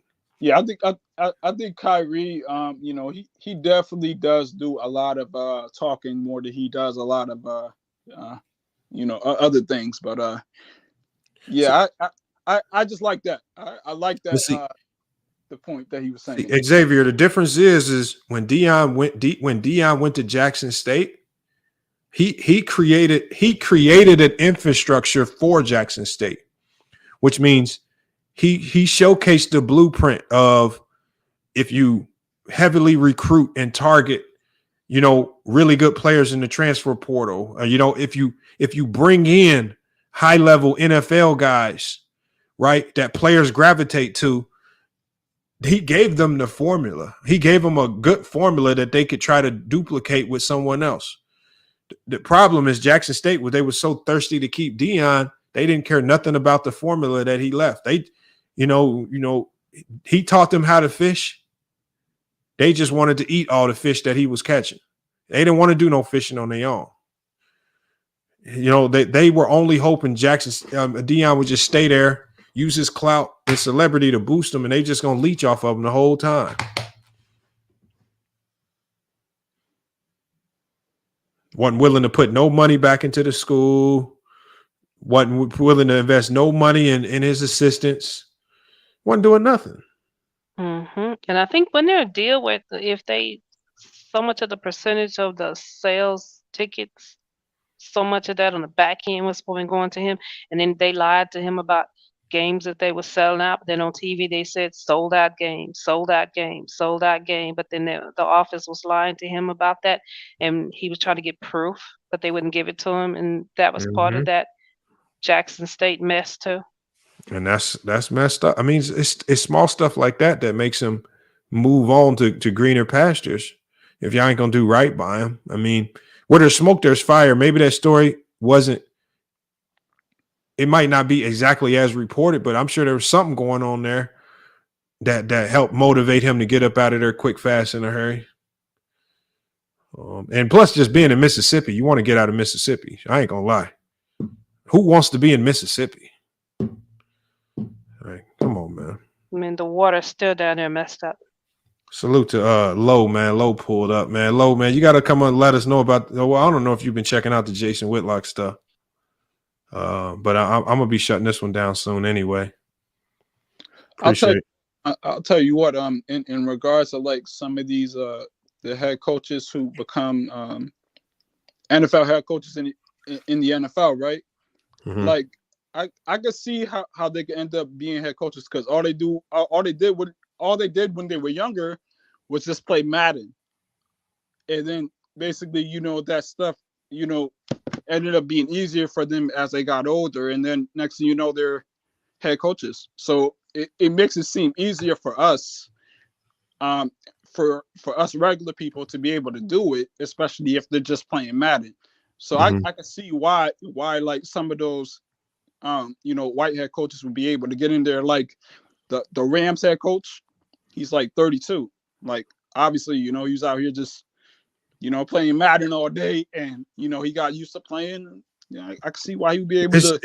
It's not even that. It's just like, I mean, to be a head coach, you got to be willing to go to a lot of coaching seminars, not just go to the coaching seminars.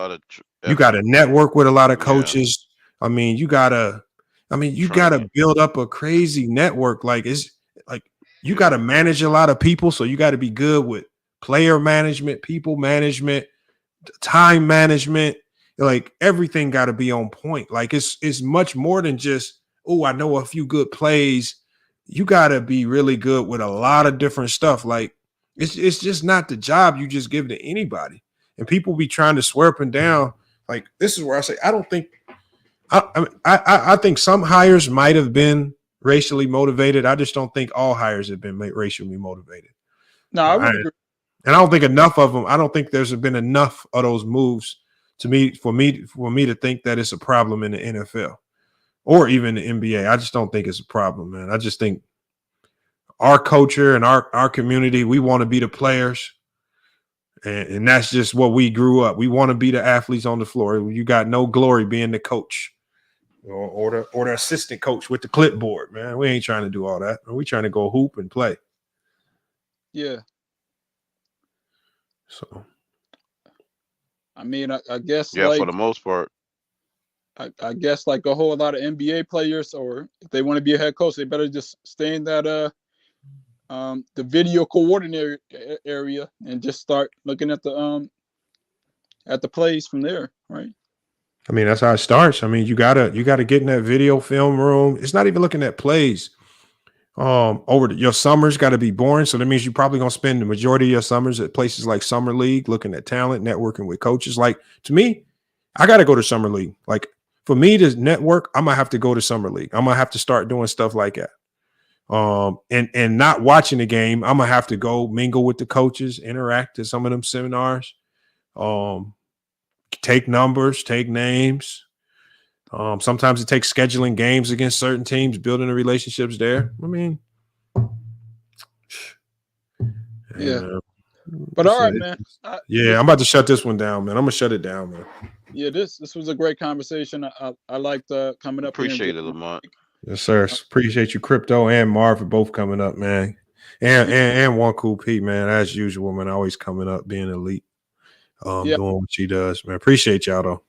Yeah, I'll tell you what, I was nervous though. Definitely was nervous, but it's been a crazy conversation, crazy day, man. We got Marv, we had Crypto. Salute to those guys. One Cool Pete, you still with us? Yeah, I'm here. I just was on mute. Okay, I didn't know if you had hopped off or not. He said Lamont trying to coach the Lakers. Nah, look, I'm not trying to coach the Lakers, man. Like I said, and like I said, Eric, I said if the Lakers was crazy enough to offer me the job, boy, I'm calling some of the greatest coaches in America to come be my assistants, and I'm offering them a portion of my salary to come. I mean, that's just what it is. It's ain't no single head coach gonna say. Like when I look at the Lakers' problems, I think a lot of the Lakers' problems stem from a guy like Phil Handy being an assistant. Phil Handy is a player development coach. He has not shown me anything more than great player development. you know. And unless he's done something outside of that, man, they need to go get some elite assistants. Elite assistants. And that can help shape out them X's and O's a little bit better, or just roster coordination and whatnot, man. But as it stands right now, man, I don't trust Chris Jen and some of them guys.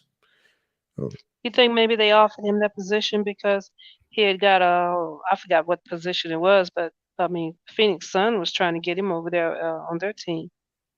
Who's that? So you think the Lakers, Phil Handy? Well, Phil Handy's he's probably, him and Rico Hines are probably the two most sought after player development coaches in the world. Like they're going to have jobs in the NBA for the rest of their lives just because of how good they are with player development. And there's some teams that is willing to give them assist, because the assistant coach role just basically gives them more money, just puts you in a different price bracket. So I think that's why he has that assistant coach role. I don't know if he's truly a real assistant, but he's a leader. That's what I'm going to say. If he just wanted to hang on to him, just pay him more money, but leave him in the position that he's at. Just pay him more. That's what Jerry Jones did with Quinn. Yep. Call him up, say, hey, look, man, I'm going to pay you like you're a coach. Yeah, you got to. I'll give you XYZ more money for one more year. How about that? Yeah. I mean, I think the Lakers are fine. I think a lot of people are overreacting. But I'm curious to see what happens at this trade deadline, man. It's going to be real interesting, man. But one cool P, I got to shut this one down. It's getting late for me, man. Right. I got a lot of stuff to get to doing, man. But again, as usual, man, I appreciate you pulling up, man. No problem. Stuff, and I'm probably gonna do a similar video like this tomorrow, reacting to the Ticket TV interview with Jason Whitlock, just to kind of follow it up. So hopefully I can get you up here for that, man. When I go live tomorrow, probably tomorrow afternoon for that one. So okay, well, I'll try to watch out for it. All right, I got you. I'll shoot you a text or something, man, when I'm about to go live. And hopefully, if you got time, you can pull up, man, and help us out. All right, sounds good. All right, appreciate you. All right, bye. All right, that's one cool P, y'all. Salute, man. We got everybody in the chat, man. Appreciate you all sticking around. We got Sammy, we got Xavier, man. We got Eric, man. Visual combo, man. We see you in here. Just a lot of new names that I saw. So Low popped in for a quick second, then got up out of here. Lagoda, as usual, Rundown Productions.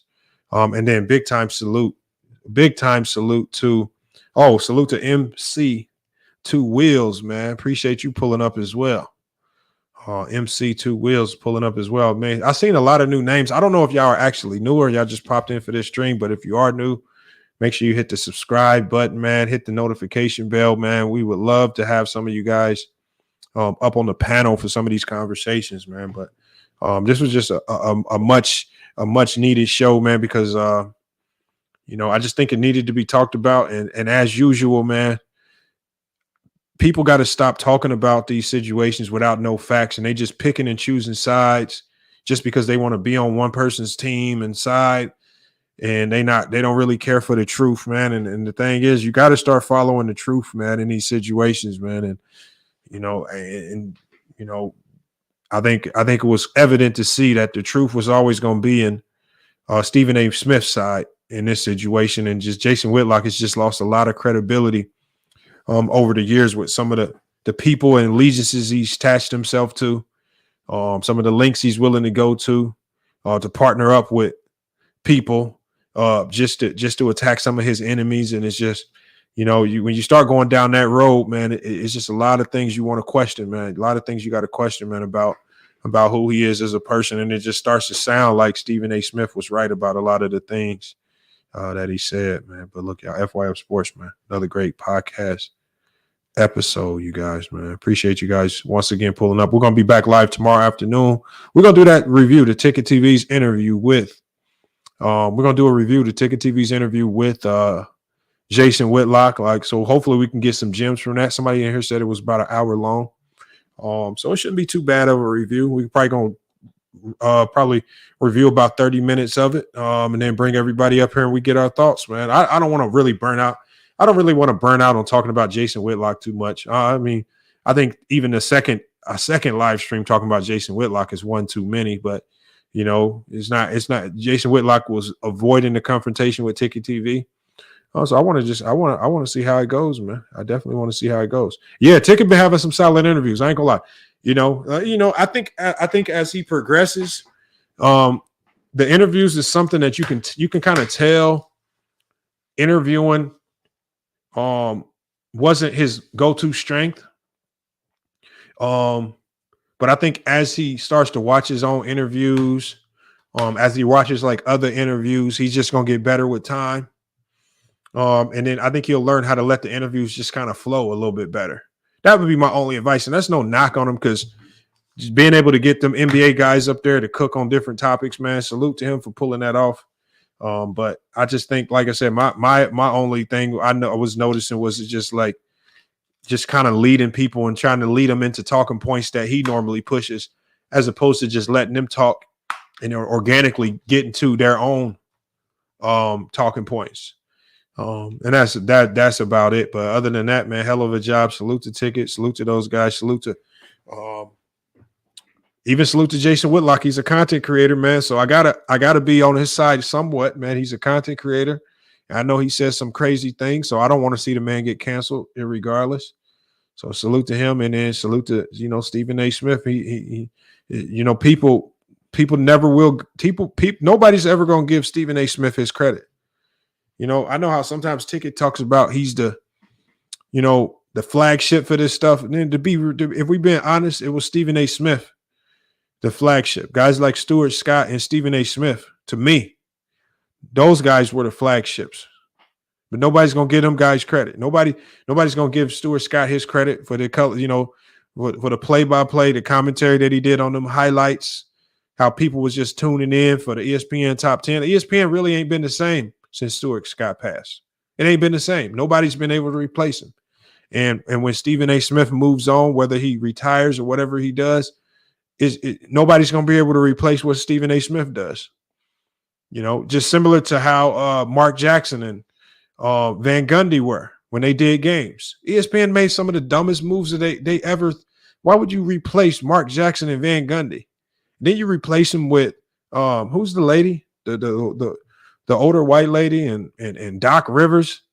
It's just like, why would you replace him with this boring ass cast? I mean, she know basketball, but I'm not trying to hear her talk. I'm trying to hear the jokes. I'm trying to hear Mark Jackson go in on the refs and other coaches and teams. I'm trying to hear Van Gundy call out the NBA. I'm not trying to hear Doc Rivers sit there and talk of basketball. Yeah, Doris. I love Doris Scott, but Doris Scott to me is good for the halftime.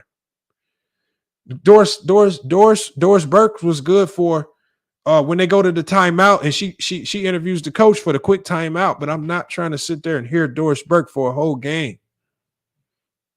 That's what I'm saying. Boring, man. I don't know what y'all want me to say. How y'all gonna fire y'all? They fired they jewels, they gems. Mama, there goes that man. Does Doris Burke even have a classic go-to statement? Is Doc Rivers going to have a classic go-to statement? They don't got nothing classic about them. They are boring. The funniest thing about it, if you have the NBA TV package, the NBA TV package, at least the one that I have, it gives you like 5 versions of the game. A Spanish version, a regular TV commentary version, but then there's also a version of the game where you don't hear nothing but just the crowd. The version with nobody talking is better than Doris Burke and them. I promise you.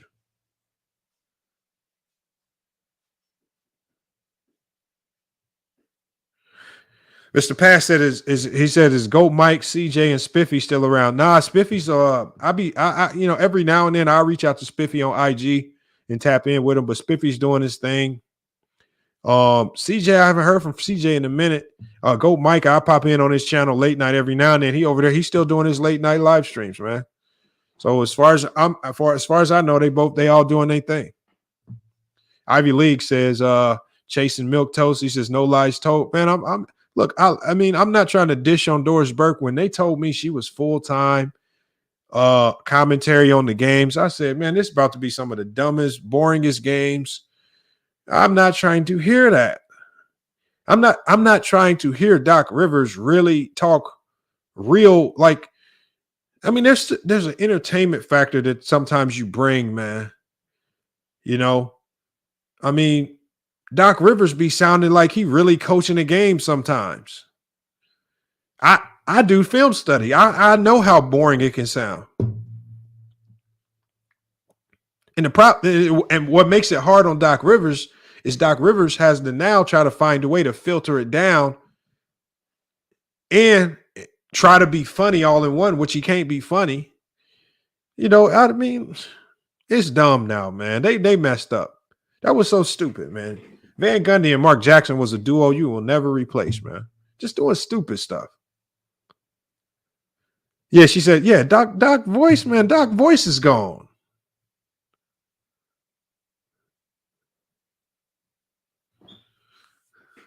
I don't think Breen has done one bang since they joined.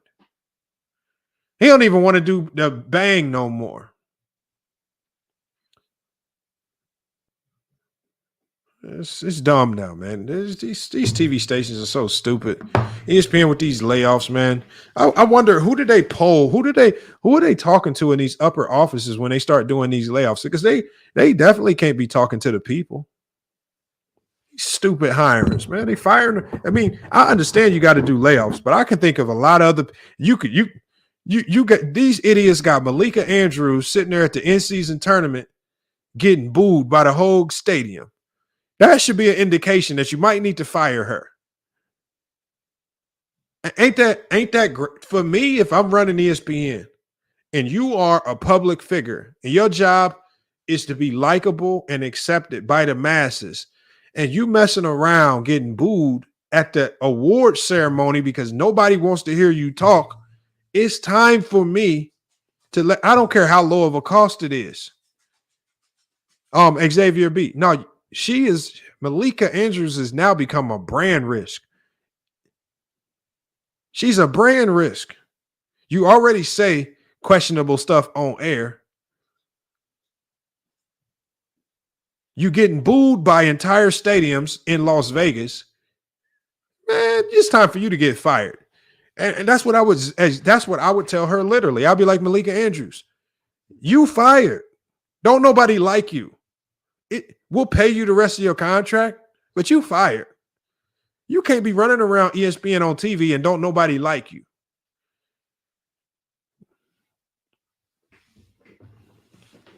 Like, if Malika Andrews started her own podcast, would people really watch? She would only get views because she's a pretty face, but that's it. But see, no lie. But see, here's the problem. No lies told.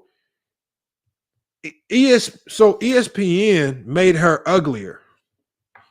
I'm gonna tell y'all why. I'm gonna tell y'all how ESPN made her ugly. One, they allowed it to get public who she's dating and who she's married to, if she's even married. I think she's just dating a guy. So they allowed that to get public. So guys are gonna be judging her based on who she's dating. So she's made herself unattractive based on who she's dating. I mean, she just killed herself. And they allow her to go on TV and just bash men every opportunity she gets. So now she's killed anything, any good looks that she has is in the garbage can now. This is why she gets booed by stadiums full of men. Ain't nobody trying to hear her talk. You got to go. It's time for you to go. The only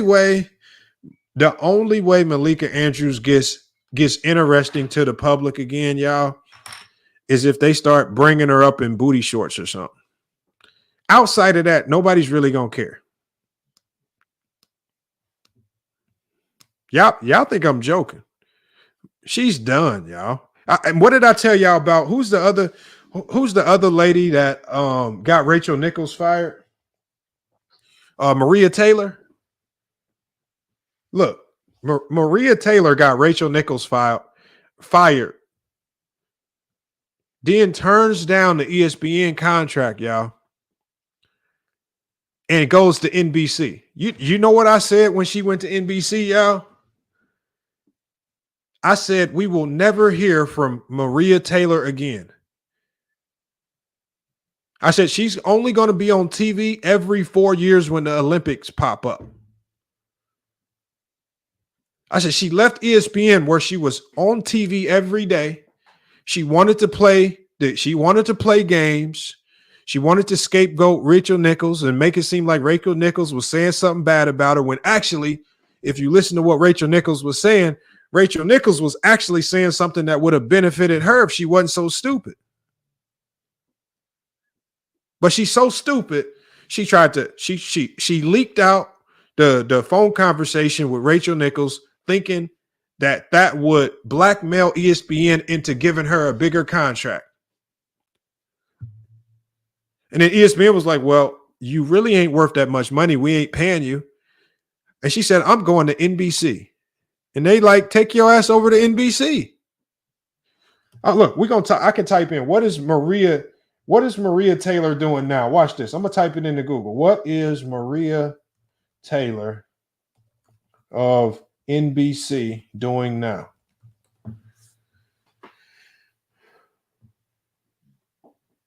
Okay, so I'm on her Instagram page, y'all. She says, I talk sports for a living on NBC. Yeah, when was the last sports take y'all heard from Maria Taylor? How you talk sports, but you have zero sports takes? She said, I talk sports.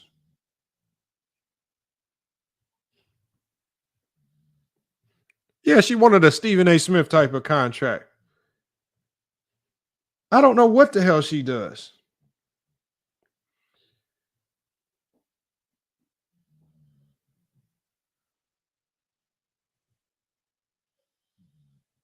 Uh-oh, hold on. I just read. Hold on. They just said Maria Taylor was replaced at NBC by Ahmad Fareed to host Football Night in America, with Maria Taylor on leave because she got pregnant. Oh, Maria Taylor done. Now she's irrelevant. She just why would you go to the black hole of sports just because you mad at ESPN? People are so stupid, man. Tried to use Rachel Nichols' situation to blackmail her. Tried to blackmail ESPN into getting more money. Now she in the black hole of sports talk. She literally got on her IG page, y'all, I talk sports. Maria Taylor. Maria Taylor does not talk sports. I hope Maria Taylor, if she's probably listening, because she ain't got nothing better to do right now. What is Maria Taylor doing right now that she has nothing to do right now? She's not talking sports. She's not on NBC. There's no Olympics going on. And the thing is, what does she really know about the Olympic sports? When we watch the Olympics, do we really want to hear Maria Taylor talk about the Jamaican women's runners, or we just watching? I don't need you. We don't need you telling us the time. The times are right there on the screen. So we don't need it. Bro, it's real though. It's honest though, because there was a lot of people out there. There was a lot of people out there killing Rachel Nichols.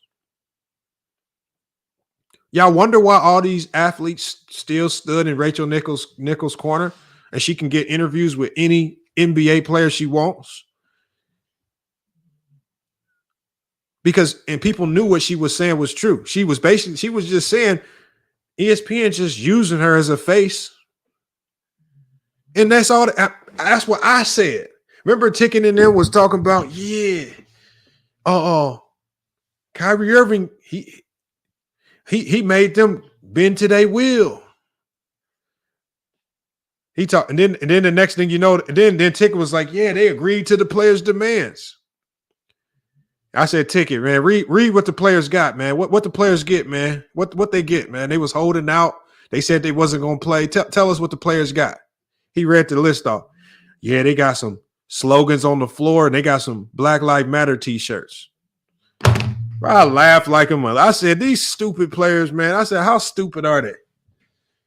Y'all done did all this holding out, talking about y'all got a logo on the floor and some t-shirts. And as soon as the NBA season got, as soon as they got out the bubble, boy, they sent them t-shirts to Scandinavia. I promise you, it's little kids right now in Uganda wearing them t-shirts. Because, see, a lot of y'all don't know. You know the losing team in like these championship games, you know they got the merchandise pre-made. So they'll have the merchandise pre-made for the losing team. So, and I've seen this happen before, but all of the merchandise from the losing team, they send it to like some third world country and just give it away for free. And I know this for a fact because one day I was doing like an event with Coca-Cola. Was it Pepsi or Coke? I think it was Coca-Cola. And so they had special Coke cans. It was for the NCAA tournament. They had special Coke cans for the winning team and the losing team. And I think that year Duke had won. But the losing team, all the cans for the losing team, as soon as that team lost, it just looked like security flocked around all of the losing team pop cans. And they escorted the losing team merchandise and pops off like it was a Brinks truck or something.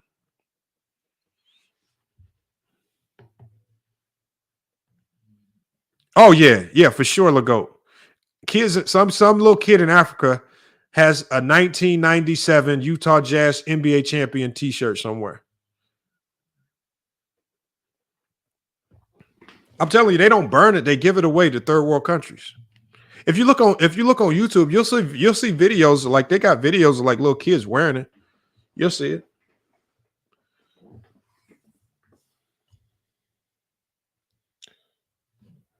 Yeah, so Maria Taylor, man, just some stupidity, man. People get these opportunities, and then they just completely blow the opportunities on stupidity, man.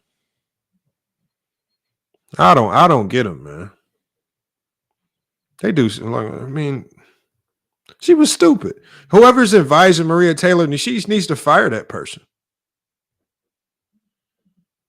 She needs to fire them. Or maybe she likes it. Maybe she could just get a bag from NBC and have to not do really any work because she's not working. So maybe that's it.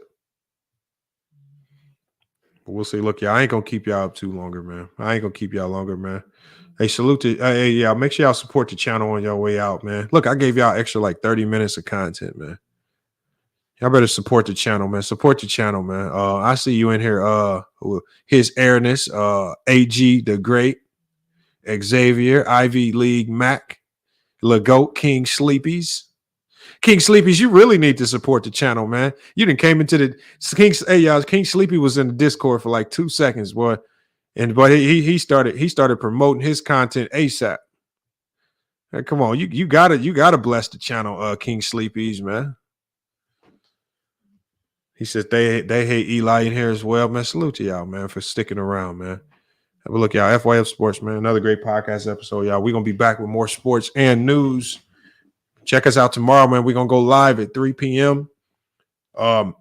Pacific Standard Time, 5 p.m. Eastern Standard Time. So make sure y'all come check us out, man. Here on FYF Sports, man. We're gonna be doing a reaction. I'm still debating. I don't know if I should do a reaction to Ticket TV's interview or if I just get back to the NBA basketball talk. We'll have to see how it goes, man. But look, FYF Sports, another great podcast episode. We're gonna be back with more sports news. Until then, y'all, it's FYF Sports. Here we are.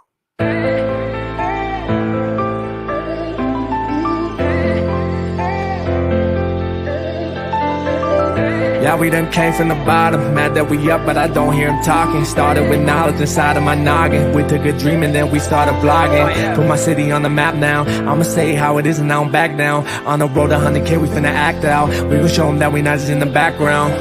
We the main event, we the main show. We the one that people always gonna pay for. FYF, we the best, no debate though. Number one sports channel, every angle. I'ma show them all how we ride. Best sports talk show, we not like them guys. We playing it safe while they feather the lines. We pushing the narrative all the time. Like who to go in the game is not MJ. Kobe Bryant top 10, not what we say. I keep Elijah one is very overrated. Keep it real if it ain't fact, we don't say it. Now it's stable, we won't be ignored. Missing the lake, I'm missing the draws again, a hell of pain. I got a lot to deal with and my mind is kinda slipping away. What's on the line? I made up my mind, so shit, I'll just take to the grave. Whatever it is, whatever it was, it's never gonna be the same. How do I explain what's been going on with me? You say that I changed, but you didn't know the old me. I think that I saved you. Tell me who gon' save me. I'm way too fucked up in this club. I'm ashamed, baby. You say that I changed, but you ain't really know me. When I'm around my dogs, girl, they just can't control me. Trying to spend my time right, using every second of it. Trying to spend my time right, using every second of it. Before it's too late, girl, before it's too late. Can I speak my mind right? Girl, before it's too late. I've been moving backwards, rolling up the backwards. Out of being best, do you have my back, girl? Before it's too late. Can I say my piece, girl? Girl, know what you mean to me. You just keep it real with me. I've been moving backwards, rolling up the backwards. Every time I'm backstep, missing the lake, I'm missing the draws again, a hell of pain. I got a lot to deal with and my mind is kinda slipping away. What's on the line? I made up my mind, so shit, I'll just take to the grave. Whatever it is, whatever it was, it's never gonna be the same. Floating again and I'm running the map. They say the best defense is just to attack. Hopping through too much, it's hard to attach. All is going on is being hard to relax. Gotta get up, gotta get it again. They ain't get the message, we spinning again. I feel my back, I'm just leaving it in. Get what they want, then they leaving again. I cannot act like this ain't nothing new. Been getting smarter with all I've been through. Nowadays I'm more rewarding than truth. Tired of keeping it G just to lose. Let it all out when I step in the booth. We're there for some months, now it's time to recruit. Read the investments, it's time to recoup. It's time to recoup, but how do I explain what's been going on with me? You say that I changed, but you didn't know the old me. I think that I saved you. Tell me who gon' save me. I'm way too fucked up in this club. I'm ashamed, baby. You say that I changed, but you ain't really know me. When I'm around my dogs, girl, you just can't control me.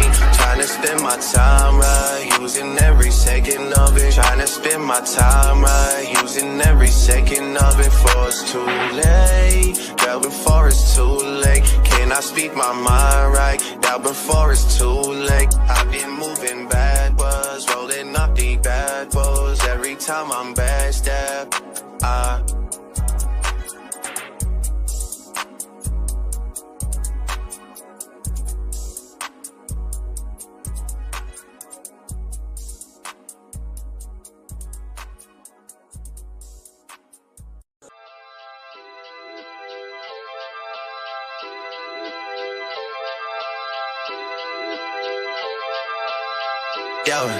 Shawty, you know I gotta let it go sometimes. Gotta clear my head sometimes. I gotta get away some. Shawty, you know I just need a little peace of mind. Specifically, I'm talking about your mind. I gotta get that ass on. Calling you when I'm overseas, let me know what you need, what you wanna do when I'm home. Talking real dirty, real nasty on the phone. Girl, stop playing, I'm on the way. I am on the way. Girl, stop playing, I'm on the way. What you need, what you wanna do, baby girl. I'm all ears for you, baby girl.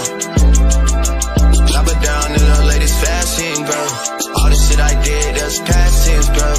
Do it up before you, what's your passion, girl? Got the lyrics to my songs and your cash in, girl. Leave that boy alone, he everlasting, girl.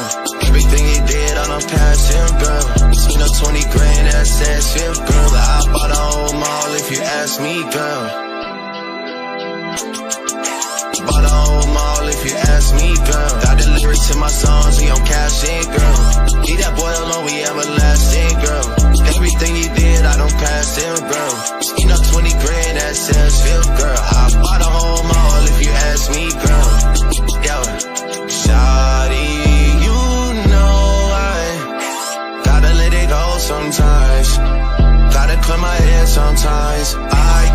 get away some shawty.